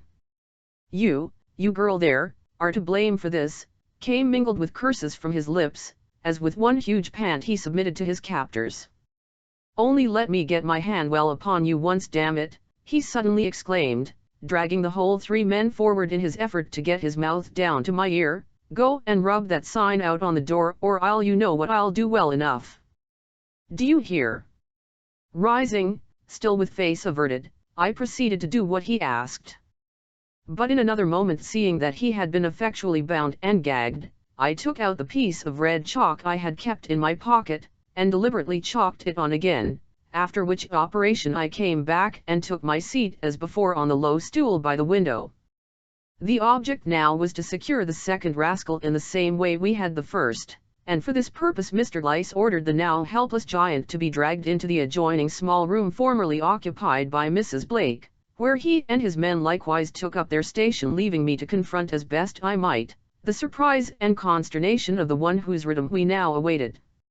I did not shrink. With that brave woman's garments drawn about me, something of her dauntless spirit seemed to invade my soul, and though I expected but let that come in its place, I am not here to interest you in myself or my selfish thoughts. A half hour passed, he had never lingered away so long before, or so it seemed, and I was beginning to wonder if we should have to keep up this strain of nerve for hours, when the heavy tread was again heard in the hall, and with a blow of the fist that argued anger or a brutal impatience, he flung open the door and came in. I did not turn my head. "Where's father?" he growled, stopping where he was a foot or so from the door. I shook my head with a slight gesture and remained looking out. He brought his cane down on the floor with a thump. "What do you mean by sitting there staring out of the window like mad and not answering when I ask you a decent question?" Still I made no reply. Provoked beyond endurance, yet held in check by that vague sense of danger in the air, which while not amounting to apprehension is often sufficient to hold back from advance the most daring foot, he stood glaring at me in what I felt to be a very ferocious attitude, but made no offer to move. Instantly I rose and, still looking out of the window, made with my hand what appeared to be a signal to someone on the opposite side of the way. The ruse was effective. With an oath that rings in my ears yet, he lifted his heavy cane and advanced upon me with a bound, only to meet the same fate as his father at the hands of the watchful detectives. Not, however, before that heavy cane came down upon my head in a way to lay me in a heap at his feet and to sow the seeds of that blinding headache, which has afflicted me by spells ever since. But this termination of the affair was no more than I had feared from the beginning, and indeed it was as much to protect Mrs. Blake from the wrath of these men, as from any requirements of the situation I had assumed the disguise I then wore. I therefore did not allow this mishap to greatly trouble me, unpleasant as it was at the time, but, as ever I could do so, rose from the floor and throwing off my strange habiliments, proceeded to finish up to my satisfaction, the work already so successfully begun. Chapter 18. Love and Duty. Dismissing the men who had assisted us in the capture of these two hardy villains, we ranged our prisoners before us. "Now," said Mr. Gryce, "no fuss and no swearing, you are in for it, and you might as well take it quietly as any other way. Give me a clutch on that girl, that's all," said her father. "Where is she?" "Let me see her. Every father has a right to see his own daughter." "You shall see her," returned my superior, "but not till her husband is here to protect her." "Her husband? Ah, you know about that, do you?" growled the heavy voice of the son. "A rich man they say he is, and a proud one. Let him come and look at us lying here like dogs, and say how he will enjoy having his wife's father and brother grinding away their lives in prison." "Mr. Blake is coming," quoth Mr. Gryce, who by some preconcerted signal from the window had drawn that gentleman across the street. "He will tell you himself that he considers prison the best place for you." "Blast you!" But he, what?" inquired I, as the door opened and Mr. Blake with a pale face and agitated mien entered the room. The wretch did not answer. Rousing from the cowering position in which they had both lain since their capture, the father and son struggled up in some sort of measure to their feet, and with hot, anxious eyes surveyed the countenance of the gentleman before them, as if they felt their fate hung upon the expression of his pallid face. The son was the first to speak. "How do you do, brother-in-law?" were his sullen and insulting words. Mr. Blake shuddered and cast a look around. "My wife," murmured he. "She is well," was the assurance given by Mr. Gryce, "and in a room not far from this." "I will send for her if you say so." "No, not yet," came in a sort of gasp. "Let me look at these wretches first, and understand if I can what my wife has to suffer from her connection with them." "Your wife?" broke in the father. "What's that to do with it? The question is how do you like it, and what will you do to get us clear of this thing?" "Elle will do nothing," returned Mr. Blake. "You amply merit your doom, and you shall suffer it to the end for all time." "It will read well in the papers," exclaimed the son. "The papers are to know nothing about it," I broke in. "All knowledge of your connection with Mr. or Mrs. Blake is to be buried in this spot before we or you leave it. Not a word of her or him is to cross the lips of either of you from this hour. I have set that down as a condition, and it has got to be kept." "You have you?" thundered in chorus from father and son. "And who are you to make conditions, and what do you think we are that you expect us to keep them? Can you do any more than put us back from where we came from?" For reply I took from my pocket the ring I had fished out of the ashes of their kitchen stove on that memorable visit to their house, and holding it up before their faces, looked them steadily in the eye. A sudden wild glare followed by a bluish pallor that robbed their countenances of their usual semblance of daring ferocity, answered me beyond my fondest hopes. "I got that out of the stove where you had burned your prison clothing," said I. "It is a cheap affair, but it will send you to the gallows if I choose to use it against you." "The peddler, hush!" exclaimed the father in a low choked tone greatly in contrast to any he had yet used in all our dealings with him. "Throw that ring out of the window, and I promise to hold my tongue about any matter you don't want spoke of." "I'm not a fool, nor I," was my quick reply, as I restored the ring to my pocket. "While that remains in my possession, together with certain facts concerning your habits in that old house of yours which have lately been made known to me, your life hangs by a thread I can any minute snip in two. Mr. Blake here has spent some portion of a night in your house, and knows how near it lies to a certain precipice, at foot of which main got, father, why don't you say something?" leaped in cowed accents from the son's white lips.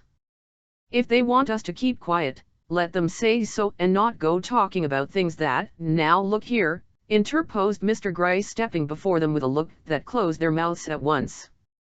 "I will just tell you what we propose to do. You are to go back to prison and serve your time out. There is no help for that, but as long as you behave yourselves and continue absolutely silent regarding your relationship to the wife of this gentleman, you shall have paid into a certain bank that he will name, a monthly sum that upon your dismissal from jail shall be paid you with whatever interest it may have accumulated. You are ready to promise that, are you not?" he inquired, turning to Mr. Blake. That gentleman bowed and named the sum, which was liberal enough, and the bank. "But," continued the detective, ignoring the sudden flash of eye that passed between the father and son, "let me or any of us hear of a word having been uttered by you which in the remotest way shall suggest that you have in the world such a connection as Mrs. Blake, and the money not only stops going into the bank, but old scores shall be raked up against you with a zeal which, if it does not stop your mouth in one way, will in another, and that with a suddenness you will not altogether relish." The men, with a dogged air from which the bravado had however fled, turned, and looked from one to the other of us in a fearful, inquiring way that duly confessed to the force of the impression made by these words upon their slow but not unimaginative minds. "Do you three promise to keep our secret if we keep yours?" muttered the father with an uneasy glance at Maya. "We certainly do," was our solemn return. "Very well, call in the girl and let me just look at her, then, before we go." "We won't say nothing," continued he, seeing Mr. Blake shrink, "only she is my daughter, and if I cannot bid her goodbye let him see his child," cried Mr. Blake, turning with a shudder to the window. I wish it," added he. Straightway with hasty foot I left the room. Going to the little closet where I had ordered his wife to remain concealed, I knocked, and entered. She was crouched in an attitude of prayer on the floor, her face buried in her hands, and her whole person breathing that agony of suspense that is a torture to the sensitive soul. "Mrs. Blake," said I, dismissing the landlady who stood in helpless distress beside her, "the arrest has been satisfactorily made and your father calls for you to say goodbye before going away with us. Will you come?" "But my Mr. Blake," exclaimed she, leaping to her feet. "I am sure I heard his footstep in the hall. He is with your father and brother. It was at his command I came for you." A gleam hard to interpret flashed for an instant over her face. With her eye on the door she towered in her womanly dignity, while thoughts innumerable seemed to rush in wild succession through her mind. "Will you not come?" I urged. She paused. "Elle will go see my father," she murmured, but suddenly she trembled and drew back. A step was in the hall. On the threshold, at her side, Mr. Blake had come to reclaim his bride. "Mr. Blake." The word came from her in a low tone shaken with the concentrated anguish of many a month of longing and despair, but there was no invitation in its sound, and he who had held out his arms, stopped and surveying her with a certain deprecate 01y glance in his proud eye, said, "You are right, I have first my acknowledgments to make and your forgiveness to ask before I can hope." "No, no," she broke in, "your coming here is enough, I request no more. If you felt unkindly toward me, unkindly." A world of love thrilled in that word. "Luttra, I am your husband and rejoice that I am so. It is to lay the devotion of my heart and life at your feet that I seek your presence this hour. The year has taught me, what has not the year taught me of the worth of her I so recklessly threw from me on my wedding day? Luttra," he held out his hand, "will you crown all your other acts of devotion with a pardon that will restore me to my manhood and that place in your esteem which I covet above every other earthly good?" Her face, which had been raised to his with that earnest look we knew so well, softened with an ineffable smile, but still she did not lay her hand in his. "And you say this to me in the very hour of my father's and brother's arrest? With the remembrance in your mind of their bound and abject forms lying before you guarded by police, knowing too, that they deserve their ignominy and the long imprisonment that awaits them? No, I say it on the day of the discovery and the restoration of that wife for whom I have long searched, and to whom when found I have no word to give but welcome, welcome, welcome." With the same deep smile she bowed her head. "Now let come what will, I can never again be unhappy," were the words I caught, uttered in the lowest of undertones. But in another moment her head had regained its steady poise and a great change had passed over her manner. "Mr. Blake," said she, "you are good, how good, I alone can know and duly appreciate who have lived in your house this last year and seen with eyes that miss nothing, just what your surroundings are and have been from the earliest years of your proud life. But goodness must not lead you into the committal of an act you must and will repent to your dying day, or if it does, I who have learned my duty in the school of adversity, must show the courage of two and forbid what every secret instinct of my soul declares to only provocative of shame and sorrow. You would take me to your heart as your wife, do you realize what that means?" "I'll think I do," was his earnest reply. "Relief from heartache, Luttra." Her smooth brow wrinkled with a sudden spasm of pain but her firm lips did not quiver. "It means," said she, drawing nearer but not with that approach which indicates yielding, "it means, shame to the proudest family that lives in the land. It means silence as regards a past blotted by suggestions of crime, and apprehension concerning a future across which the shadow of prison walls must for so many years lie. It means," the hushing of certain words upon beloved lips, the turning of cherished eyes from visions where fathers and daughters brothers and sisters are seen joined together in tender companionship or loving embrace. It means God help me to speak out a home without the sanctity of memories, a husband without the honors he has been accustomed to enjoy, a wife with a fear gnawing like a serpent into her breast, and children, yes, perhaps children from whose innocent lips the sacred word of grandfather can never fall without wakening a blush on the cheeks of their parents, which all their lovesome prattle will be helpless to chase away. Luttra, your father and your brother have given their consent to go their dark way alone and trouble you no more. The shadow you speak of may lie on your heart, dear wife, for these men are of your own blood, but it need never invade the hearthstone beside which I ask you to sit. The world will never know, whether you come with me or not, that Luttra Blake was ever Luttra Schoenmaker. Will you not then give me the happiness of striving to make such amends for the past, that you will forget you ever bore any other name than the one you now honor so truly? Oh, do not, she began, but paused with a sudden control of her emotion that lifted her into an atmosphere almost holy in its significance. Mr. Blake, said she, I am a woman and therefore weak to the voice of love pleading in my ear. But in one thing I am strong, and that is in my sense of what is due to the man I have sworn to honor. 11 months ago I left you because your pleasure and my own dignity demanded it. Today I put by all the joy and exaltation you offer, because your position as a gentleman, and your happiness as a man equally requires it. My happiness as a man, he broke in. All, Luttra, if you love me as I do I might perhaps yield, she allowed with a faint smile.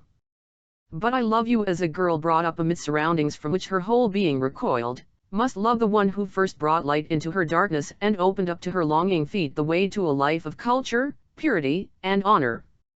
I were the basest of women could I consent to repay such a boundless favor, but Luttra, he again broke in, you married me knowing what your father and brother were capable of committing.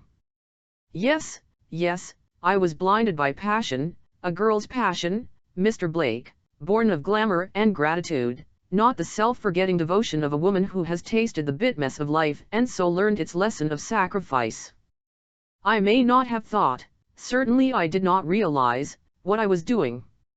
Besides, my father and brother were not convicted criminals at that time, however weak they had proved themselves under temptation. And then I believed I had left them behind me on the road of life, that we were sundered, irrevocably cut loose from all possible connection. But such ties are not to be snapped so easily. They found me, you see, and they will find me again never, exclaimed her husband. They are as dead to you as if the grave had swallowed them. I have taken care of that. But the shame. You have not taken care of that. That exists and must, and while it does I remain where I can meet it alone. I love you, God's son is not dearer to my eyes, but I will never cross your threshold as your wife till the opprobrium can be cut loose from my skirts, and the shadow uplifted from my brow.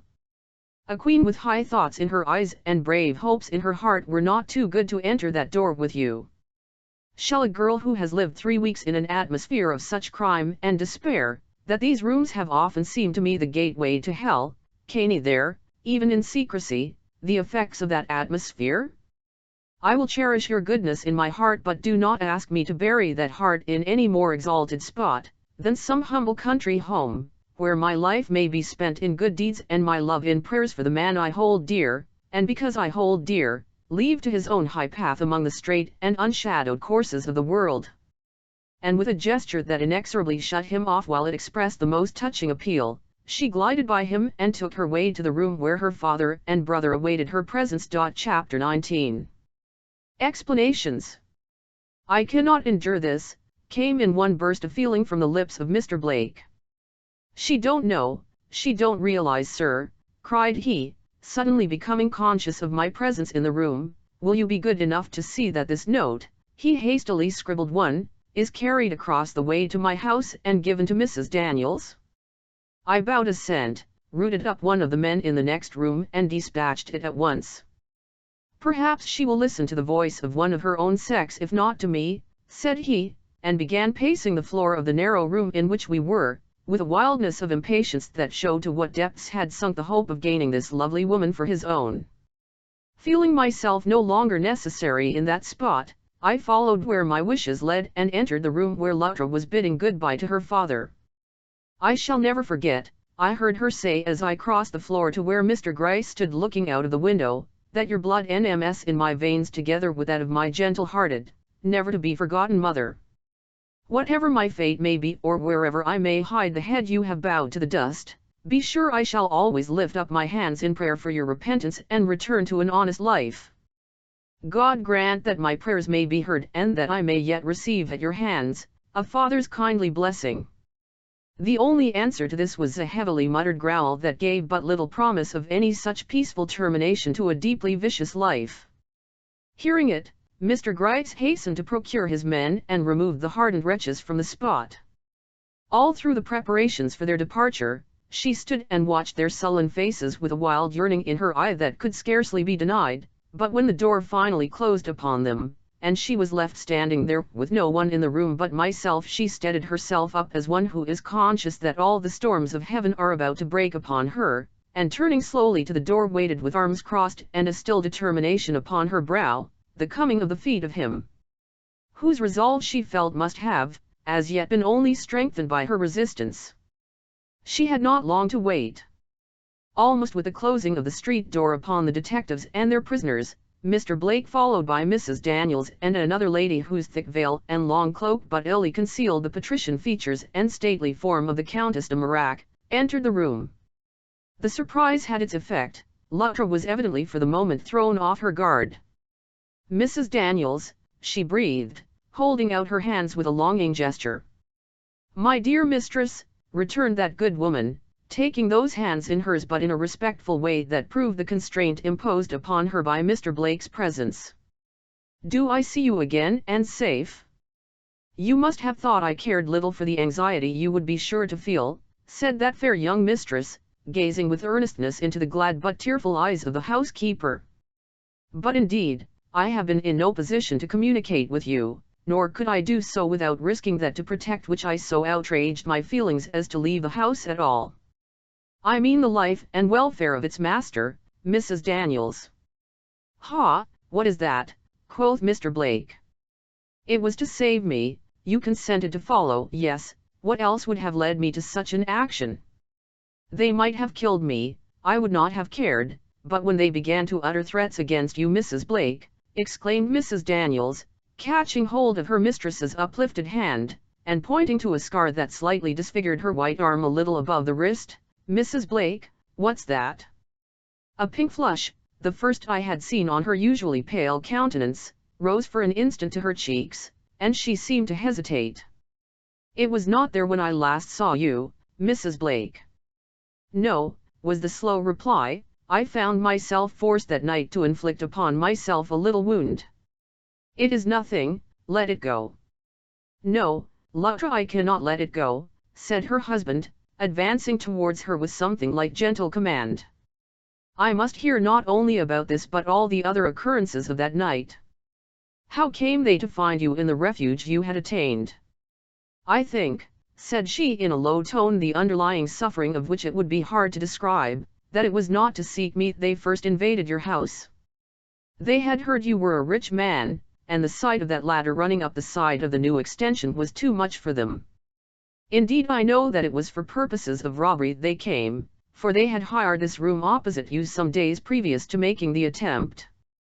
You see, they were almost destitute of money, and though they had some buried in the cellar of the old house in Vermont, they dared not leave the city to procure it.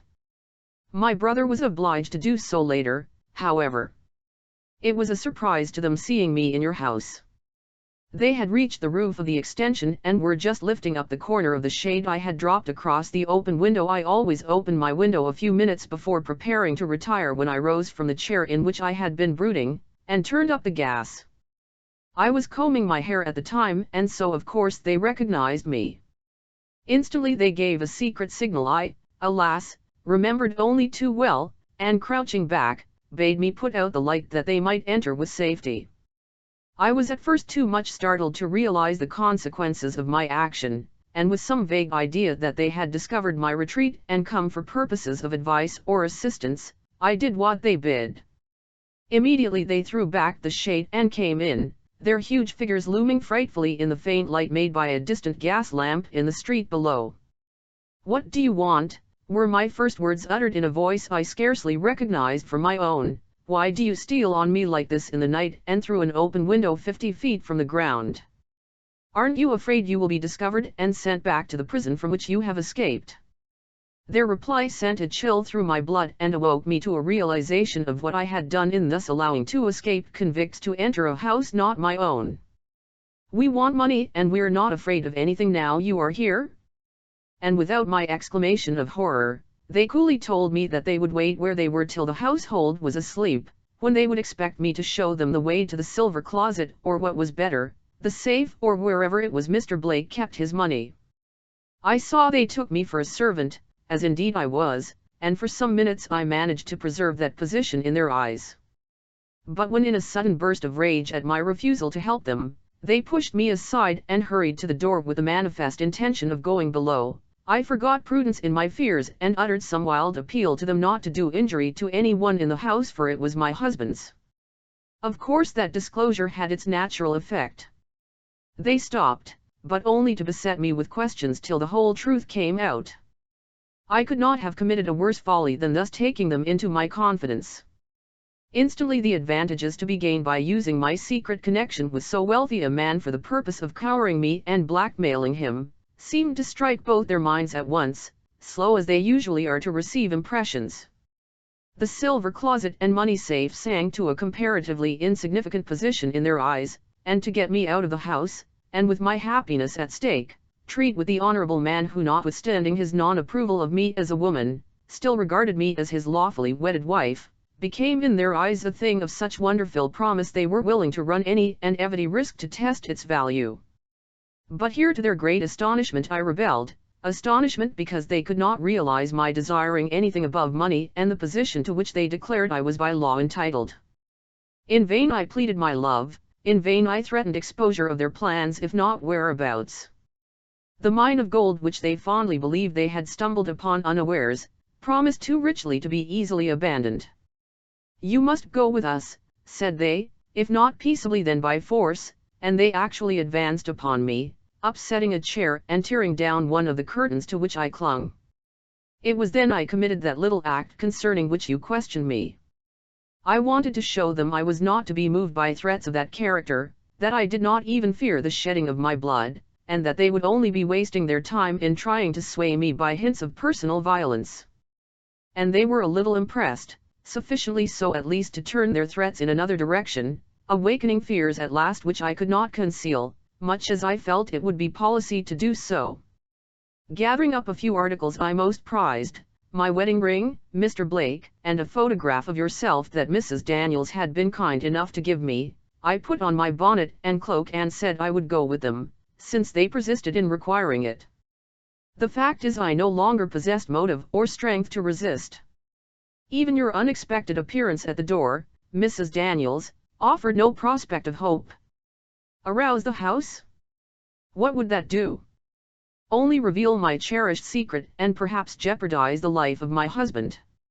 Besides, they were my own near kin, remember, and so had some little claim upon my consideration, at least to the point of my not personally betraying them unless they menaced immediate and actual harm. The escape by the window, which would have been a difficult task for most women to perform, was easy enough for me. I was brought up to wild ways, you know, and the descent of a ladder 40 feet long was a comparatively trivial thing for me to accomplish. It was the tearing away from a life of silent peace, the re-entrance of my soul into an atmosphere of sin and deadly plotting, that was the hard thing, the difficult dreadful thing which hung weights to my feet, and made me well nigh mad. And it was this which at the sight of a policeman in the street led me to make an effort to escape. But it was not successful. Though I was fortunate enough to free myself from the grasp of my father and brother, I reached the gate on street only to encounter the eyes of him whose displeasure I most feared, looking sternly upon me from the other side. The shock was too much for me in my then weak and unnerved condition. Without considering anything but the fact that he never had known and never must, that I had been in the same house with him for so long, I mished back to the corner and into the arms of the men who awaited me. How you came to be there, Mr. Blake, or why you did not open the gate and follow, I cannot say. The gate was locked, returned that gentleman. You remember it closes with a spring, and can only be opened by means of a key which I did not have? My father had it, she murmured. He spent a whole week in the endeavor to get hold of it, and finally succeeded on the evening of the very day he used it. It was left in the lock, I believe. So much for servants, I whispered to myself. The next morning, continued she, they put the case very plainly before me. I was at liberty to return at once to my home if I would promise to work in their interest by making certain demands upon you as your wife. All they wanted, said they, was a snug little sum and a lift out of the country. If I would secure them these, they would trouble me no more. But I could not concede to anything of that nature, of course, and the consequence was these long weeks of imprisonment and suspense, weeks that I do not now begrudge, seeing they have brought me the assurance of your esteem and the knowledge, that wherever I go, your thoughts will follow me with compassion if not with love. And having told her story and thus answered his demands, she assumed once more the position of lofty reserve that seemed to shut him back from advance like a wall of invincible crystal. Chapter 20. The bond that unites. But he was not to be discouraged. And after all this, after all you have suffered for my sake and your own, do you think you have a right to deny me the one desire of my heart? How can you reconcile it with your ideas of devotion, Luttra? My ideas of devotion look beyond the present, Mr. Blake. It is to save you from years of wearing anxiety that I consent to the infliction upon you of a passing pang. He took a bold step forward. Luttra, you do not know a man's heart. To lose you now would not merely inflict a passing pang, but sow the seeds of a grief that would go with me to the grave. Do you then, she began, but paused blushing. Mrs. Daniels took the opportunity to approach her on the other side. My dear mistress, said she, you are wrong to hold out in this matter. And her manner betrayed something of the peculiar agitation that had belonged to it in the former times of her secret embarrassment. I, who have honored the family which I have so long served, above every other in the land, tell you that you can do it no greater good than to join it now, or inflict upon it any greater harm than to wilfully withdraw yourself from the position in which God has placed you. And I, said another voice, that of the Countess de Mirac, who up to this time had held herself in the background, but who now came forward and took her place with the rest, I, who have borne the name of Blake, and who am still the proudest of them all at heart, I, the Countess de Mirac, cousin to your husband there, repeat what this good woman has said, and in holding out my hand to you, ask you to make my cousin happy and his family contented by assuming that position in his household which the law as well as his love accords you. The girl looked at the daintily gloved hand held out to her, colored faintly, and put her own within it. I'll thank you for your goodness, said she, surveying with half sad, half admiring glances, the somewhat pale face of the beautiful brunette. And you will yield to our united requests? She cast her eye down at the spot where her father and brother had cowered in their shackles, and shook her head. I dare not, said she. Immediately Mrs. Daniels, whose emotion had been increasing every moment since she last spoke, plunged her hand into her bosom and drew out a folded paper. Mrs. Blake, said she, if you could be convinced that what I have told you was true, and that you would be irretrievably injuring your husband and his interests, by persisting in that desertion of him which you purpose, would you not consent to reconsider your determination, settled as it appears to be? If I could be made to see that, most certainly, returned she in a low voice whose broken accents betrayed at what cost she remained tme to her resolve. But I cannot. Perhaps the sight of this paper will help you, said she. And turning to Mr. Blake she exclaimed, your pardon for what I am called upon to do. A duty has been laid upon me which I cannot avoid, hard as it is for an old servant to perform. This paper, but it is no more than just that you, sir, should see and read it first. and with a hand that quivered with fear or some equally strong emotion, she put it in his clasp. The exclamation that rewarded the act made us all start forward. "My father's handwriting," were his words. "Executed under my eye," observed Mrs. Daniels. His glance ran rapidly down the sheet and rested upon the final signature. "Why has this been kept from me?" demanded he, turning upon Mrs. Daniels with sternness. "Your father so willed it," was her reply. "For a year was his command, 'You shall keep this my last will and testament which I give into your care with my dying hands, a secret from the world. At the expiration of that time mark, if my son's wife sits at the head of her husband's table, if she does and is happy, suppress this by deliberately giving it to the flames, but if from any reason other than death, she is not seen there, carry it at once to my son, and bid him as he honors my memory, to see that my wishes as they're expressed are at once carried out.'" The paper in Mr. Blake's hand fluttered. "You are aware what those wishes are," said he. "I steadied his hand while he wrote," was her sad and earnest reply. Mr. Blake turned with a look of inexpressible deference to his wife. "Madam," said he, "when I urged you with such warmth to join your fate to mine and honor my house by presiding over it, I thought I was inviting you to share the advantages of wealth as well as the love of a lonely man's heart. This paper undeceives me.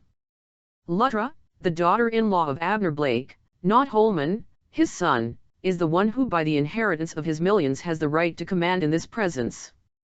With a cry she took from him the will whose purport was thus briefly made known. "Oh, how could he, how could he?" exclaimed she, running her eye down the sheet, and then crushing it spasmodically to her breast. "Did he not realize that he could do me no greater wrong?" Then in one yielding up of her whole womanhood to the mighty burst of passion that had been flooding the defenses of her heart for so long, she exclaimed in a voice the mingled rapture and determination of which rings in my ears even now, "And is it a thing like this with its suggestions of mercenary interest that shall bridge the gulf that separates you and me? Shall the giving or the gaining of a union make necessary the unital of lives over which holier influences have beamed and loftier hopes shone? No, no, by the smile with which your dying father took me to his breast, love alone, with the hope and confidence it gives, shall be the bond to draw us together and make of the two separate planes on which we stand, a common ground where we can meet and be happy." And with one supreme gesture she tore into pieces the will which she held, and sank all aglow with woman's divinest joy into the arms held out to receive her. I was present at the wedding reception given them by the Countess de Mirac in her elegant apartments at the Windsor. I never saw a happier bride, nor a husband in whose eyes burned a deeper contentment. To all questions as to who this extraordinary woman could be, where she was found, and in what place and at what time she was married, the Countess had apt replies whose art of hushing curiosity without absolutely satisfying it, was one of the tokens she yet preserved, of her short sway as grand lady, in the gayest and most hollow city of the world.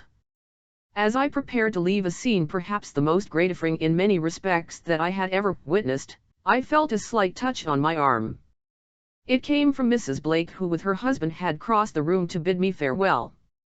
"Will you allow me to thank you," said she, "for the risk you ran for me one day and of which I have just heard. It was an act that merits the gratitude of years, and as such shall be always remembered by me. If the old French artist with the racking cough ever desires a favor at my hands, let him feel free to ask it. The interest I experienced in him in the days of my trouble, will suffer no abatement in these of my joy and prosperity." And with a look that was more than words, she gave me a flower from the bouquet she held in her hand, and smilingly withdrew.